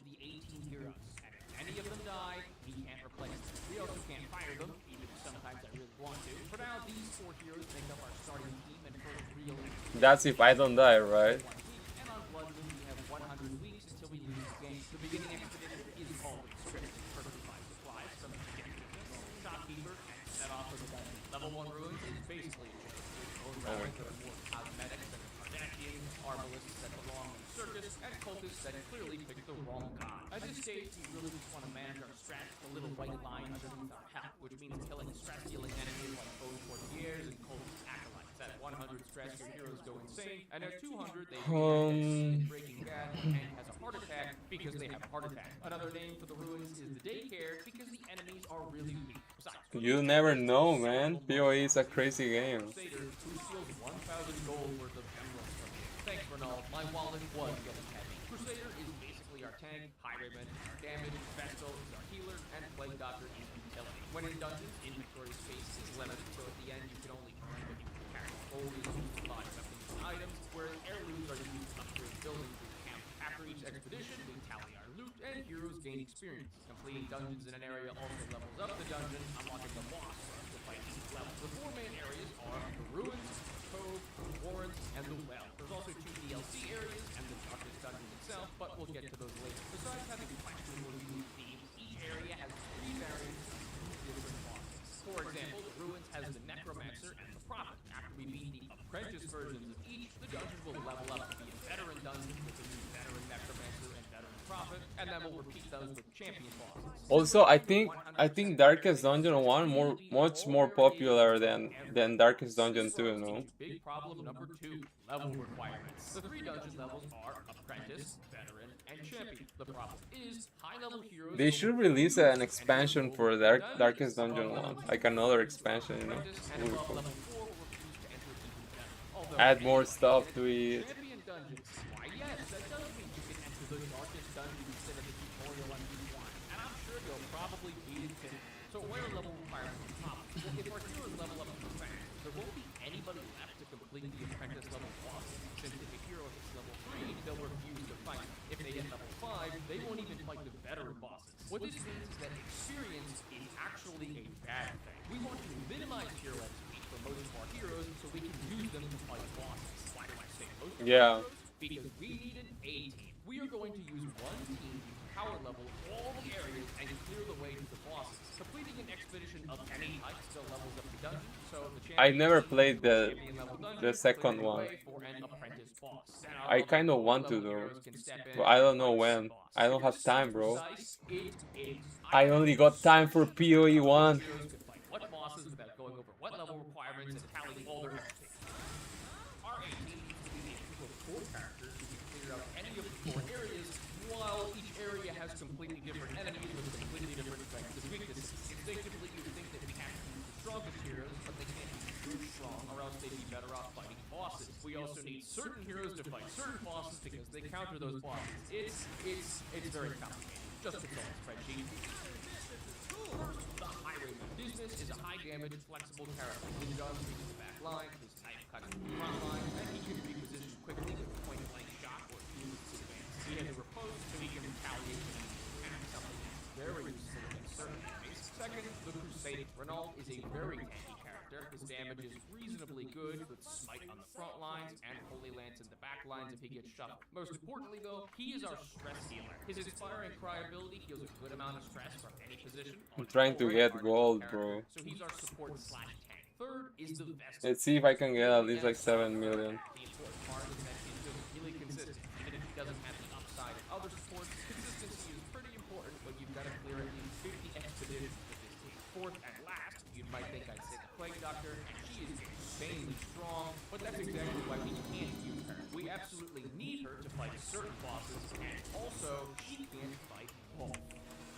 Wolf is our bottleneck, our arch enemy, our run killer, and a boss that can arrive as soon as week 40, getting a chance to show up every week afterward and attack the Hamlet directly, which means our champion team must have his direct counter. So hero number 4 is Man-at-Arms. Man-at-Arms, or Baristan, has okay damage, but really good buffs, debuffs, and the ability to guard our heroes. He's also really tanky and has a riposte. All in all, our champion team is Man-at-Arms, Crusader, Vestal, and Highwayman. Unfortunately, that means we have to actually get a Man-at-Arms from the stagecoach. And we didn't. We could afford to do a few dungeons with heroes outside of our 18, but they basically can't make it past level 2, which means I get to use this abomination of 18. Literally. Homeless man that vomits on people, a support that is trying harder to kill my own team than the other, a purely decorative grave robber, and a frontline splash with so much goblet sauce, she hit 100 stress instantly.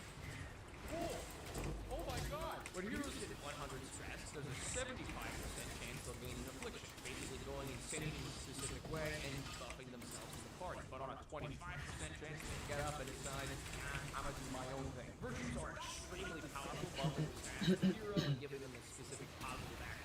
Shieldbreaker gaining one is pretty dang good because she is a little schizophrenic. Whenever we set up camp with a Shieldbreaker, there's a 50% chance she'll have a nightmare. Now I know you might be thinking a bad dream never killed anybody. Well, this one warps us to another dimension where snakes try to eat us. It's a real Freddy Krueger of a fight, but it gives decent loot, somehow, and unique equipment for the Shieldbreaker. Fun fact, any trinkets earned through the Nightmares, you can just throw on the ground and they'll magically appear in the Hamlet. Nightmares give Shieldbreaker a ton of stress every turn, but having a virtue basically counters them, and clearing the rest of the dungeon is also pretty simple. How bad could it be, guys? It's just one more fight.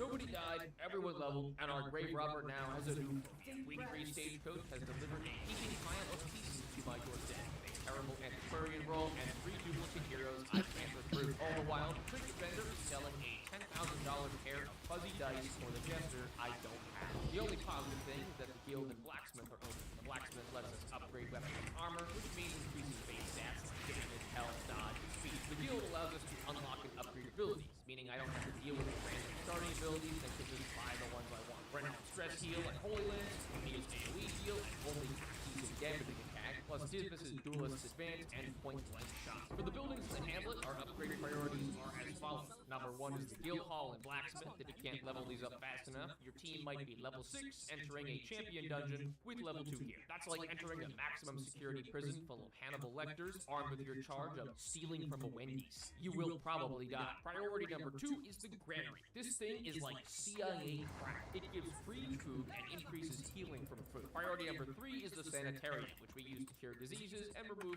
problematic traits. Now I know I said this run we're going to be good people, but morality is relative. So when I lock up my Plague Doctor to remove her nymphomaniac trait because she keeps acquiring STDs and the costs to repeatedly cure her are getting too high, you've got to understand that I am not the bad guy here. Plus, since we can't fire or lose heroes, the Sanitarium becomes that much important. Target number 3 is also the Trinket vendor, but upgrading her is really easy. Anyone familiar with Darkest Dungeons might realize I have not mentioned either the Chapel or the Fall, and that's because I have a special medical condition. It's called ZZZ MF. Services cost money. I don't have money. Between these supplies, trinkets, food, and upgrades, the prostitution budget is quite small. Speaking of which, here's what the bar looks like.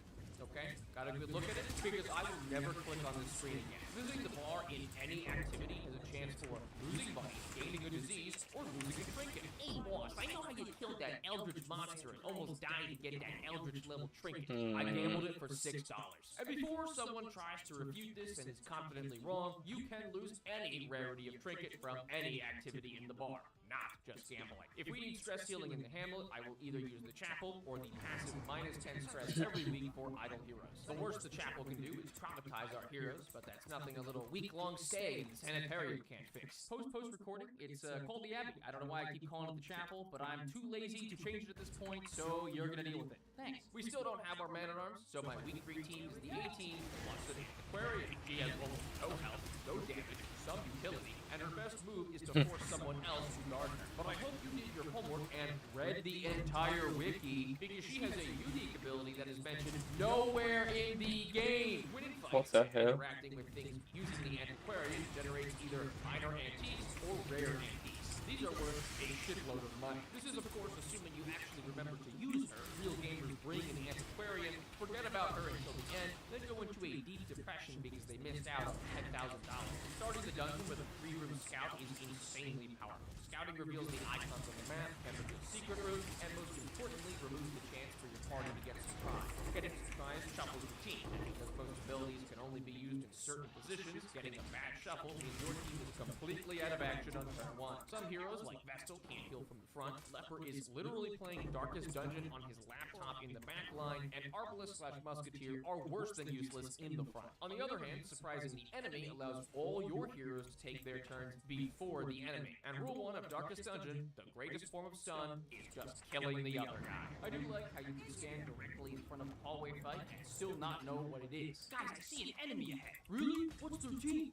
I don't know, it could be anyone. Antiquarian and Highwayman also have good synergy. Technique forces the Highwayman's guard, Duelist Advance gives a riposte, so anyone that attacks the Antiquarian gets a hug. You know something's wrong with my hero win. Is it crits a corpse for 23 damage, then claims didn't see that coming. Or XCOMing a 90% chance to hit the all. Don't be like me and bring only 1 shovel, then force my team to clear a stack of rubble with their bare hands. It got a little scary when Ronald ran face first into a pit of spikes, or when Union started tweaking out, jumped into an Iron Maiden, only to gain claustrophobia to her surprise. I did get some insane luck though, because 100 stress Ronald, and I got another virtue. We ended with a total of 18k gold, and Dismas also got early riser, which is basically just an amazing +2 speed. The Stagecoach has now brought us 2 characters we don't yet have, the Leper and the Arbalest. We technically also got a unique event for the Shieldbreaker. I just already have one, so get lost. I spent our islands on more treatment board slots, then threw our coolest skins for moving the yips and locking in the positive traits can be replaced by other worse positive traits, so locking in the best ones is preferred. Bankruptcy is also going to be a common theme for the first 50 weeks of this challenge. Darkest Dungeon is like an accounting simulator, except you're 17 years late on your taxes, and the IRS just found out. Also, the IRS is now run by people, so it's extra.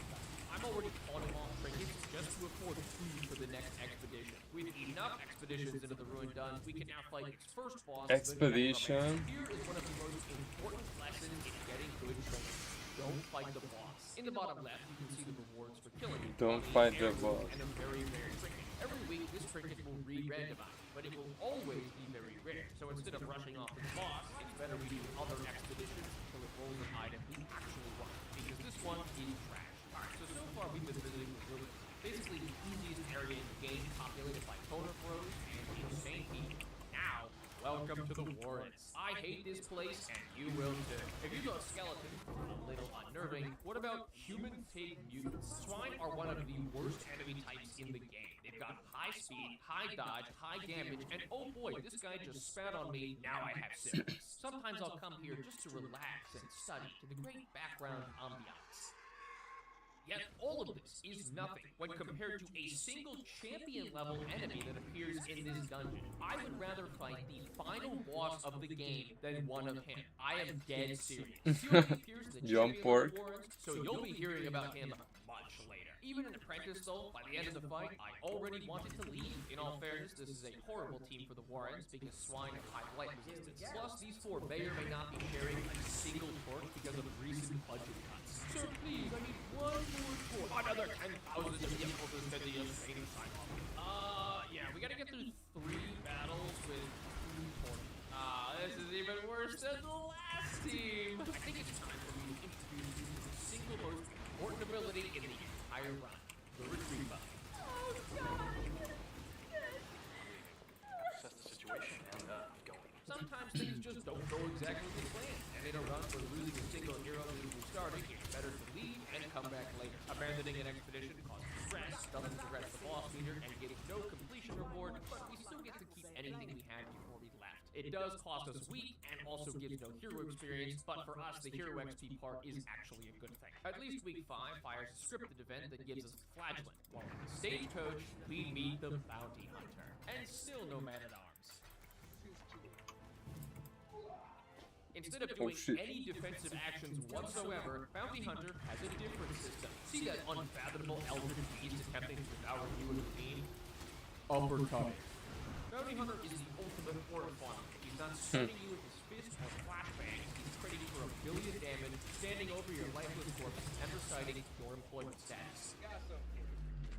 He's not necessary for any apprentice level bosses, so we can use him to soak up XP on the 8 until I get Man-at-Arms, which means back to the Warrens again. This time with a team that doesn't completely suck. With Bounty Hunter, the main adjustment is that we have to be extremely offensive, killing everything as fast as possible, moving through the rooms, and encountering curios like that one. If you're familiar with Darkest Dungeon, you know what that is, why I walked straight past it, and why after clearing the entire dungeon, I came back. The sacrifice of fire is the gate to ruin. Place a torch if you crave the void. The most iconic enemy of Darkest Dungeon, the Shambler.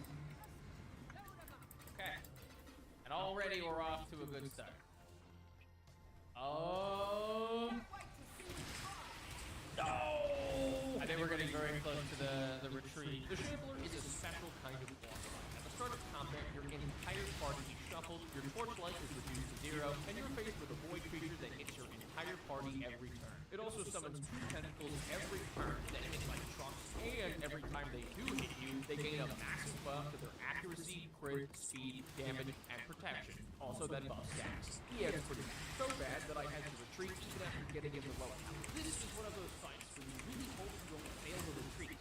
Things get really, really bad. So the reason I left him at the end of the dungeon is because he's an optional boss.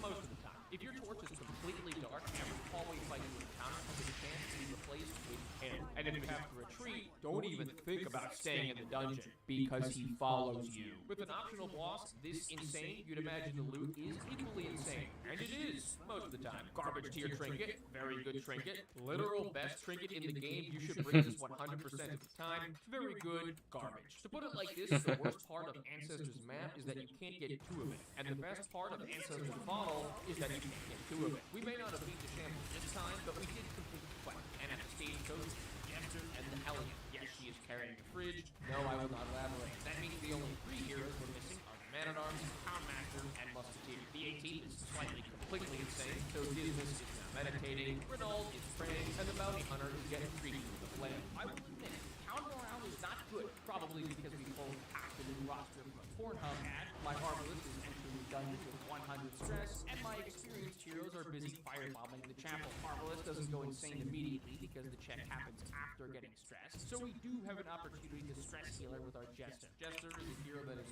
2 main builds. He can either support with high stress healing and backing up, or as a hero that has the second lowest health in the game, hard carry as a frontline tank. Don't be fooled by the low HP, because you'll be seeing the Giga Jester much later. You've also probably noticed the abundance of evil fish people. That's because we're in the code. It's not really a noteworthy area, at least not yet, but it does have a unique curio called Eerie Coral, which when interacted with using medicinal herbs removes a normally very expensive negative quirk for free. Enemies here are scaly, so resistant to bleed, which means both our Flagellant and Hellion aren't quite as great, but apprentice level code is a pretty easy win anyways. Fairweather Fighter is amazing on our Arbalist since he's a high damage backliner. Returning means we finally got enough heirlooms to upgrade the blacksmith, giving us our very first level and armor upgrades. Just in time for Team A to head back to the ruins for week 7, and I forgot to stress heal my Vestal, which means it's time to talk about my favorite convoluted mechanic of Darkest Dungeon, stalling. Sometimes while fighting enemies, you'll find yourself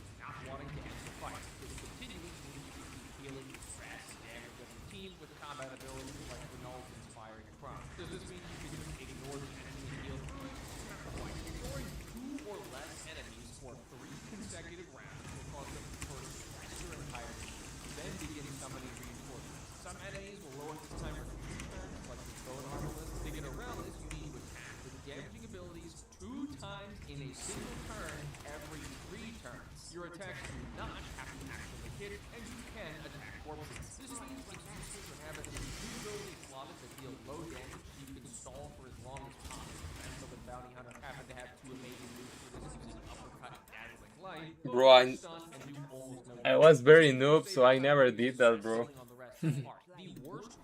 I never finished the game. All of them. This shit is burned into my memory like an Amish child witnessing a traumatic horse-drawn carriage crash involving their parents. Between this and the time I had to memorize the Geneva Convention to make one joke in a video, my brain is a patchwork of knowledge that turns normal conversations into awkward altercations. I will be in a nursing home 70 years from now, screaming that the jello they're serving me must be accompanied by 2 damaging attacks in a turn every 3 turns, or I will be hit with 200 stress, causing a heart attack. Oh, and if you run into a large enemy, the rules are a lot more simple. Stall for as long as you want.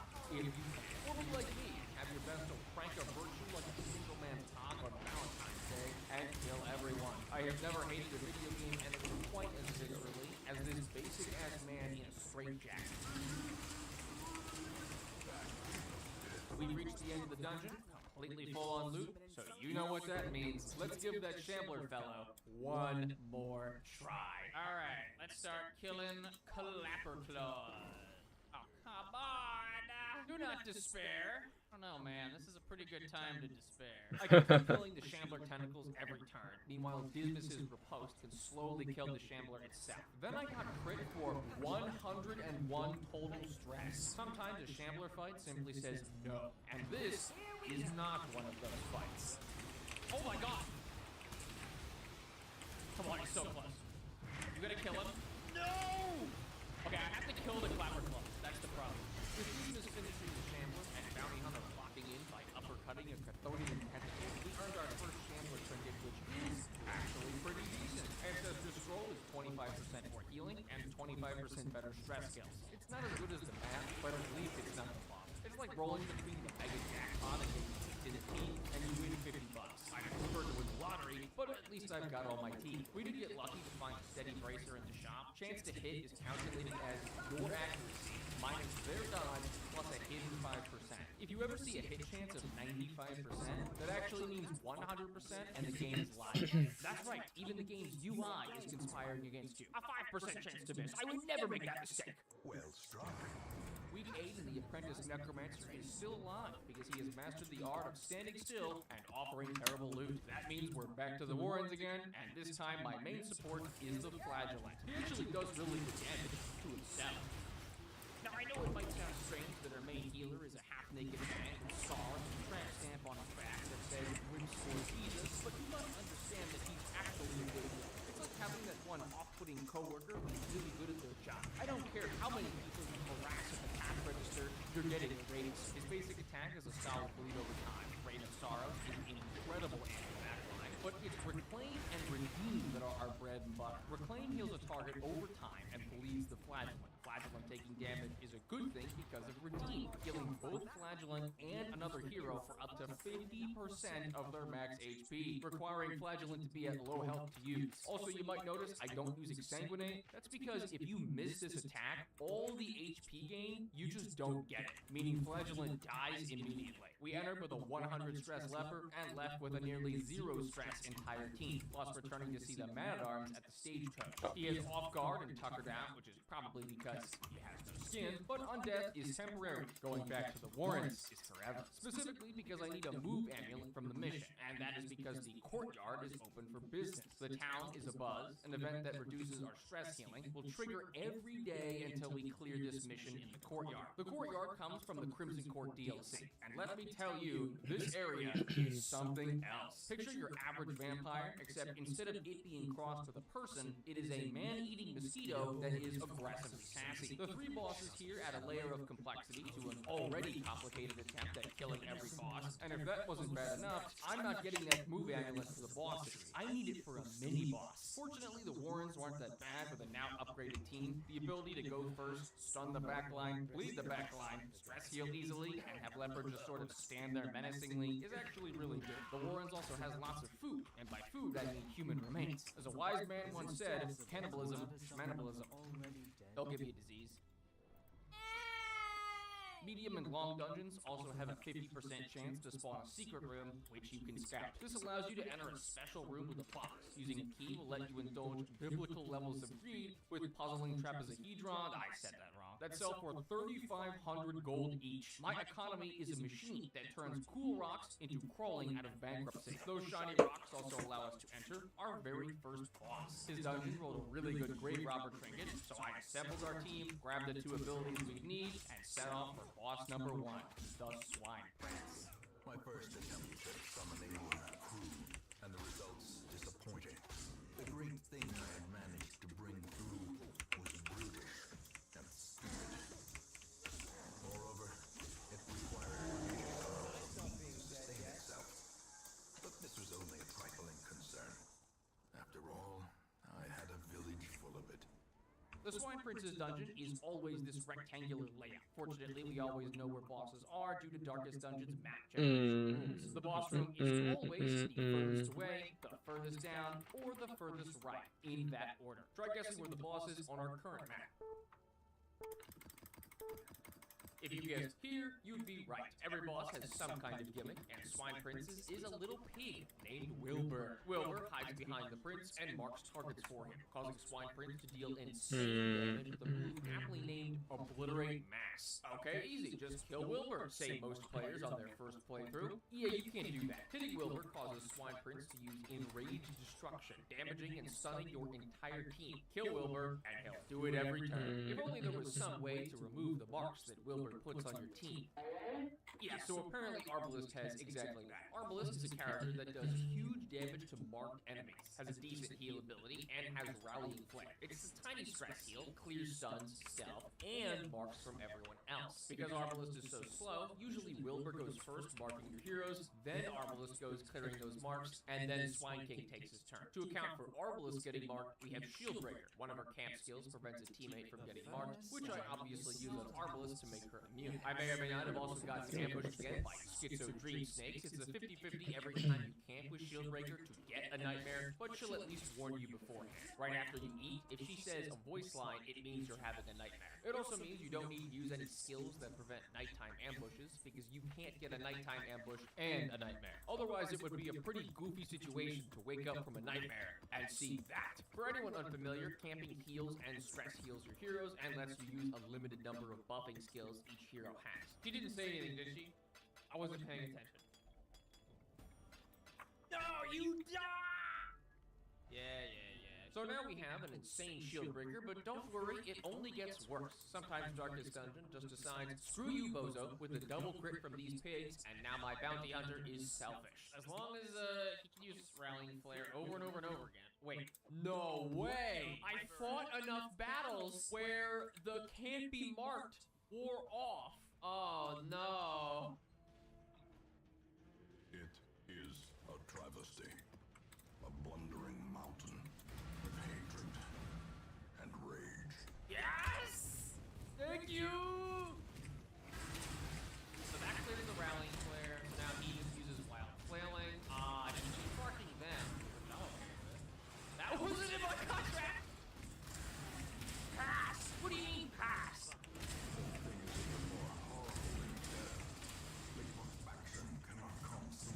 Fun fact about this fight, you don't need to kill Wilbur.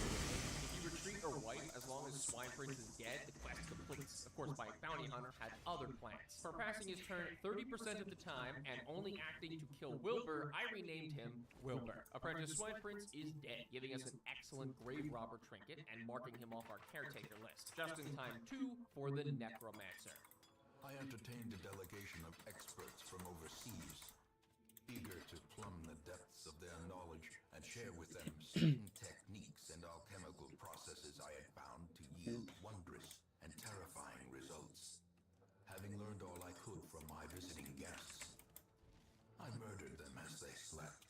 Now, Necromancer is a real doozy of a boss. He's not a very nice guy. He summons undead every turn, and my occultist just stunned him, so scratch that, who cares? And now my abomination just stunned him, and my occultist stunned him again. Yeah, this man does not get to play the game. He has low stun resistance and only one action per turn. It's like playing an online competitive game, except the other team forgot to plug in their keyboards. Completing his mission earns us another one of the best trinkets in Darkest Dungeon, belonging to the occultist, Depot.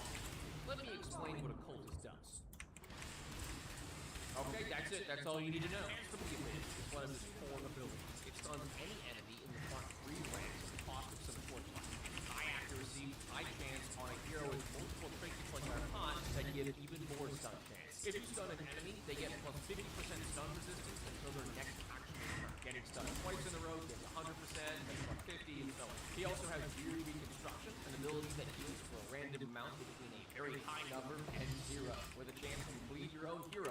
This can crit for 0 points of healing and bleed you to death. Newer players make the mistake of seeing Cultist as a healer, but he's really a debuffer who tends to have a heal. Also, he speaks Rylahian language, has overpowered pocket sand, and stole/bargained all his powers from the Shambler, whom he has a love-hate romance with. Anyways, Apprentice Necromancer is dead, and our Hamlet upgrade is going really well. Level 3 guild means level 3 abilities. We recruited our second-to-last hero, Musketeer, and our trinket stockpile has grown from nothing to all of this. Also, I didn't know where to put this, but Musketeer and Arbalist are basically the same thing. They have all the same abilities, but renamed, and their trinkets do the same things, but are still specific to one of them. So I count them as different for the sake of the challenge. Here's the Butcher's Circus, where you can see Arbalist and Musketeer as distinct characters. Same abilities, different heroes. So you might hear me refer to them interchangeably. By killing the Necromancer, we can now fight the Prophet, the second boss of the ruins, which means waiting until he too rolls a good trinket reward. By the way, the cauldron that we worked so hard to get, yeah, there's one in the shop now. It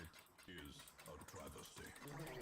I'm gonna go make myself feel better with some mushrooms. Not the hallucinogenic kind, the kind with skulls on their body that try to eat you. This is our first mission in the well, which is basically an overgrown forest. There's lots of blight and diseases, but it's the easiest defense area because the enemies barely cause any stress and have the punching power of a patient airplane. Who would win, rabid dog or fridge? Back to the pit. Some light grave digging later, and I follow the ground up with the Warrens on another forefront. Hard skin! Oh my god, yes! I've been waiting for some good trinkets to roll our bosses, and hello, amazing Flake Dr. Trinket, and awesome Highwayman Buckle, both of which I'm passing up for a third trinket, some guy's finger bone. This is a Crimson Court trinket, the highest rarity in the game. Each hero has 2 of these, and equipping both with a set bone. Siren's finger bone is a jester trinket that gives plus 3 speed and 20 dodge in the front rank. This is how you turn Jester from solid support character to carrying the whole team alone. It also means we need to enter the courtyard, starting with the first mission of the Crimson Court.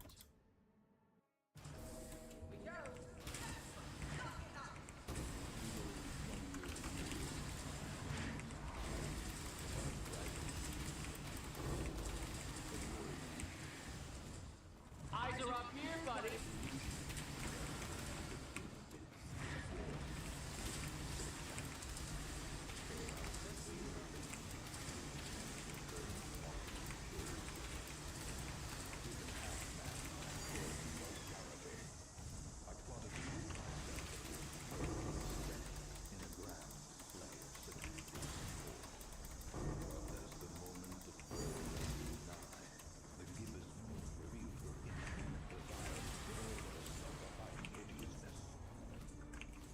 Crimson Court functions very differently from the other dungeons.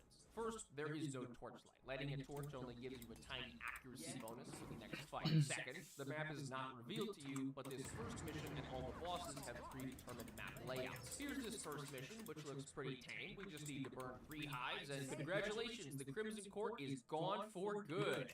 Right? Half insect servants make up the rank and fodder here, supported by vampiric mosquito nobles. It also introduces the Crimson Curse. Getting hit by certain attacks has a chance to infect your hero with what is basically vampirism. It's incurable, and gives them a craving for the blood. That's right, not just any blood, these blood. A special item that you can pick up to feed your current hero, or consume it during expeditions, and pass the account. So without the blood for long enough, they'll waste away and eventually die. I'll explain more about the curse later because somehow nobody in the entire first mission got infected. Just know that it has significant downsides and upsides. Now that I'm done yapping, I hope you remembered that movement trinket, because if not, you are so screwed. Maybe you expected the first mission here to be easy.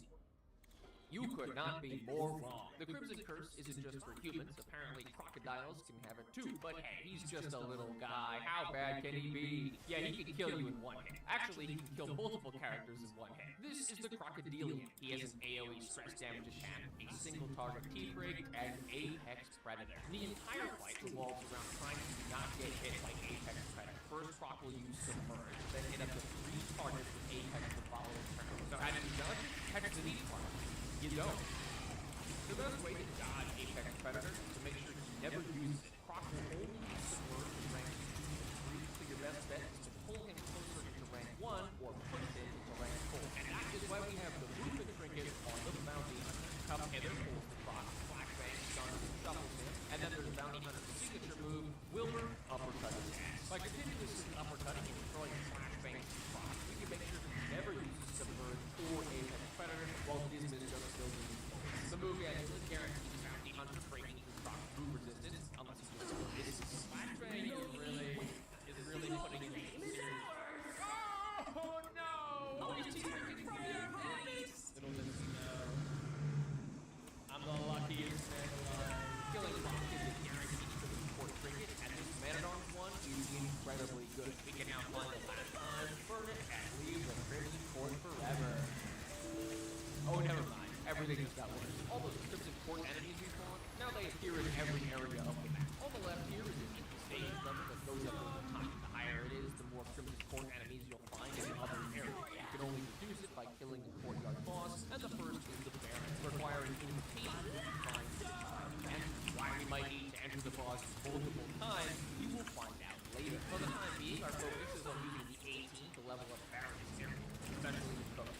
Surprise, surprise, our very first group of enemies is the Bloodsuckers, infected by Bounty Hunter with the Crimson Curse. Oh no, he's infected with a disease that increases his speed and his damage, and makes him immune to all other diseases. Yeah, as long as we have the blood, Crimson Curse isn't really that bad. Its first feature is probably the random actions that can make our hero hate, but even those are pretty rare. The veteran version of the code just has tougher enemies. I didn't mention that the code enemies of Eldritch, which is one of the turn from the giant crab person. We completed the veteran code just in time to get Town Master level 8, meaning our roster of 18 heroes is now complete. That means no more recruiting heroes, and hopefully no losing them either. I took him along with some other low-level heroes, apprentice potion, make money, and make money we did. I got to the end missing one group to complete the mission, forcing me to walk all the way back. Just in case I get a hallway fight.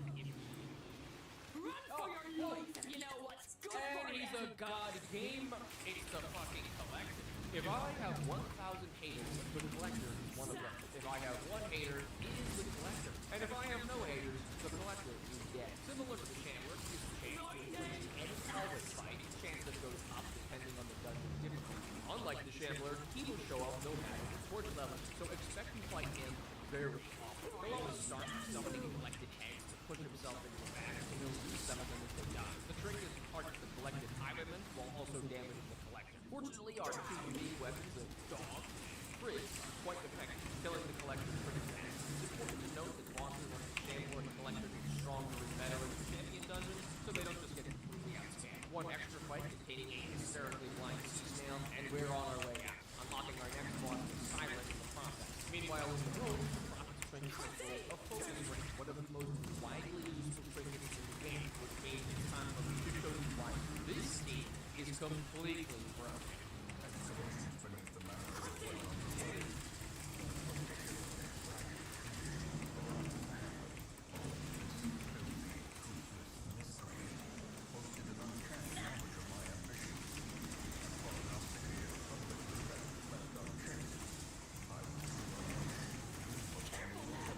The Prophet will mark random positions at the start of each round. Then at the end of the round, Bubble will drop, dealing massive damage. Heroes like Man-at-Arms and Outmasters can guard other heroes to protect them, but there is a much sillier strategy involving the Leper. Leper has one of those Dunning-Kruger curves. He can start elite, good, evil in the middle, it's bad, and evil at the end, no he's plus. It's not because of his damage and tankiness, it's due to one ability that is the most broken in the whole game. Intimidate. The hardest part of the dungeon is actually getting to the boss. Our composition isn't good for most fights. Even if the first group feel in trouble, yet I still feel bad for the last both battles. I saw for 7 consecutive turns, firing a billion flares to deal threats. Quote someone wise, I fear not the man who has C-shotted 10,000 bone rabble once, but who has C-shotted one bone rabble 10,000 times. At the door before the Prophet, I have switched my abilities to follow. Intimidate, Weakening Curse, Depressing Fire, and Smoke. Intimidation is a leper ability that can only be used from rank 1 and target any enemy. It removes stealth, steal speed, and most importantly, decreases enemy damage and stats. Although this Weakening Curse decreases damage even further, we can spam both on the Prophet every single turn of the fight until the ceiling falling down moves from 20 damage to 2. This is of course assuming because Smoke Screen and Suppressing Fire drop enemy accuracy so massively, 90% of his attacks is enemy. 14 turns of smoke inhalation and he dies. We completed the boss, but I did decide to backtrack and do everything in the dungeon with a 0 point plan to maximize our earnings. Another boss finish and focus range. Triggers that increase accuracy are absolutely nasty. Enemies tend to scale their dodge in later dungeons, and at least a 50% chance to hit means a 100% chance of eventually disappointing. The 18 exhibition is back to the code. This time this is 18 when all has given activity. Links and quarrel and decided sealing is bad, all the while bounty hunters spend 20 turns uppercutting a single POE guardian so they can stall for strikes. As we roll into week 20 of the campaign, I hope you don't mind if I go a little out of order for the next 10 weeks, because it just makes sense to talk about one specific boss before all the others, especially because we're now moving into the new rolling boss, the Fanatic. Darkness Dungeon is a game and setting with love-crafted horrors beyond comprehension, and the scariest boss is the regular fight. When the Crimson Court infestation level is medium, he has a chance to appear whenever you bring the Crimson Gear infected with the Crimson Curse to which he did. Now, I could try and explain why he's strong in words, but I think it's better described first with the soundtrack.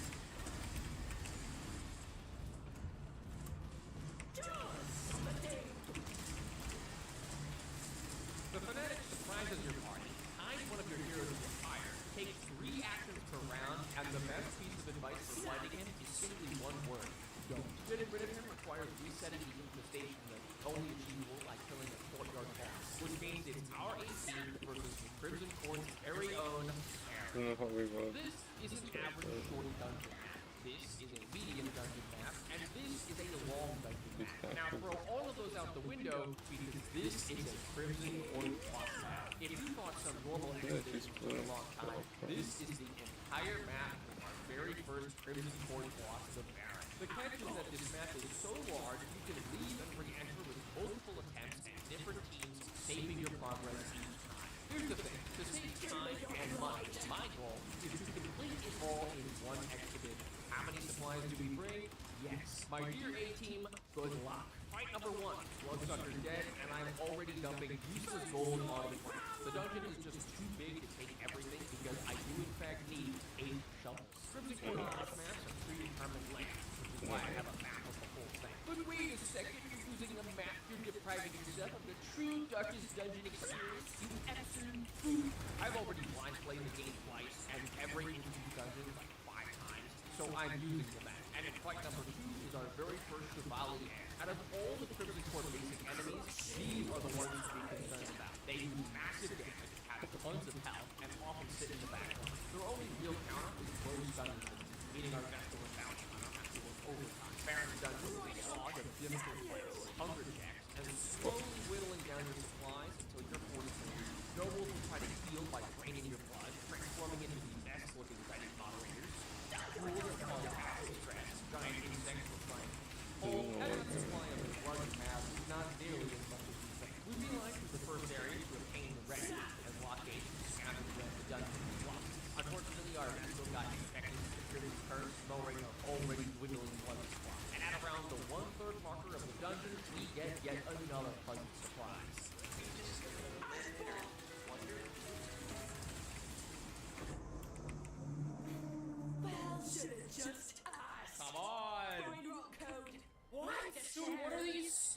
these. None of them have landed. I'm a gambling man. Okay, well, I should have gambled a little better. It's only got 70%. It's not that high. What? That was the 5% resist. I'm a gambling man. I love to gamble. What can I say? I love to gamble. Come on, he's so close. Oh, yeah. Ooh, well, it's a good thing the dungeon is a breeze from here because we fought the hardest enemy. Oh my god. Yeah, the Crimson Court does not hold back punches. When you start a new game with Darkest Dungeon, it actually recommends you turn off the Crimson Court for your first campaign. Honestly, great call. We paved our way south to get the blue key, 8 even more rich mosquitoes, and backtracked all the way to the top to unlock another gate. What could possibly be left in this dungeon that's hard besides? What?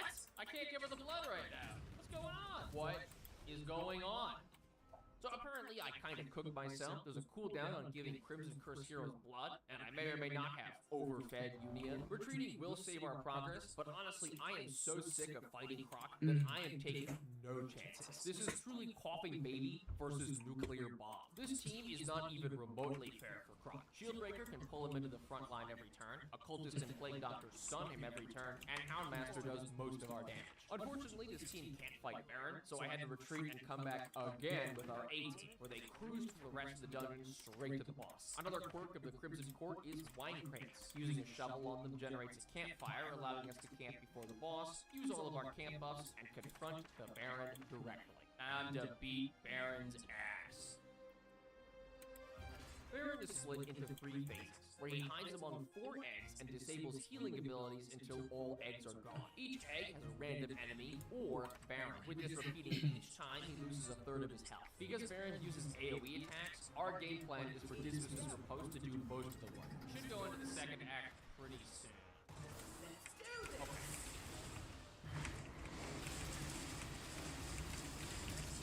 Hey! Dude, I need to land a sun someday. Oh, he's tried his best. It's just his best is unfortunately not taking that into account.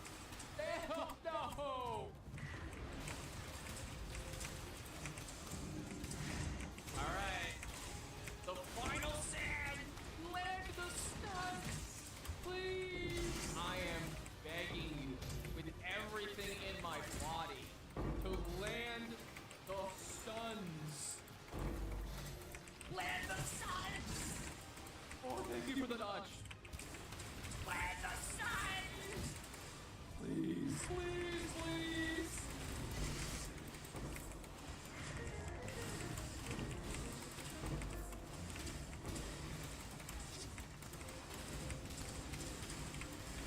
This thing sucks, but at least by killing Baron, we get a lot of my character of Crimson Curse and unlock the next boss, the Mist, plus reset the station level. In terms of remaining apprentice bosses, we just have the Siren, Ground Crew, Flash, Brigand Counter, and Hag. 5 bosses until apprentice is done.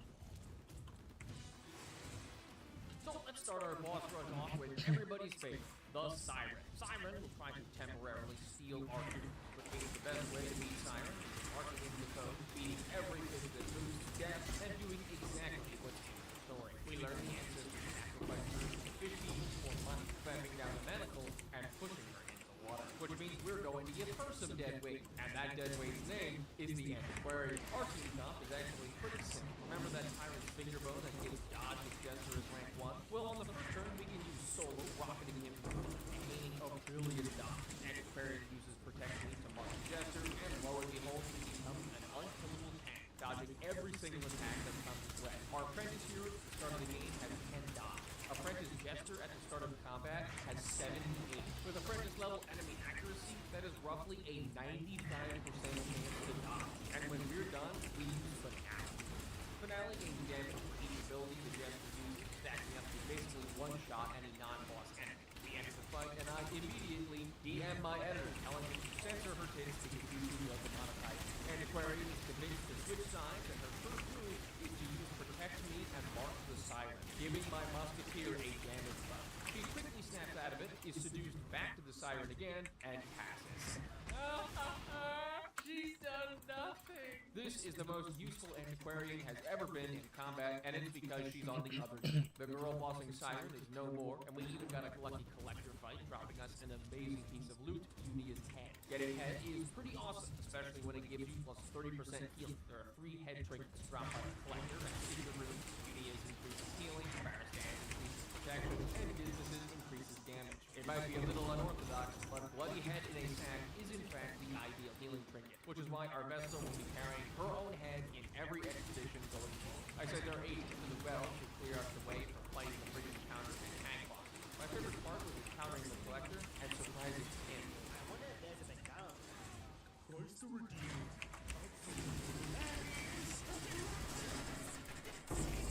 I tried the same thing in the ruins and was met with what we call a darkest dungeon. Ow? What the hell is this? This was the first room of the dungeon, and I had to retreat. The well is a much easier veteran dungeon, besides the flight of giants, of course. But the well is also a very important dungeon for our challenge, and poses one of the run's biggest problems. As I said before, we're limited by too much experience. Even before starting the tutorial, I realized this would be a problem for Frankie's fault. To the point where I wasn't sure if this was possible solely because of that. But then a hero arrived, and his name was Nainato. He first joined my stream and saw I was doing Nuzlocke, and revealed that he was one of the main writers of the Darkest Dungeon Wiki, and had already done countless other challenge runs of the game. This man is basically Stephen Hawking of Darkest Dungeon, because without him, this challenge would have never known some crucial information. Early on in the game's history, Darkest Dungeon was very different as we know it now. Stress only went up to 100 with no heart attacks. Enemies didn't make corpses, and stalling rules for reinforcements didn't exist. Eventually that would change, with stalling on enemies forever made the game laughably easy and boring, but the developers kept in one kind of exception from that series of games. Stalling rules don't apply if you have less than 3 heroes. But maybe not looking what to be done there, because our next boss is a boss that throws 1 hero in dispute every turn, cooking them until they reach death's door, and repeating this on your entire team. Except you can get around this entire mechanic because she doesn't use it if you only have 1 hero. To beat an entire dungeon, save us 1 XP to continue to run and slay a legion of monsters we use an army of 1 single.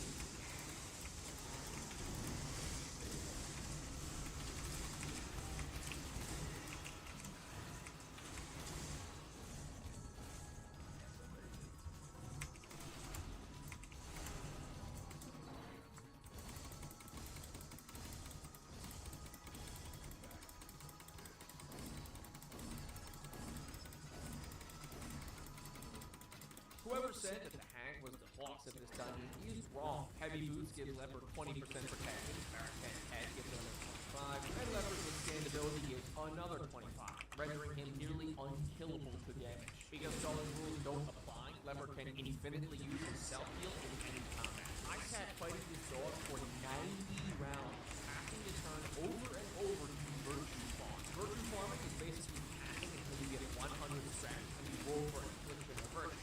Get affliction, you stress yourself back down to 0 and restart the process until you get a virtue. Before you say anything, yes, this is probably a form of imprisonment. The enemy stares at you, fully aware they are going to die. Their jail sentence is equal to your free time, and unfortunately for them, I am unemployed. And once Leopard turns vigorous, nobody could stop him.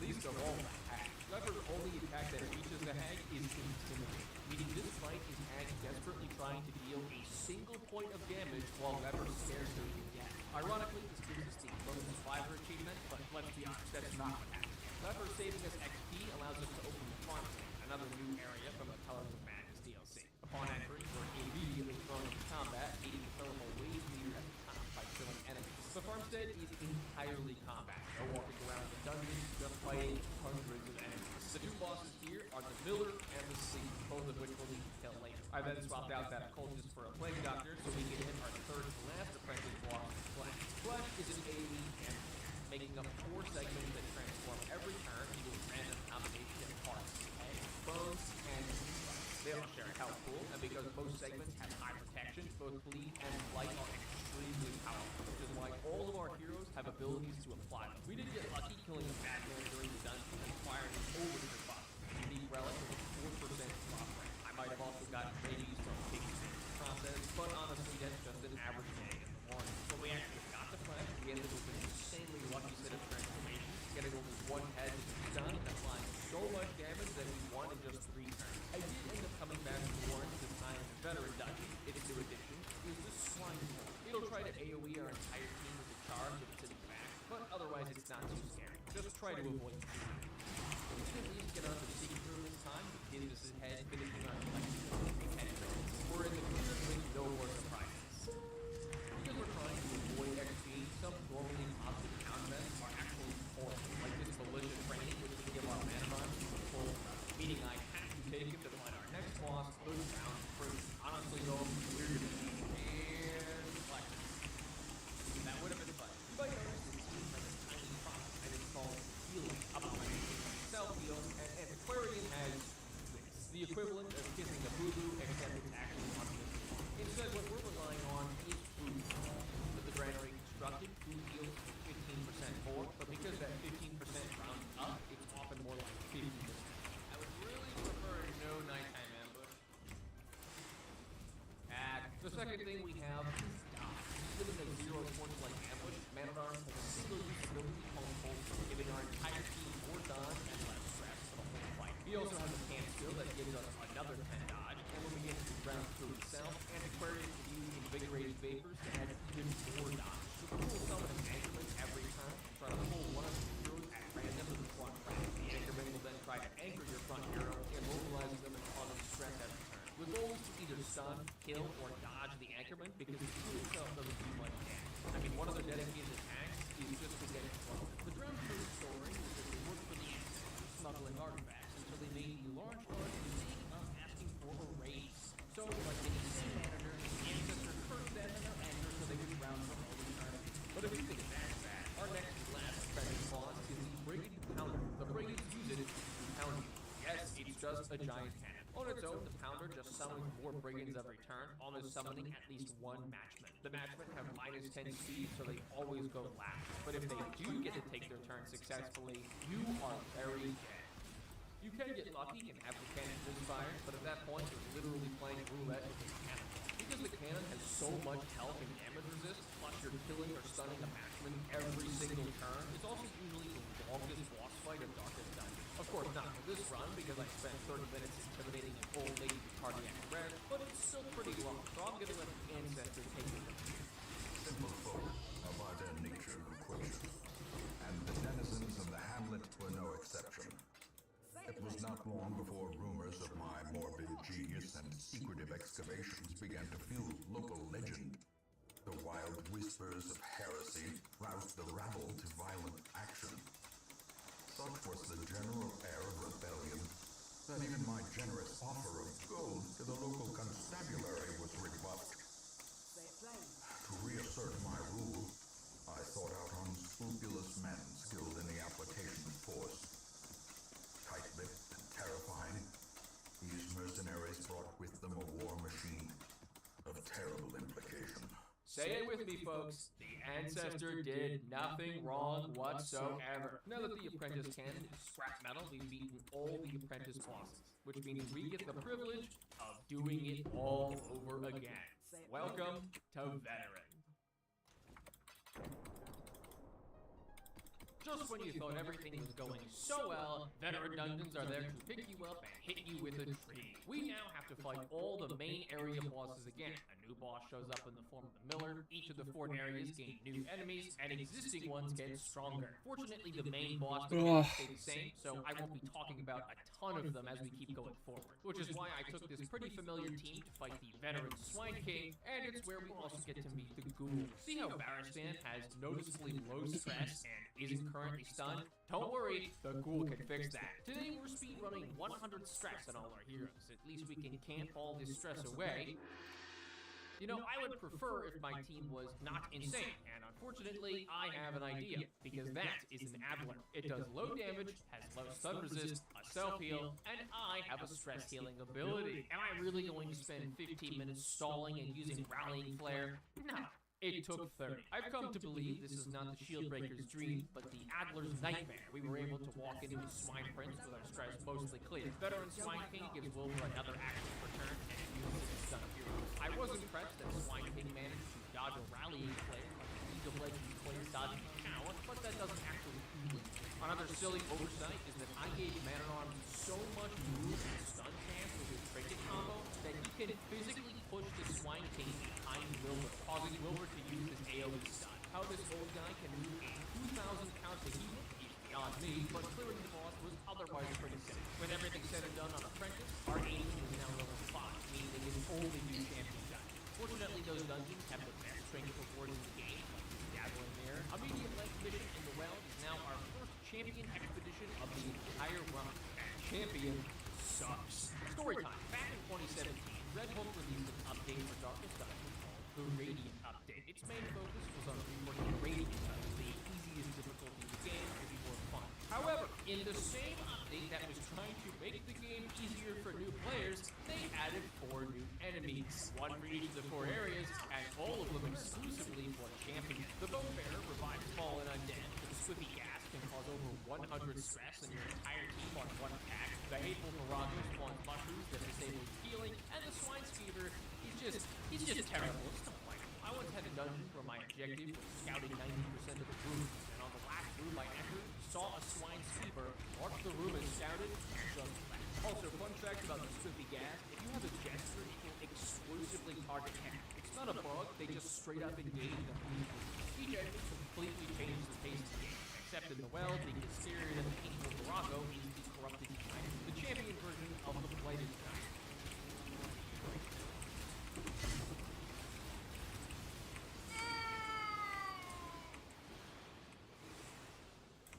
Wait.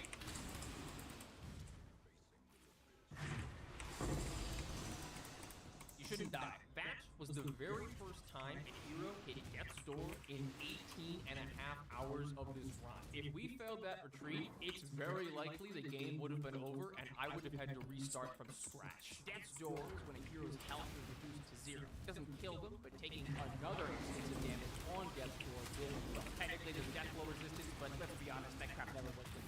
Healing a hero will bring them off death's door, letting them take damage again without dying. The reality is, if I don't have an answer to the giant, I cannot enter the champion well. Not only that, but in all 4 areas, we now have to deal with champion bandits too. On the very same run, I took a 23 damage swing from a regular dodge. As we enter the higher level dungeons, a lot of the difficulty shifts from the bosses to the dungeons themselves. Take Swine King for example. We can build a team to beat him easily, but we can't build a team around randomly getting surprised by a 4 swine stack. Bounty Hunter has officially outlived his usefulness on the A team, which is why now we need Man-at-Arms to replace him because we need a hero that can guard. Volt is still on his 40-week-long union mandated break, so we do have time to level him. Ironically, we even got a town event that gives a level up to any idle Man-at-Arms at the end of the week, which is actually horrible because that much XP would prevent us from fighting veteran bosses. I decided to take him and a dodge stacking team to the farmstead, where we have to find one of the hardest bosses yet, the Miller.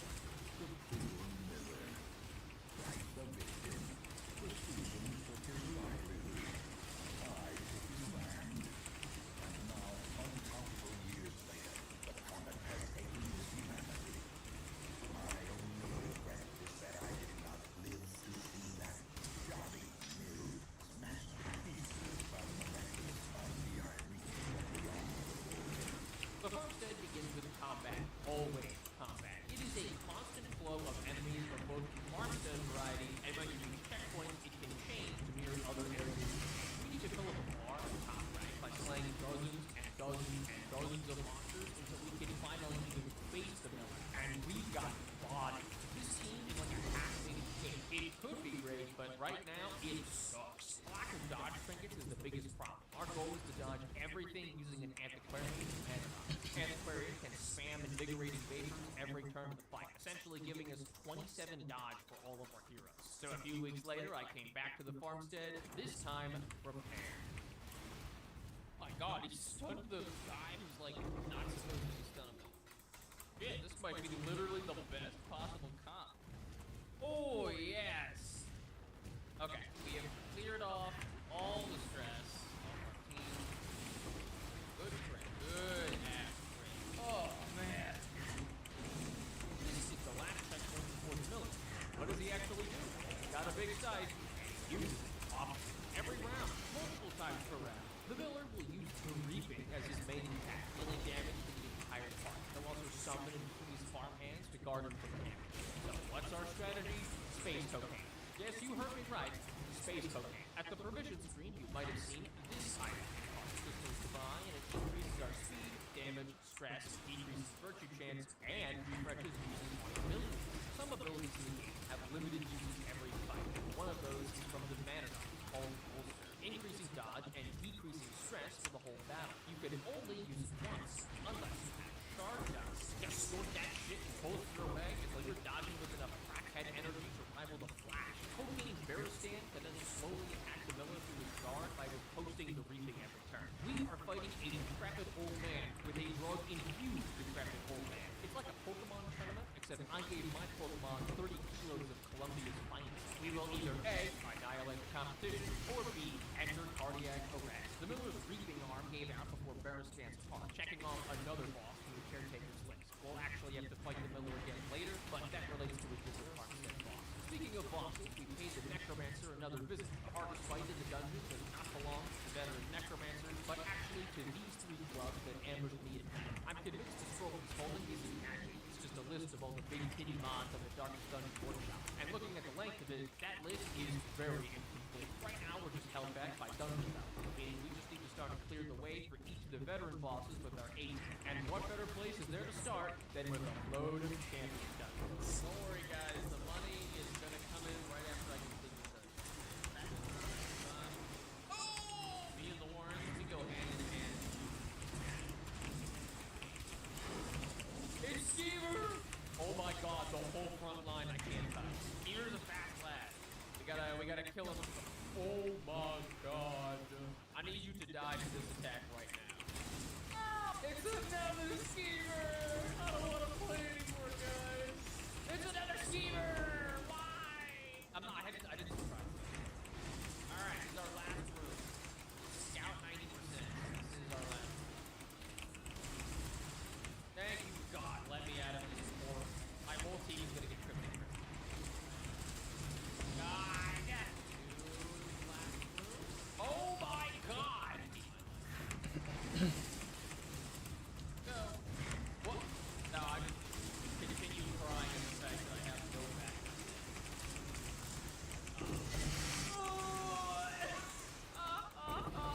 Come on, man!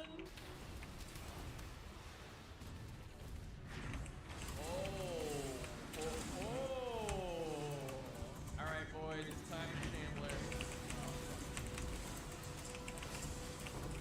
Excellent work. Oh my god. No! Wait, what? Yeah, but you have to not die.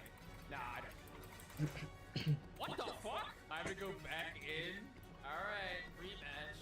Got 2 virtues, so... okay. Oh! Another one! Done 2? Done 2, baby! Uni's okay. Even if she gets 200, she won't. Dismas, you are my king! There is no God. Damn it!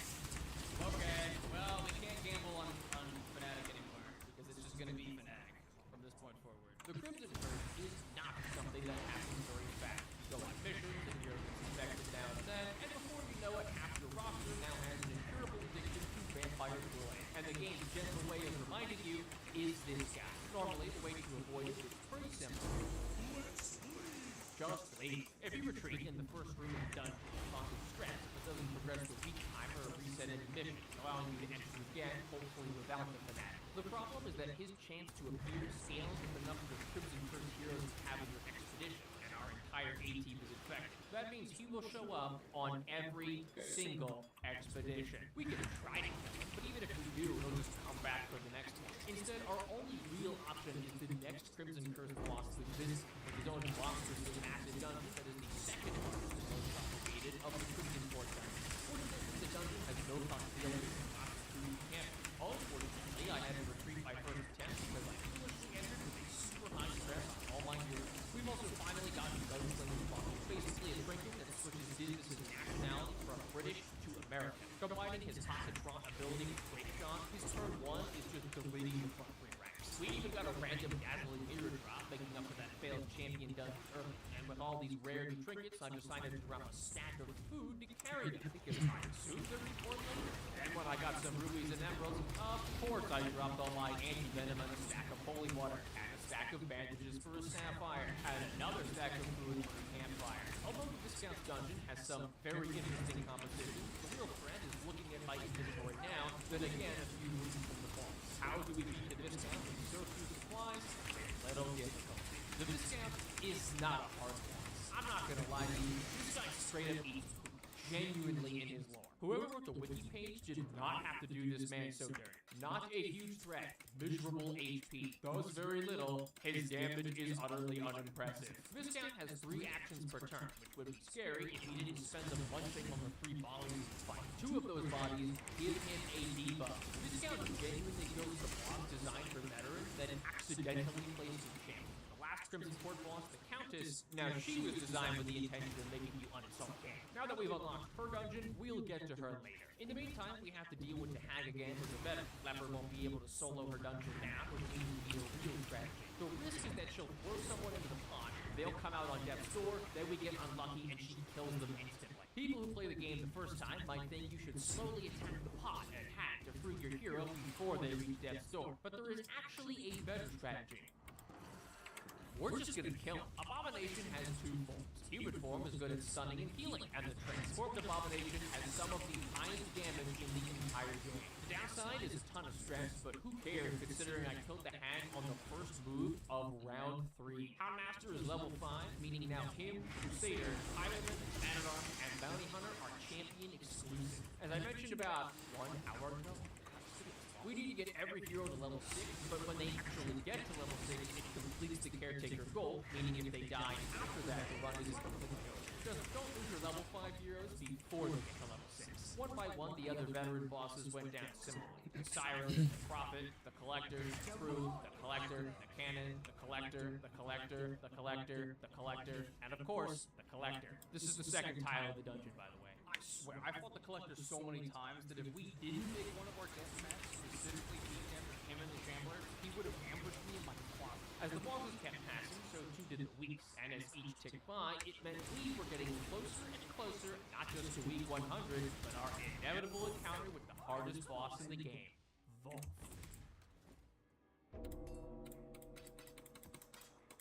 Flames on the horizon. Sulfur in the air. The wolves are at the door.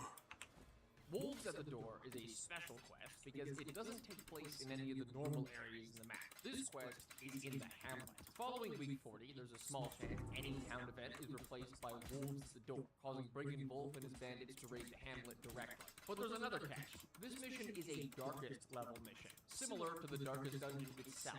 In the Darkest Dungeon, retreating works a little differently. Instead of everyone escaping with some stress gain, 3 heroes escape and 1 is sacrificed at random. Besides the Darkest Dungeons, the only dungeon in the game to have this rule is Wolves at the Door. That means we either kill Wolf or lose a hero trying. Alright, boys. We're headed in. You're not gonna go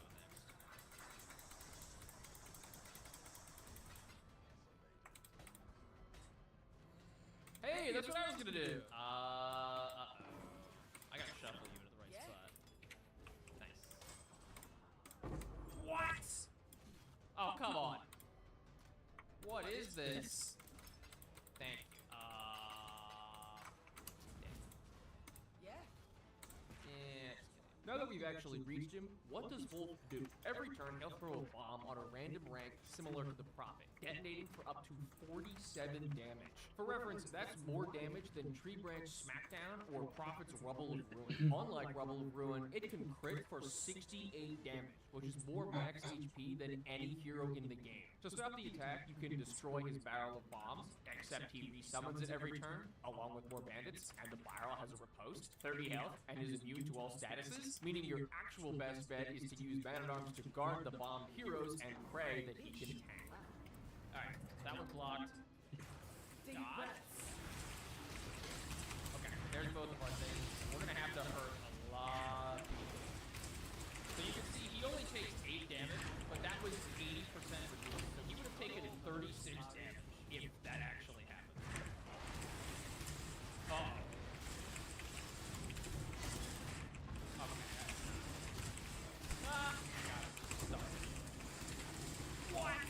damage plus 50%.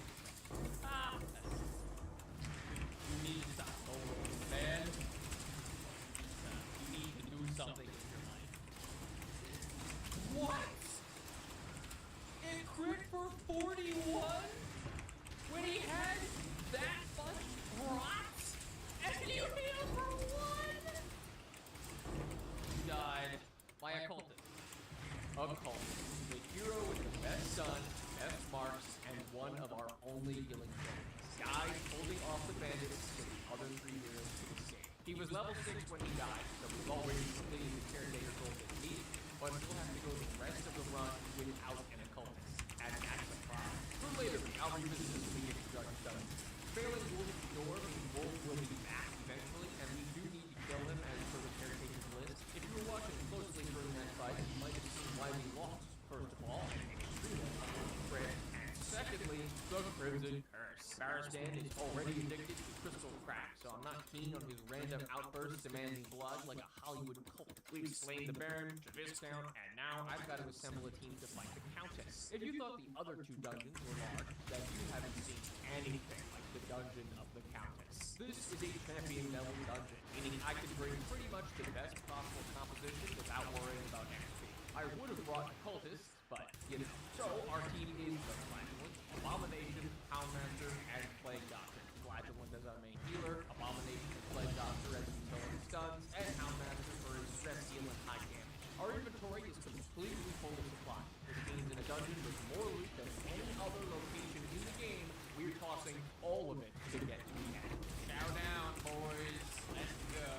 Stress, stress, and even more stress. That's the name of the game after the beginning of the dungeon. Houndmaster stress heal is chance fade, but we can heal up to 6 stress off the whole team each use, letting him still most of the stress used after the first fight. I think he could theoretically get a crit for enough damage. Wait, what? We've been here for about 10 minutes, and everyone now has a critical stress, meaning there is no time for anything other than beeline to the yellow key because I don't have enough blood. For as complicated as the Countess's dungeon looks, most of it is optional, like the crocodilian at the bottom, and extra crimson court trinket on the right, meaning the actual act of getting to the Countess seems pretty easy. Plus, this team is just monstrous. You think you're safe in the back line? Motherfucker, you ain't safe. You ain't safe back there. You're gonna be dead turn 1. You're gonna be dead turn 1. Oh my god, it's evil. Counter bottlenecks are competitive teams. He's a size 4 enemy, taking up the entire enemy size, with 3 distinct phases, all of which are categorized by very important levels. Thirsty will have her use love letter to make it dealing huge damage when you attack. Sway with me inflicts stumble, making you hero change positions randomly every turn. Meanwhile, during her cluster phase, basically our break, she gets only 1 action per round and doesn't do much. Then she takes off the Instagram filter with Bloodlust phase, dealing insane damage, healing, stuns, and 4 actions per round. To most teams in the game, the Countess is not a fair fight. There is not a composition without Manadons.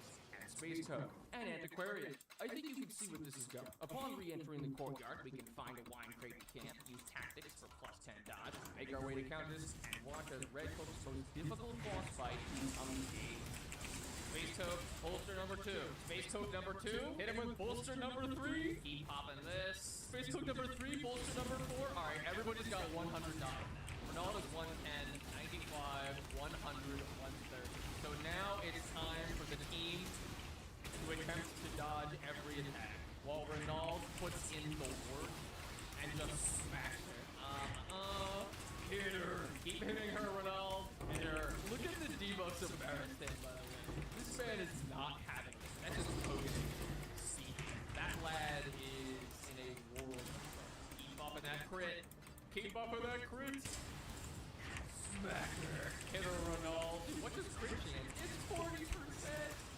Look at this. Oh my god. Ronald, it's up to you, buddy. You gotta finish her. Nice. Oh, you think your momentary exertion will save you? Obliterate. The Countess dead. You activate the entire Crimson Court. No more permanent Crimson Curse, no more Master Maze Mask, and no more risk of the Fanatic. So what better way to celebrate than by immediately going for the last boss of the boss stage. But you might notice something. There's no boss item. Only mission for endless level, which is sequence. And the final boss of the boss stage is the sleep, a cosmic meteor creating the whole time distortion of the place to begin. You can only encounter the sleeper by getting far enough in endless mode, so we need to bring out the OP endless game. To kill the sleeper, we're going to use the exact same dodge cheat we use with the counter, but we still need Manrons and Aquarians plus now 2 other people. Someone who can heal damage and stress, plus someone who can do tons of damage to get the endless portion. And I know the perfect duo. Renault actually has both a stress heal with an inspiring cry and normal one with battle. So he's actually our solo support. Jesus, on the other hand, has a gun, grape shot, and his own head. In our quest to fight the sleeper, he only has one job: shoot everything.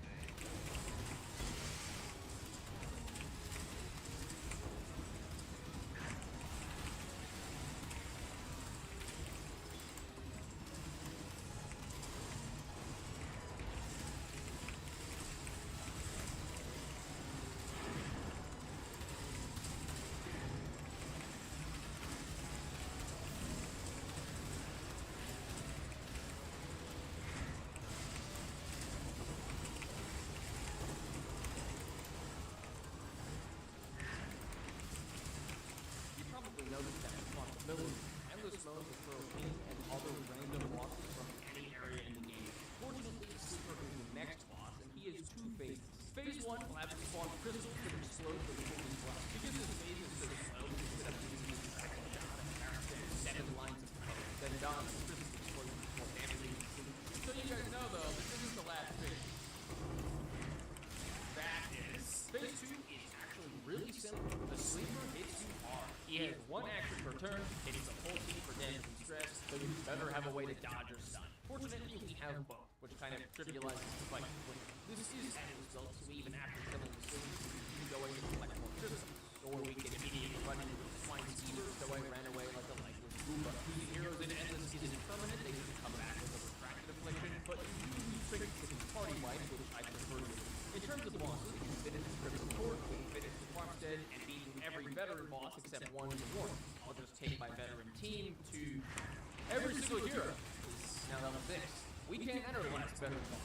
I have been grinding for almost 40 hours at this point, and now the only thing standing between me and a chance at a completed Nuzlocke is one veteran boss, which is why I have a plan. There is only one thing in the entire game that can save helping, and this is a town event that removes level restrictions for 1 week only. It's not guaranteed to happen, and it is week 83, and our Blood Moon time limit is 100 weeks. However, something I never mentioned is that Blood Moon's 100-week time limit is for beating the final boss, not for completing a campaign. That means if we complete all 4 levels of the Darkest Dungeon before week 100, we can refight Bull and hopefully the last veteran boss after. I was hoping we wouldn't have to do this, but honestly, fuck you, Darkest Dungeon. You had 83 weeks to give me this event, and you haven't, so this is on you. That means what we have left is every area champion boss, and most importantly, the final 4 dungeons of the game.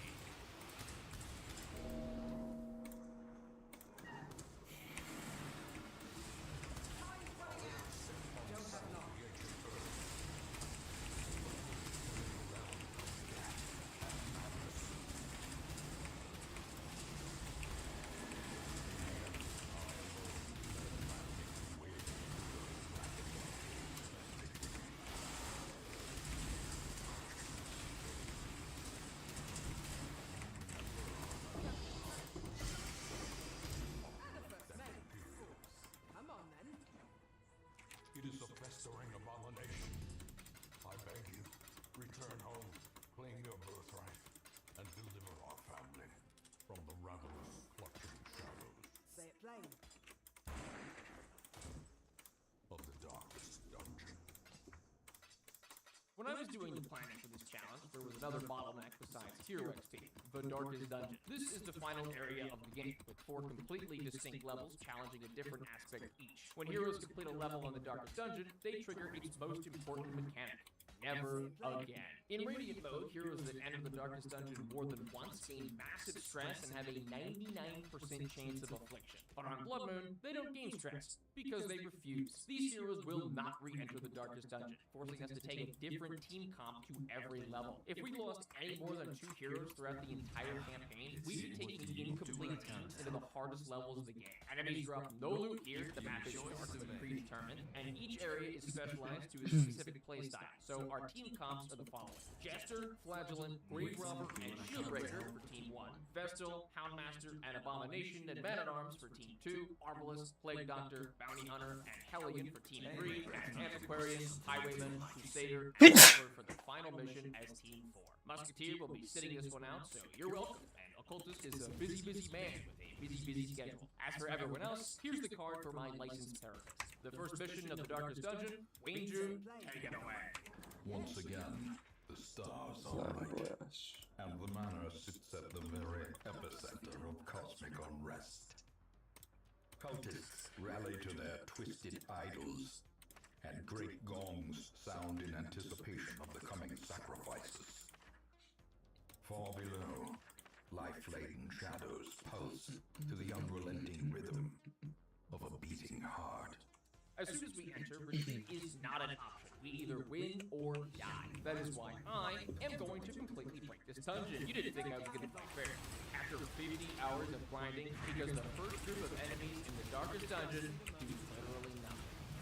These two enemies have a bit of lore. There used to be 3 until Red Hook nerfed them by taking one away. How is removing an enemy nerfed? Because this enemy doesn't attack. Rapturous cultists only heal themselves, others, or guard. And reinforcement rules don't apply when there's 3 or more enemies, meaning people could stall forever and virtue farm on the first group of enemies. Surely taking one away removes the strategy. I mean, you know, not unless someone did something crazy like equipping level 1 abilities throughout the entire campaign that have never been upgraded, such as Expose and Knife Throw, which are both level 1 that I have never upgraded. So they do crappy damage, have extremely low accuracy, and I could spam these to avoid the reinforcement rule of the cultist healing one, which I did for an hour and a half, retreating back and forth between the starting room and the cultist to get stressed, and forcing every hero to go through the 5 stages of grief: denial, anger, bargaining, depression, and finally acceptance. Eventually landing on a virtue for every hero, except the Black. He can't have a virtue because he's actually great. Now we can take on the Darkest Dungeon. Cultist priests are our main new enemy, but my gesture is very funny. Still, even with 3 virtues, it doesn't take much to lose nearly every enemy causes high stress, high damage, or high foe. But our team didn't grind up to level 6 to not be extremely powerful. The downside of our comp is that it's really squishy. Everything needs to die ASAP, or we're at risk of losing a hero to an unlucky crit. We made it to the room before the boss and used our only camp. There are no nighttime ambushers in the Darkest Dungeon, and Shieldbreaker's nightmares can't happen either, so we can spend every red point buffing our team and removing stress. The Shuffling Horde is the first boss of the Darkest Dungeon, and it has a very familiar face. Here he is!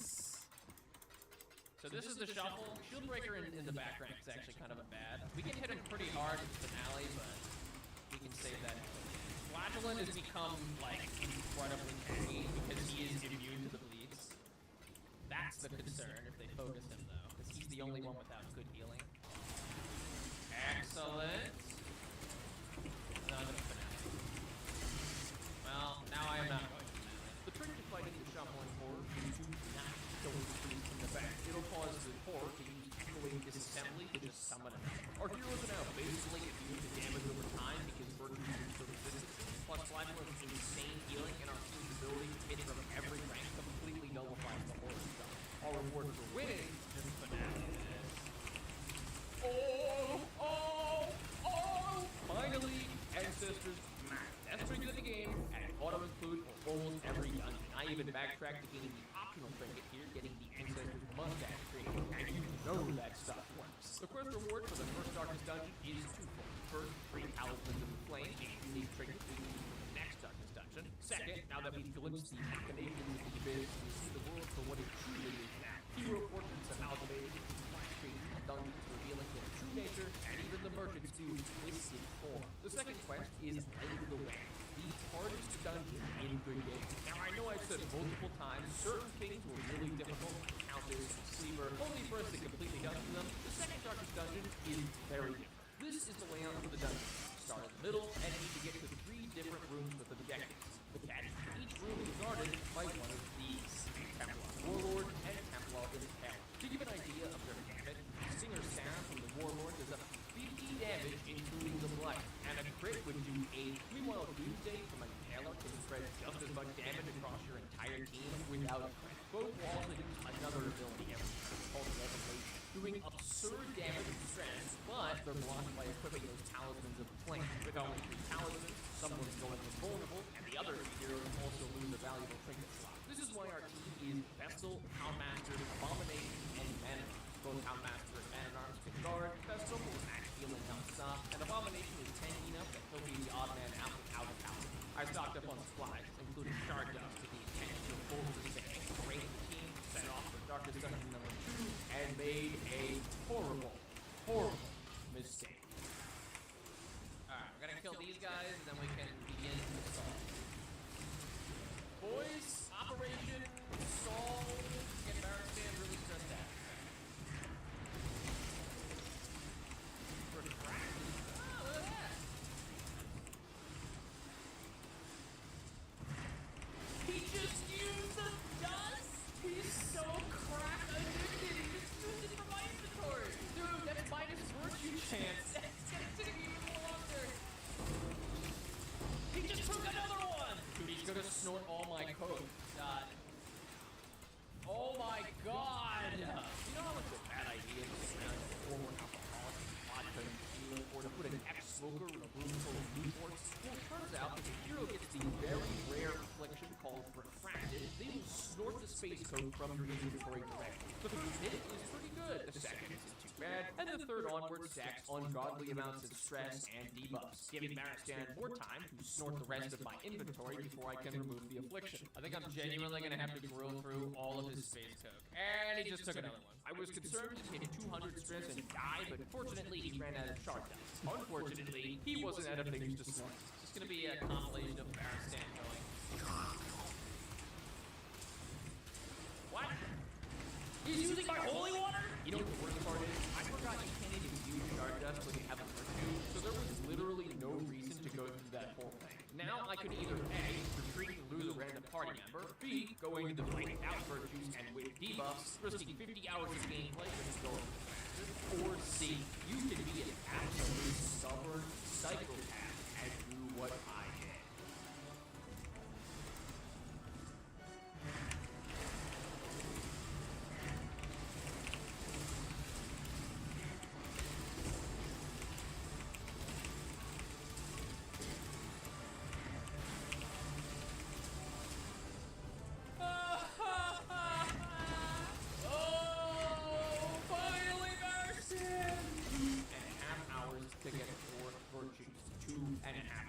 And I'm still a good one.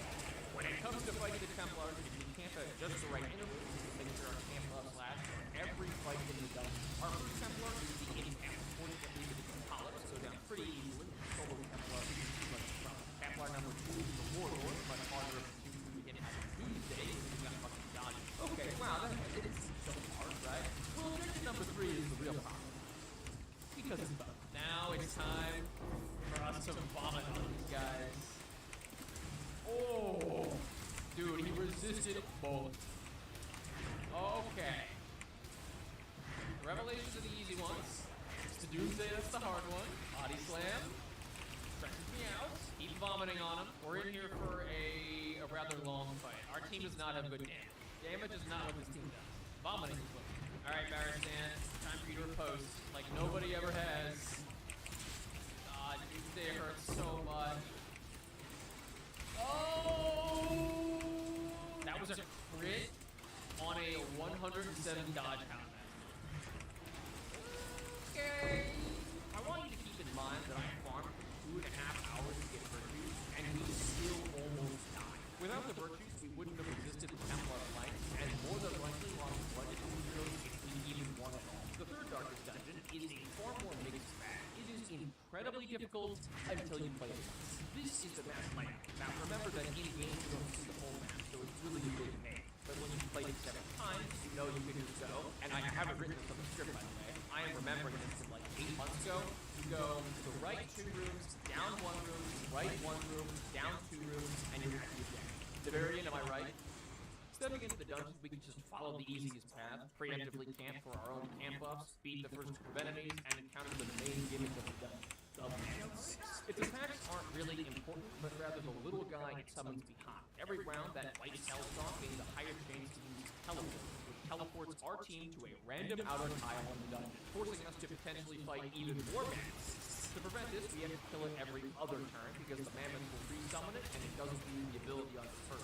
What's cool is you get to use what you learned in the cannon boss fight because it's essentially the same idea. Blade Doctor is amazing because she gets done both enemies at once, and Bounty Hunters can mark, then just hit for a third of its life total. We kill the assist, progress through another few fights, and eventually get to another Templar. Don't worry, this guy doesn't have revelation. The last fight of the dungeon, and it's another mammoth cyst. Our team has almost zero healing because I was relying on the 4 camps we get, so we did get pretty low towards the end, but realistically this fight isn't very difficult if you don't get teleported. Darkness Dungeon 3 complete, which means there's only one left to finish off the last area of the game. Our final team, Renault, Disbus, Antiquarian, and the Leper. For those of you familiar with this fight, you know the choice we have to make. To those of you who don't know this fight, I'll let the ancestor take it from here. In all my terrible researches, what I sought was a glimpse behind the veil, a crumb of cosmic truth. I found it here, and in that moment of brain-blasting realization, I ceased to be a man, and became a herald, an avatar of the crawling chaos. Life feeds on life. Yeah? In your petty pursuit of family redemption, you consume those who rally to your cause, and in so doing, you strengthen the thing, accelerating the end. This is as it should be. It is why you are here. We are chained here forever, you and I, at the end of the world. Free yourself. Rouse the thing and embrace the ineffable cosmic hideousness that lives within us all. You still foolishly consider yourself an enemy. I know better. And I will show you. So we can't kill the ancestor himself. We have to kill the reflection. Protect up, boys. Antiquarian, dodge us up, baby. And now it begins. So he's gonna keep reproducing. Getting crit is bad.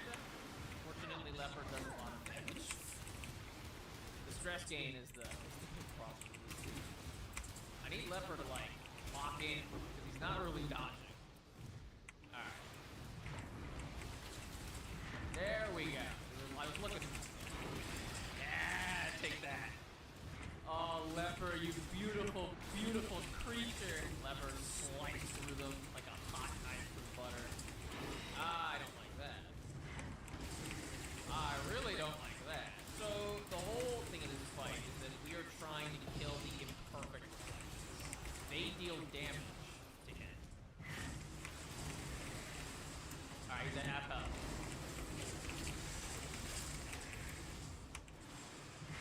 Ooh, we got all of our false, all of our imperfect reflections. Okay. Nice. Alright, Leper, I need you to go, and I need you to use Intimidate. Excellent. He's big now. Tiny guy is big. I repeat, tiny guy is big. Alright, drop his damage and his speed. So all of his abilities will stumble. We need to spend this time healing a little bit. Healing and stress healing. We're getting yanked hard. Ooh, I don't like that. I actually don't have any good ways to move people. Okay, hit him really hard, Leper. Yes, sir. Ooh, good dodge. Get him. This entire time, the thing our ancestor but of course, he's not the final boss. That fight belongs to the heart of the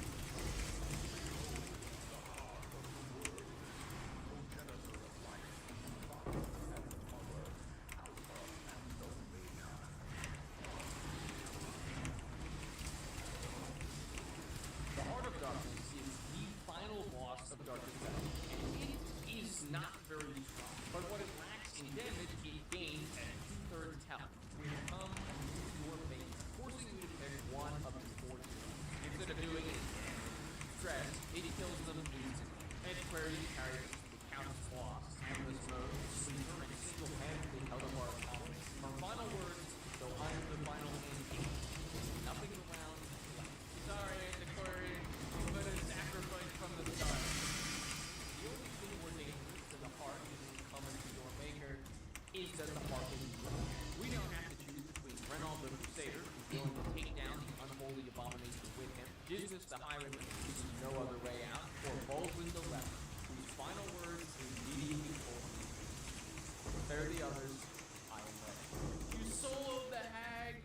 You killed the prophet multiple times. You are our king.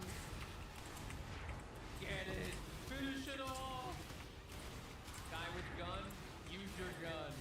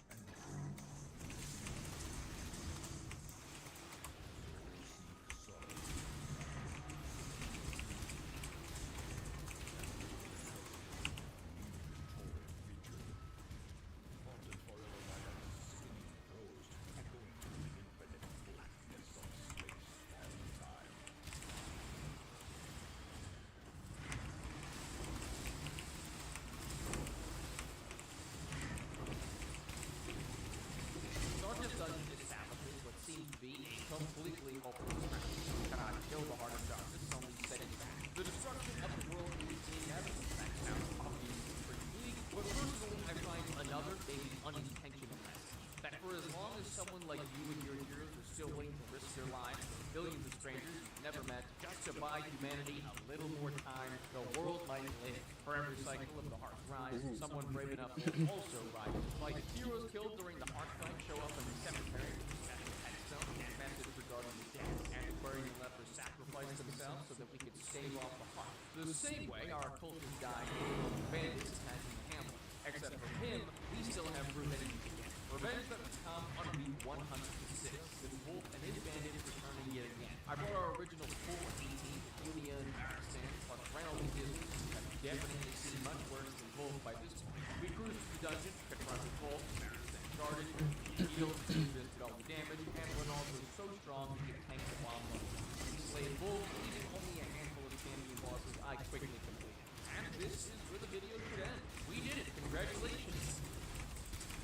Right. I still need to get a helping hand, which means grinding through dungeons for just a chance to get this stupid event. I spent 5 hours trying to figure out the specific mechanics behind progressing weeks faster, because at first I thought it had to do with camping, fighting, quests, and eventually I just asked name not loading again, and apparently all you need to do is use 2 rooms, not including the starting room, and you can leave and progress the week. I need to impress upon you the monotony of entering dungeons over and over again, then immediately leave. At some point, I memorized all the clicks to enter and decline, all the same camp skills, stopped bringing healing to speed up fights, and including a plague doctor because she I got from a tree in camp so I didn't waste a week in the sanitarium. I locked in all the best quirks, and I just got very about the bad ones. Often I would do a dungeon without fighting a single enemy, so I just entered 2 rooms, camp 2 times in a row immediately, and leave. Dungeons are now actually just camping trips. I repeated this for about 17 hours.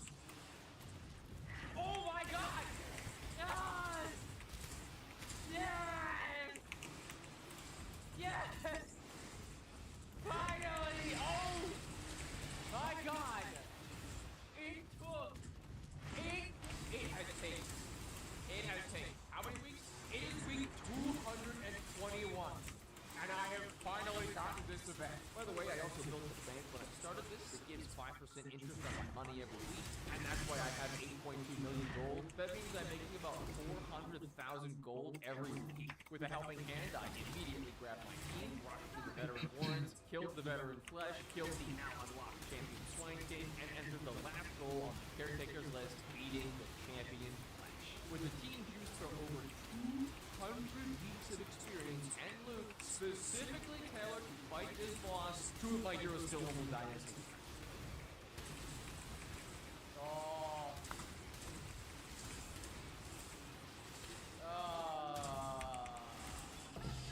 The final fuck you to Darkest Dungeon. I'm dropping the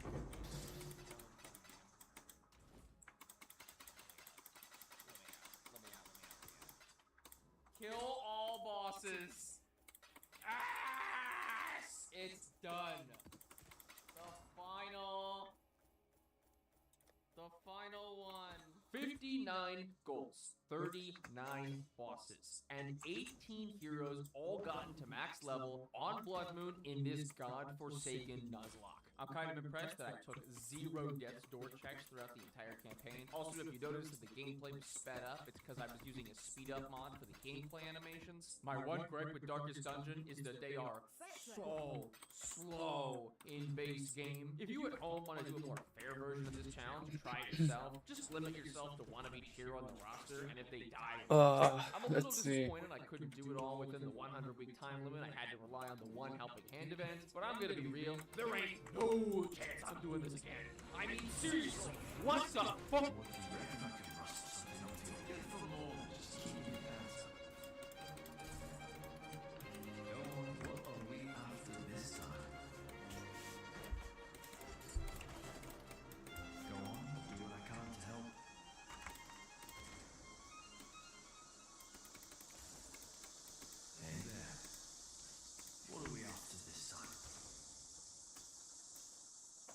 I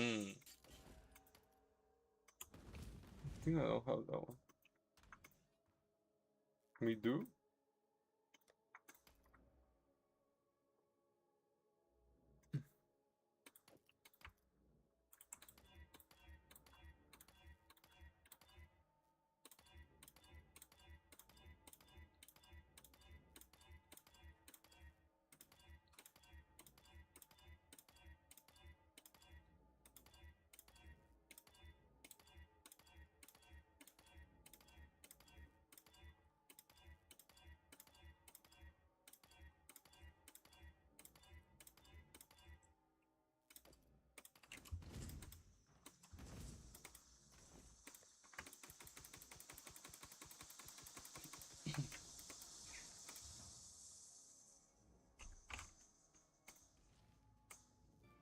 Democratic mayors. It's like, what the f are you talking about, dude? We're f***ing talking about socialized medicine, and you f***ing turn around and you f***ing ask a question about murderous cities and their Democratic mayors. I will fucking, I want to f***ing kill him, dude.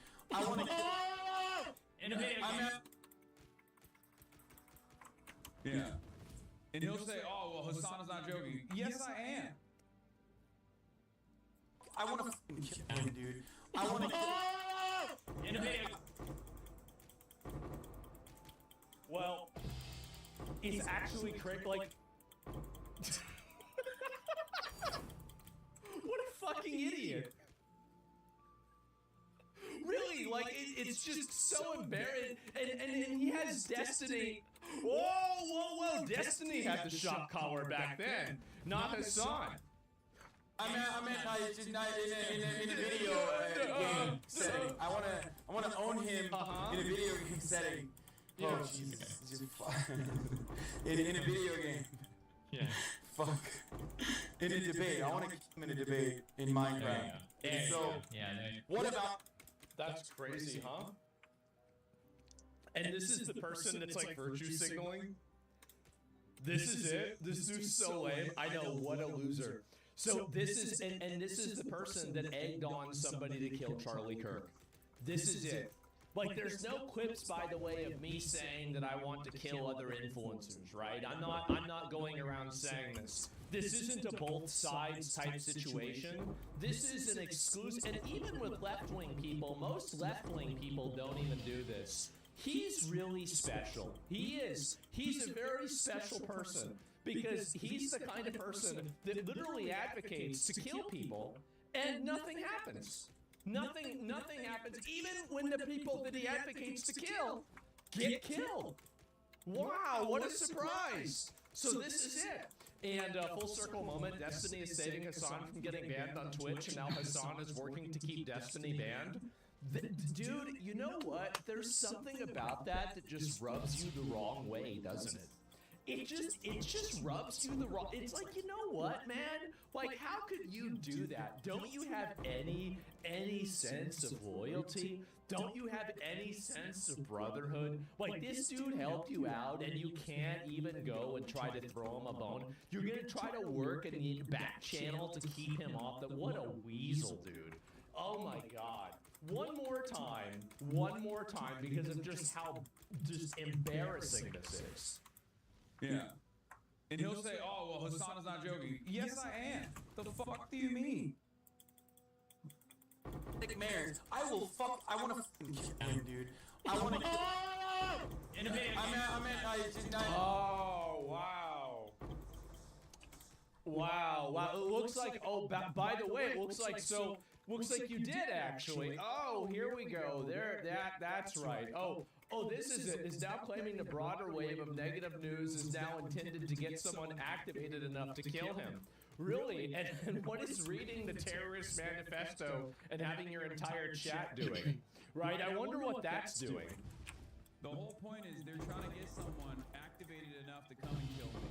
Nobody wants to kill you. The whole point is nobody's supporting this. Nobody's advocating for this. Anybody that is should be banned. Like, what are we even talking about? Yeah, there are people that don't like Hassan. There's people that don't like me too. There's people, like, whenever you do political commentary, you do things and you say things that make people mad. The main person that advocates for political violence, he's projecting, is him. It's him. He's the one saying he wants to kill him, dude. I want to. This is the person. You sure? Yeah, sure. Yeah, there are a lot, like, whenever you do political commentary and whenever you talk about sensitive events, you are going to attract people that have very strong feelings about those events. Whether you are an abortion advocate, whether you're an abortion abolitionist, whether you are, like Martin Luther King, right? He got fucking assassinated. Obviously, me and Hassan are not Martin Luther King. But, this is on the spectrum of activism that, gets people upset. Charlie Kirk wasn't like Martin Luther King, but they shot him too. So at the end of the day, yeah, it's a dangerous profession. It absolutely is. But people criticizing you don't mean they want to get you killed. That's crazy. Get someone activated enough to come and kill me. Right. Okay? That's it. That's it is so that it is a Projection Andy. lesson. A lesson for all to see and hear and acknowledge. There are certain forces you are not supposed to mess with in society. And it's the Jews. Everybody knows who it is. It's the Jews. You can't criticize the Jews, which is why I'm one of the biggest content creators on the platform, and I constantly criticize the Jews, and nothing happens to me. But you can't criticize the Jews. That's right. Dave Chappelle can go up on camera and on stage and make jokes about, well, you can't talk about how the Jews run Hollywood, even though they run Hollywood. Goy slop is being used as a term regularly, but no, you can't criticize the Jews. You can't just criticize day and night. Yeah, exactly. It's getting so bad that I think country number 110 might be Israel. It's bad. Okay, you're not supposed to go after corporate interests that hard. You're not supposed to go after corporate interests. What? What are you talking about? You're not supposed to go after Israel. There's the Jews. It's the Jews. Hard. Your voices should never be heard. Because at the end of the day, people have no problem with your voice. It's the gunshot sounds that are the problem. Those are so. It's the guns and like the shooting of people and the bombs, the explosions.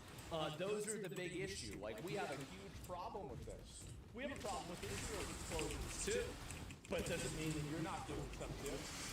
That's right. It's always Israel. Everything. He should be sponsored by Israel. Can you imagine how much money? Like if he got paid money every single time he said the word Israel, that would be insane. Like, think about it. He'd be fucking rich. He could buy the whole website. He could just ban me, right? He could ban me and ban Tectone, ban everybody he doesn't like, keep Destiny permanently dead, just buy the whole thing. I am simply a megaphone. Okay? He's a megaphone. Right. And guess what Hitler was? Guess who the, terrorist, guess who Osama bin Laden was? They're a megaphone. All of these people, every demagogue, every dictator, Stalin is a megaphone. That's probably not a good comparison. I would disagree with Stalin. But the other ones I would not. Very regularly, people are a megaphone for the opinions of the people. But the issue is that you need to have leaders that try to have you aspire to something greater than, indirect terrorism. Like, I mean, I feel like that's pretty low. I am just a megaphone for your anger. I am just a platform for your frustrations. They obviously... Well, I don't even see, what's the argument here, right? It's like you're a platform for people's frustrations, and then their frustrations are they want to get rid of every other race besides white people. Hassan would be saying, well, we should get rid of that megaphone. So, I don't even see how, this isn't even an argument for anything. It's not it's not a minimization. It's just, there's nothing even about this. There's no argument. It's just noise. We're just listening to noise. Can't go after all of us. I think we absolutely can, by the way. I think we should. Absolutely. So what they're trying to do is That's the RICO case that you were surprisingly, very afraid of. That was all of you, right? Because that's racketeering, right? Uh-oh. Take care of someone who is a large enough platform. Right, of course. And so let's go. I'll see if there's any more of these that are worth looking at. I'll go through these real quick. And I saw this.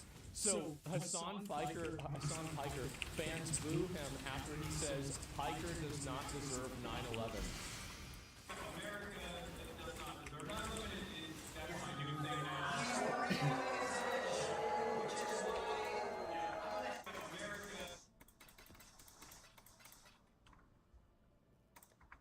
He's just a megaphone. Right. This is your fan base. This is it. This is your fan base. They're booing you for saying that America does not deserve 9/11. This is it. And the reason why they're booing, because they know, you don't frame a picture. It's like what I said. Can you imagine, what was the latest national disaster in, I don't know, an Arab country, right? Some horrible event that happened. Some recent, a Sudan, let's say Turkey. What happened in Turkey? What happened in Turkey? The Turkey earthquakes? Imagine if I had a framed newspaper behind me of the Turkey earthquakes. Didn't they kill 30,000 people or something? It was a lot of people that got killed.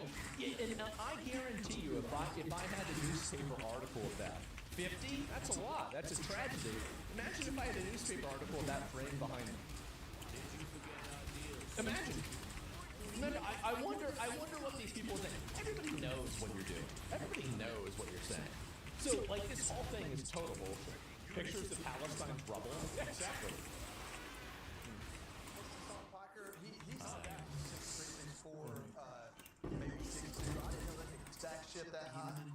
because that's what that is.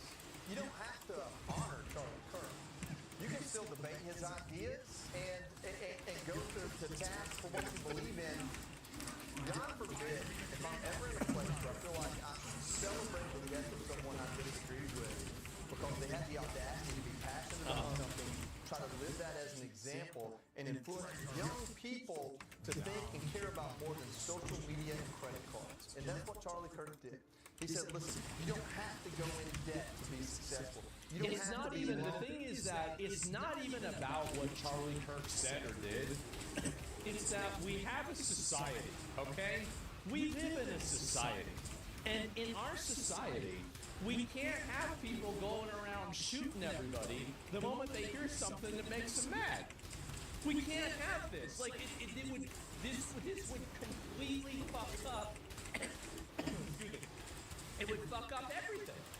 Like, there'd be no way you could have any conversations. You couldn't agree or disagree with anything. It would just be chaos. So it's not even about what he said. It's the fact that you just can't let this happen. To be there is another option.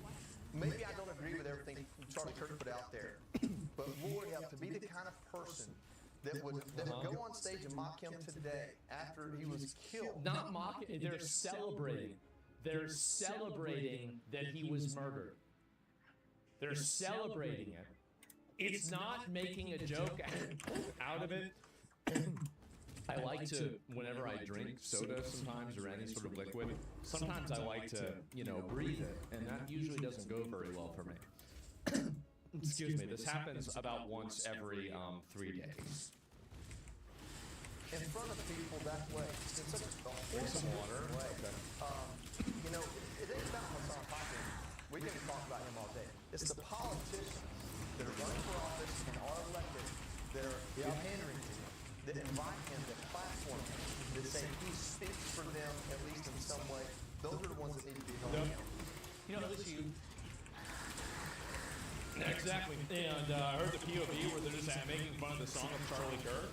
Well, the thing is that whenever you have these people that, like, if you ask them a follow-up question, do you think that he deserved to get shot? A lot of these people are going to give you roundabout answers. Like, anybody who's not giving you the answer no, then obviously you have a huge problem. Like, that's a huge issue if you can't just immediately say no. So if this is more than one word, it's a huge problem. ZZ breathing soda? Yeah, no doubt.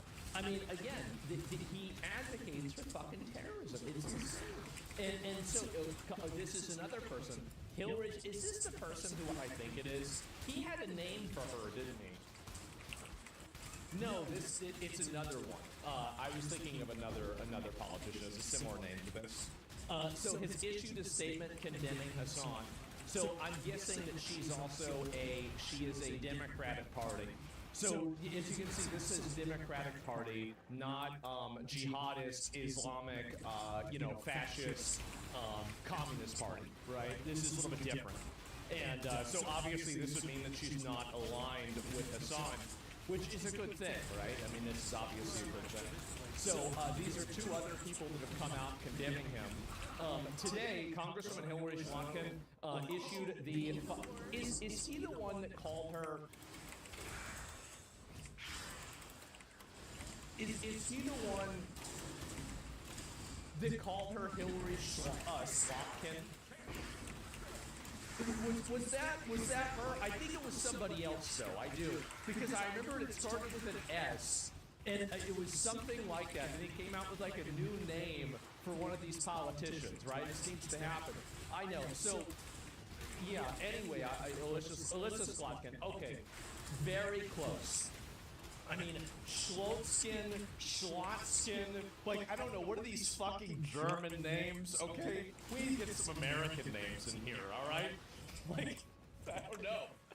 What's an American name? I don't like Davis or something like that, like a Dutch name? Yeah, what the fuck does this even mean?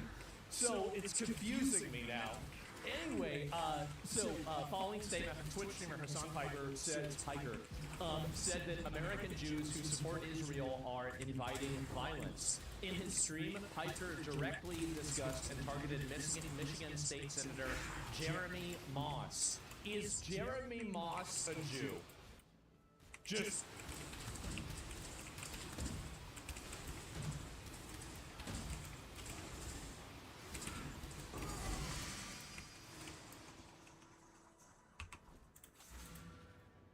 No way. No way. No way. Another point on the graph that follows the same line. No way. This is crazy. Wow. They're already fighting? Oh, God. Let me see this. And yeah, let's see every single time. It's interesting how this is, it does seem to be every single time. Not Hassan Piker daydreaming about being me. As if, keep dreaming, pal. Wait, is this... Okay, well, wait a second. So let me read her statement, and then I'm going to look at what he said about it. Hassan Piker calls for violence against American Jews? Well, that's not true. He doesn't just call for violence against American Jews. He calls for violence against a lot of other groups of people, too. But it's just that American Jews are one of the many, right? It's like saying that, you know, Walmart is selling, Windex. Okay, yeah, they are, but they also sell potato chips, televisions, candy bars, and underwear. So it's like, really, you can't say Walmart is like it's like a potato chip store, right? I mean, it's a variety store, really. Violence against all non-terrorists. And even some of the terrorists, too. But it depends on the right version of it. Full stop. What is this here? Directly naming Michigan elected official and future congressional colleague. Directly naming somebody, and he's the one that's saying that other people are trying to get him killed. Isn't that interesting?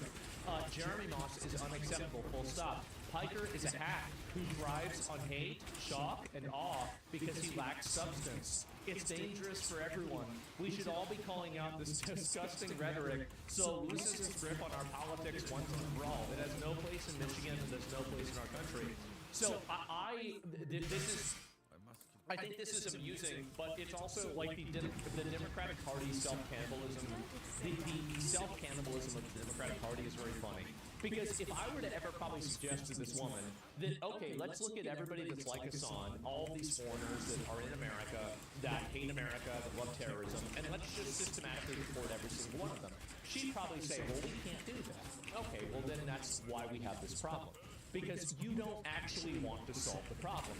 This is, the Democrats are totally responsible for this. This is their own Frankenstein monster, and it's turned on its creator. It has. This Frankenstein monster of deranged, like gender identity warriors, foreign third worldists, jihadists, and everything. They've come together to create like an unholy amalgamation of the left.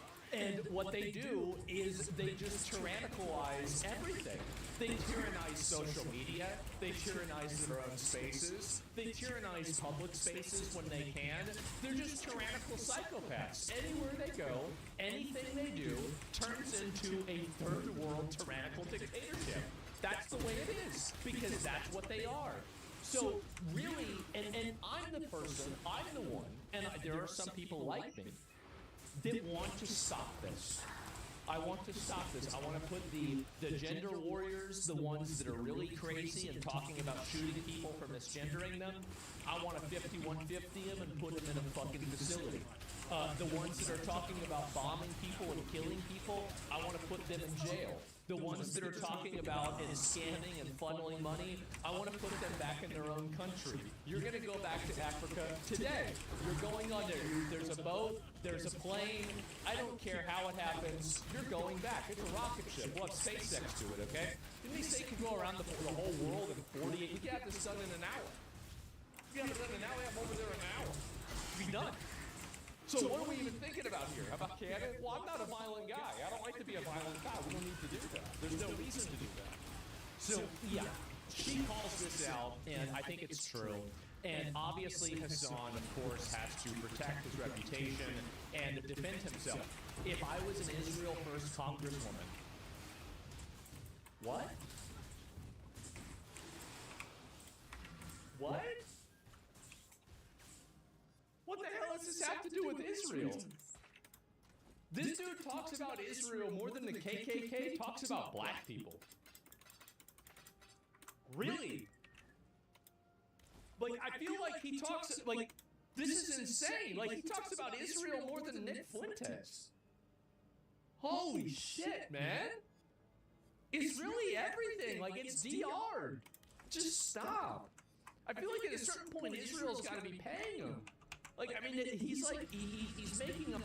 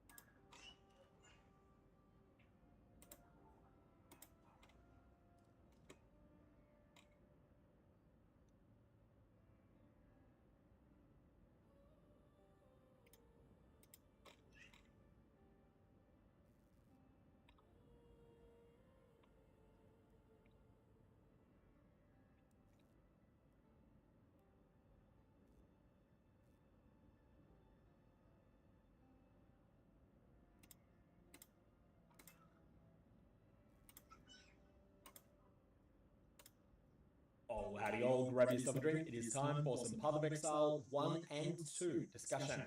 That is right, even though everything looks like it's about Path of Exile 2 so far, there is going to be some Path of Exile 1 news in this video as well.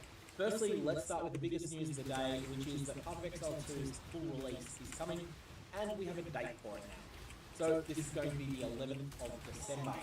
That is the time that it's coming out if you're in the United States in similar time zones and in most of Europe. But if, like me, you're over in Australia, we're going to be a day in the future, so it's going to be on the 12th of December here. Which actually works perfectly well for me, because that is going to be a good time for a new game release, 6 AM on Saturday. On top of this though, you can probably tell something substantial from Grinding Games' first thumbnail here. I don't think that the weapon on this was just chosen at random. In fact, what they're doing here is they're also signifying that swords are coming to Path of Exile 2. So we're talking here about Path of Exile 2's release, but I did promise that there is some Path of Exile 1 news in this video as well.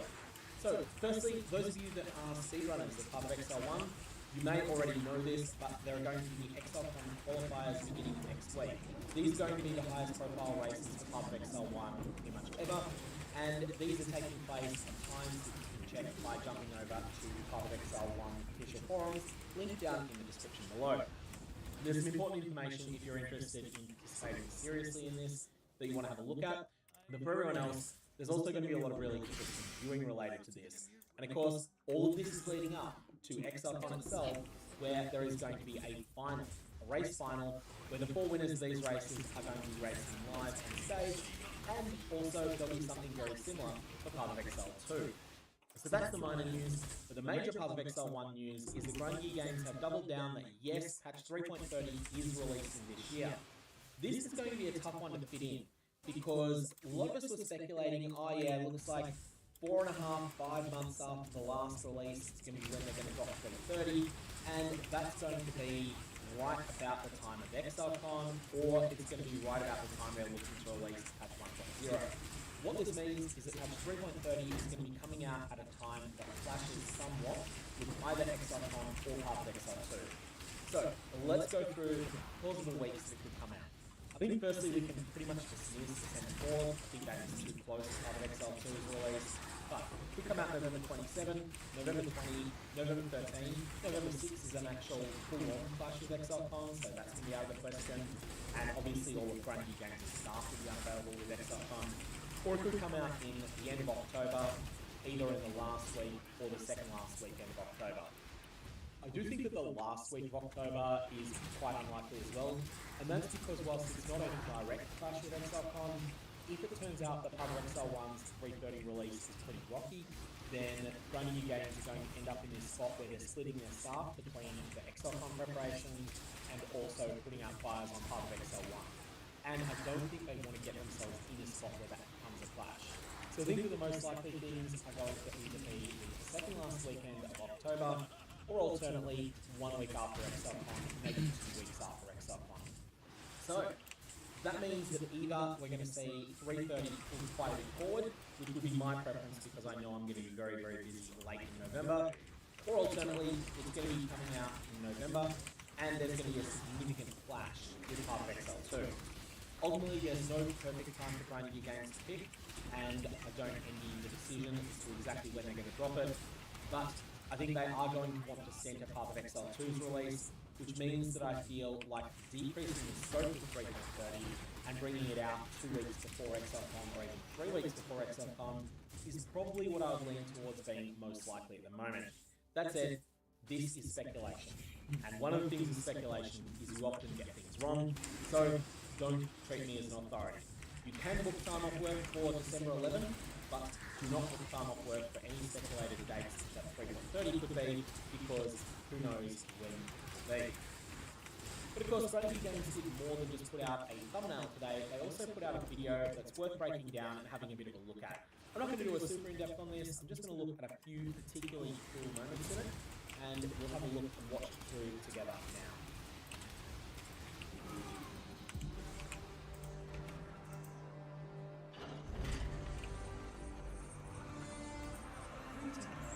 In the arena, glory is witnessed. So before we just changed over to the new color palette there, everything about that reminded me of a film from about the year 2000 called Gladiator. Definitely had that strong vibe. Very much a scene that was called, for those of us that are old enough to remember Gladiator, those of us that are in our 40s, it was definitely called as a throwback to that film. Now, of course, we're going to see a very different setting. Here, we're going to see the same character using a sword, but fighting something very, very different. I think that what we're seeing here is a setting from either Act 5 or Act 6. That, again, is speculation. It could be wrong, but it does definitely look cool, and you'll see them fight and very quickly dispatch what I presume is a boss that you'll get to experience fighting against during those acts. But in the world, it is taken.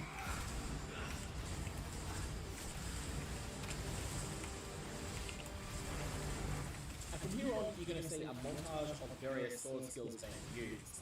So here we have a number of close-range slashes. This sort of thing that probably aren't going to be used very much once you get deep into endgame, because whilst these might do good damage to single targets and also slash to very nearby ones, they're not threatening enough to the screen to be particularly useful in a game that's as fast-paced as modern Path of Exile 2. Unless, of course, Strategy Games decide to slow things down a bit with patch 0.5.5, which we don't know very much about, but we are going to find a lot more about in less than 48 hours' time.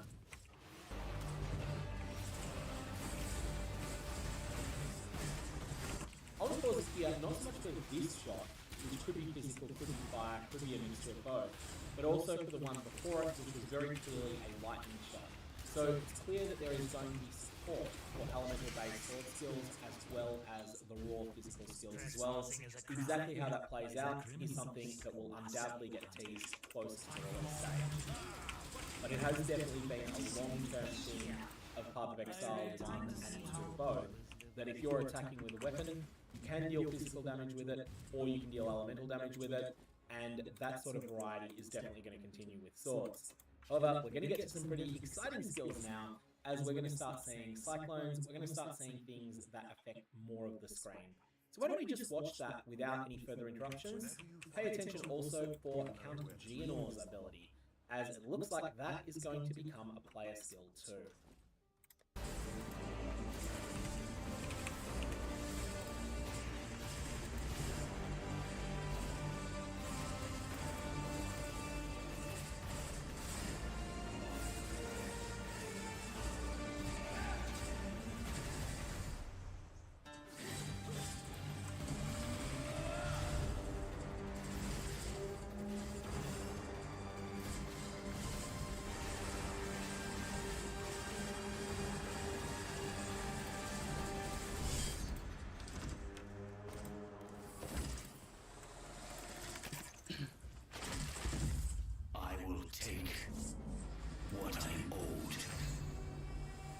And of course, it ends in an epic fashion where it began, back in that nighttime arena setting. It is probably Magpie Rack 6.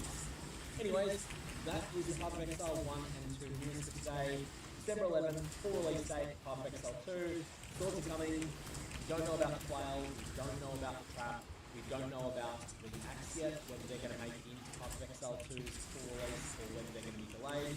I feel like it's quite likely they might delay them so that they can have something really exciting to drop in Patch 1.1, and also because they might not be ready yet. But who knows, we could be surprised further. Other than that, 3.30 is still on schedule for coming out this year, and there's going to be the Path of Exile 1 race events that mirror the Path of Exile 2 race events we've been running over the last month.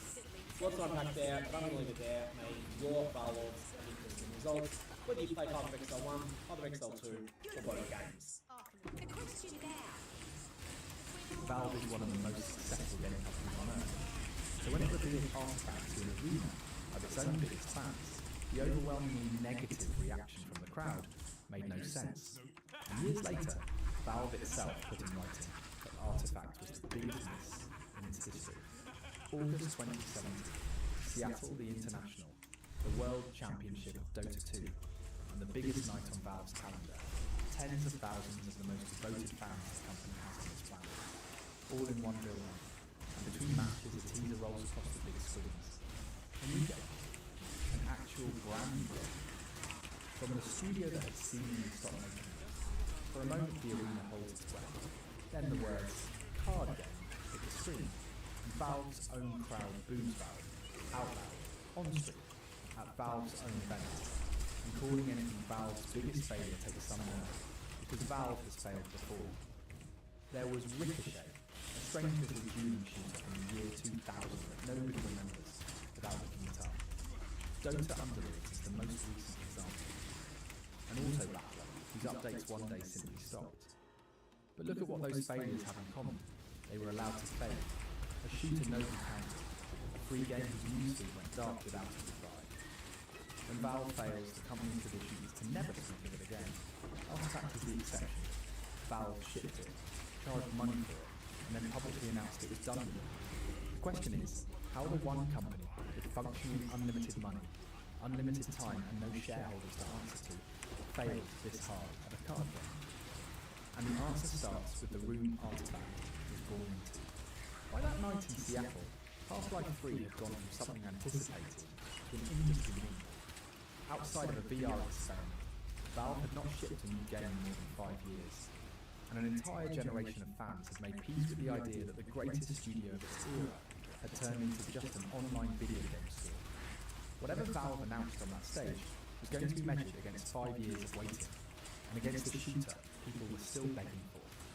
So the drought finally broke, and the first drop was a card game. An entry into the single most crowded genre in gaming, years after Blizzard's Hearthstone had already conquered it. Across the forums that week, the mood was less rage than deflation. People asking whether this was really what the wait's been for, and the running theory was that a card game is what a studio announces when it has run out of ideas. The Dota community went one step further. Within about 2 days of the reveal, Go Play Artifact was already circulating as an insult inside Dota 2. The new way to tell a bad teammate to get one. And yet buried in those same angry threads, something else kept happening. Every time somebody actually explained the game, people leaned in, curious to know more. Because nothing like it existed. 3 separate boards in one match, gold and an item shop, inside a card game. Whatever else this thing was, nobody had tried it before, and you could watch the anger turn into curiosity in real time. Valve, for its part, was taking Artifact more seriously than anything it had shipped in years. The proof was the name attached to it. To build its card game, Valve had gone out and signed the one designer on Earth whose resume is, more or less, the invention of the collectible card game itself. His name was Richard Garfield, the mathematics professor who created Magic the Gathering in 1993. And with it, the entire idea of collecting, trading, and battling with cards. To the card game world, this was a coup, and the Magic forums treated Valve's announcement like signing the best free agent in the sport's history. Garfield was not lending his name to the box either.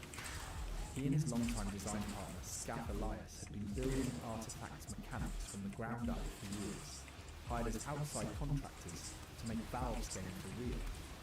Garfield had also lost to digital cards before. He had tried twice, and both games came and went without leaving a mark.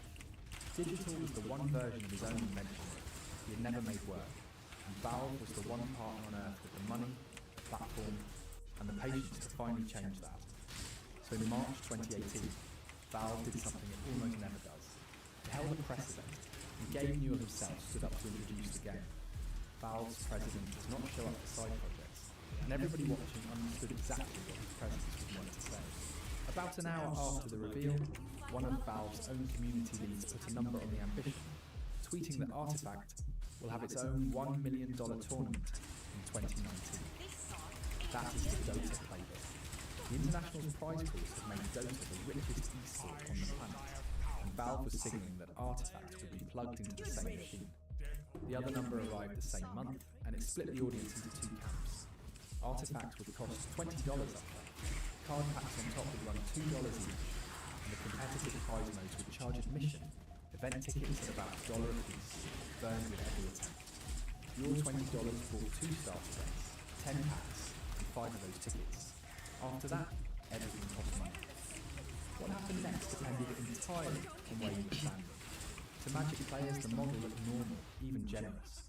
A real card game where $1 buys a real pack, with no energy meters and no daily login chores, felt like the honest version of a hobby they already paid far more for. To Dota players, it looked like a scam wearing a Valve badge. Their game was free, their heroes were free, and the studio that helped make free-to-play famous was now charging at the door, then for the cards, then for the right to compete. The joke going around was that Valve would end up selling super rare cards for hundreds of dollars. It was meant as an insult, not a forecast. What most people wanted was an answer to a much simpler question, one nobody at Valve seemed to be addressing. If money goes in, what does playing actually earn? Hold that question. Valve never addressed it, and when the answer finally arrived in November, it would be the start of Artifact's worst nightmare.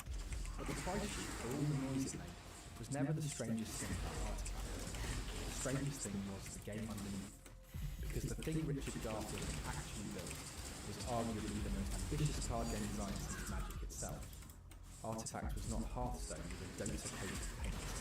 It was an attempt to compress an entire section of Dota. The lanes, the creeps, the gold, the items, the long, slow turn, the losing war, into the game of cards. A match of Artifact is 3 card games happening at once, 3 separate boards with lanes, each with its own tower to defend, its own marching line of creeps, the little computer-controlled soldiers, and its own little war. Your deck brings 5 heroes, and every round you decide which fights matter, which lane you are winning, which lane you can afford to lose, and which lane you hand to your opponent on purpose. Because the real plan lives elsewhere. Knock down 2 of the 3 towers, or smash through 1 lane completely, and the match is yours. Underneath that sat an economy lifted straight out of Dota. Kills paid gold. Between rounds, a shot rolled up and sold you equipment, boots and blades and armor. The same gear Dota players buy every match, bolted onto your heroes mid-game. Even the right to act first was a currency in Artifact. You could spend it, hold it, or bait your opponent into wasting it. And entire turns revolved around who blinked first. And then there was the design signature, the boldest idea in the whole game. In Artifact, kills are never free. Kill an enemy hero, the most basic victory a card game can offer. And 2 rounds later, that hero comes back fully healed, and its owner gets to drop it into any lane on the board. That is the one kind of free movement that Artifact otherwise almost never allows. Your kill hands your opponent options for a comeback. Build your own hero to a monster, and every kill it scores hands the other side. Another one of those free redeployments. The stronger your board, the more mobile your enemy becomes. Every single upside in the game came wired to a cost somewhere else on the table. Something truly unique to Artifact. For a certain kind of player, and every card game community has them, this was the deepest thing anyone had shipped in years. Artifact played less like a card game than a board game, closer to chess than to anything else on the market. A game where you could lose a fight, lose a lane, lose your best hero, and still be winning. And Valve had dressed it like a flagship product. The people who loved Artifact still bring up the art, the music, the way the whole Dota universe had been painted into those cards. And they are not wrong. Whatever else went wrong here, it had nothing to do with the amazing production quality. But everything that made Artifact deep also made it heavy. 3 boards meant 3 of everything. 3 towers, 3 gold totals, 3 separate fights to hold in your head at once. The double-edged design meant even good news needed a second read, because you had to stop and ask whether that kill you just landed was actually good for you. A close match could run the better part of an hour, and for a lot of casual players, that hour felt less like a game and more like an exam. So Artifact was brilliant, and Artifact was exhausting, and both of those came from the same place. That is what makes this a tragedy, rather than a scam. The game itself was the real thing, a designer room full of serious people had spent years sweating over. But the true gamble with Artifact lived beyond its core mechanics, because Garfield's design made one more crazy bet, one that had nothing to do with lanes or heroes, and everything to do with what a digital object is allowed to be. Every card in Artifact was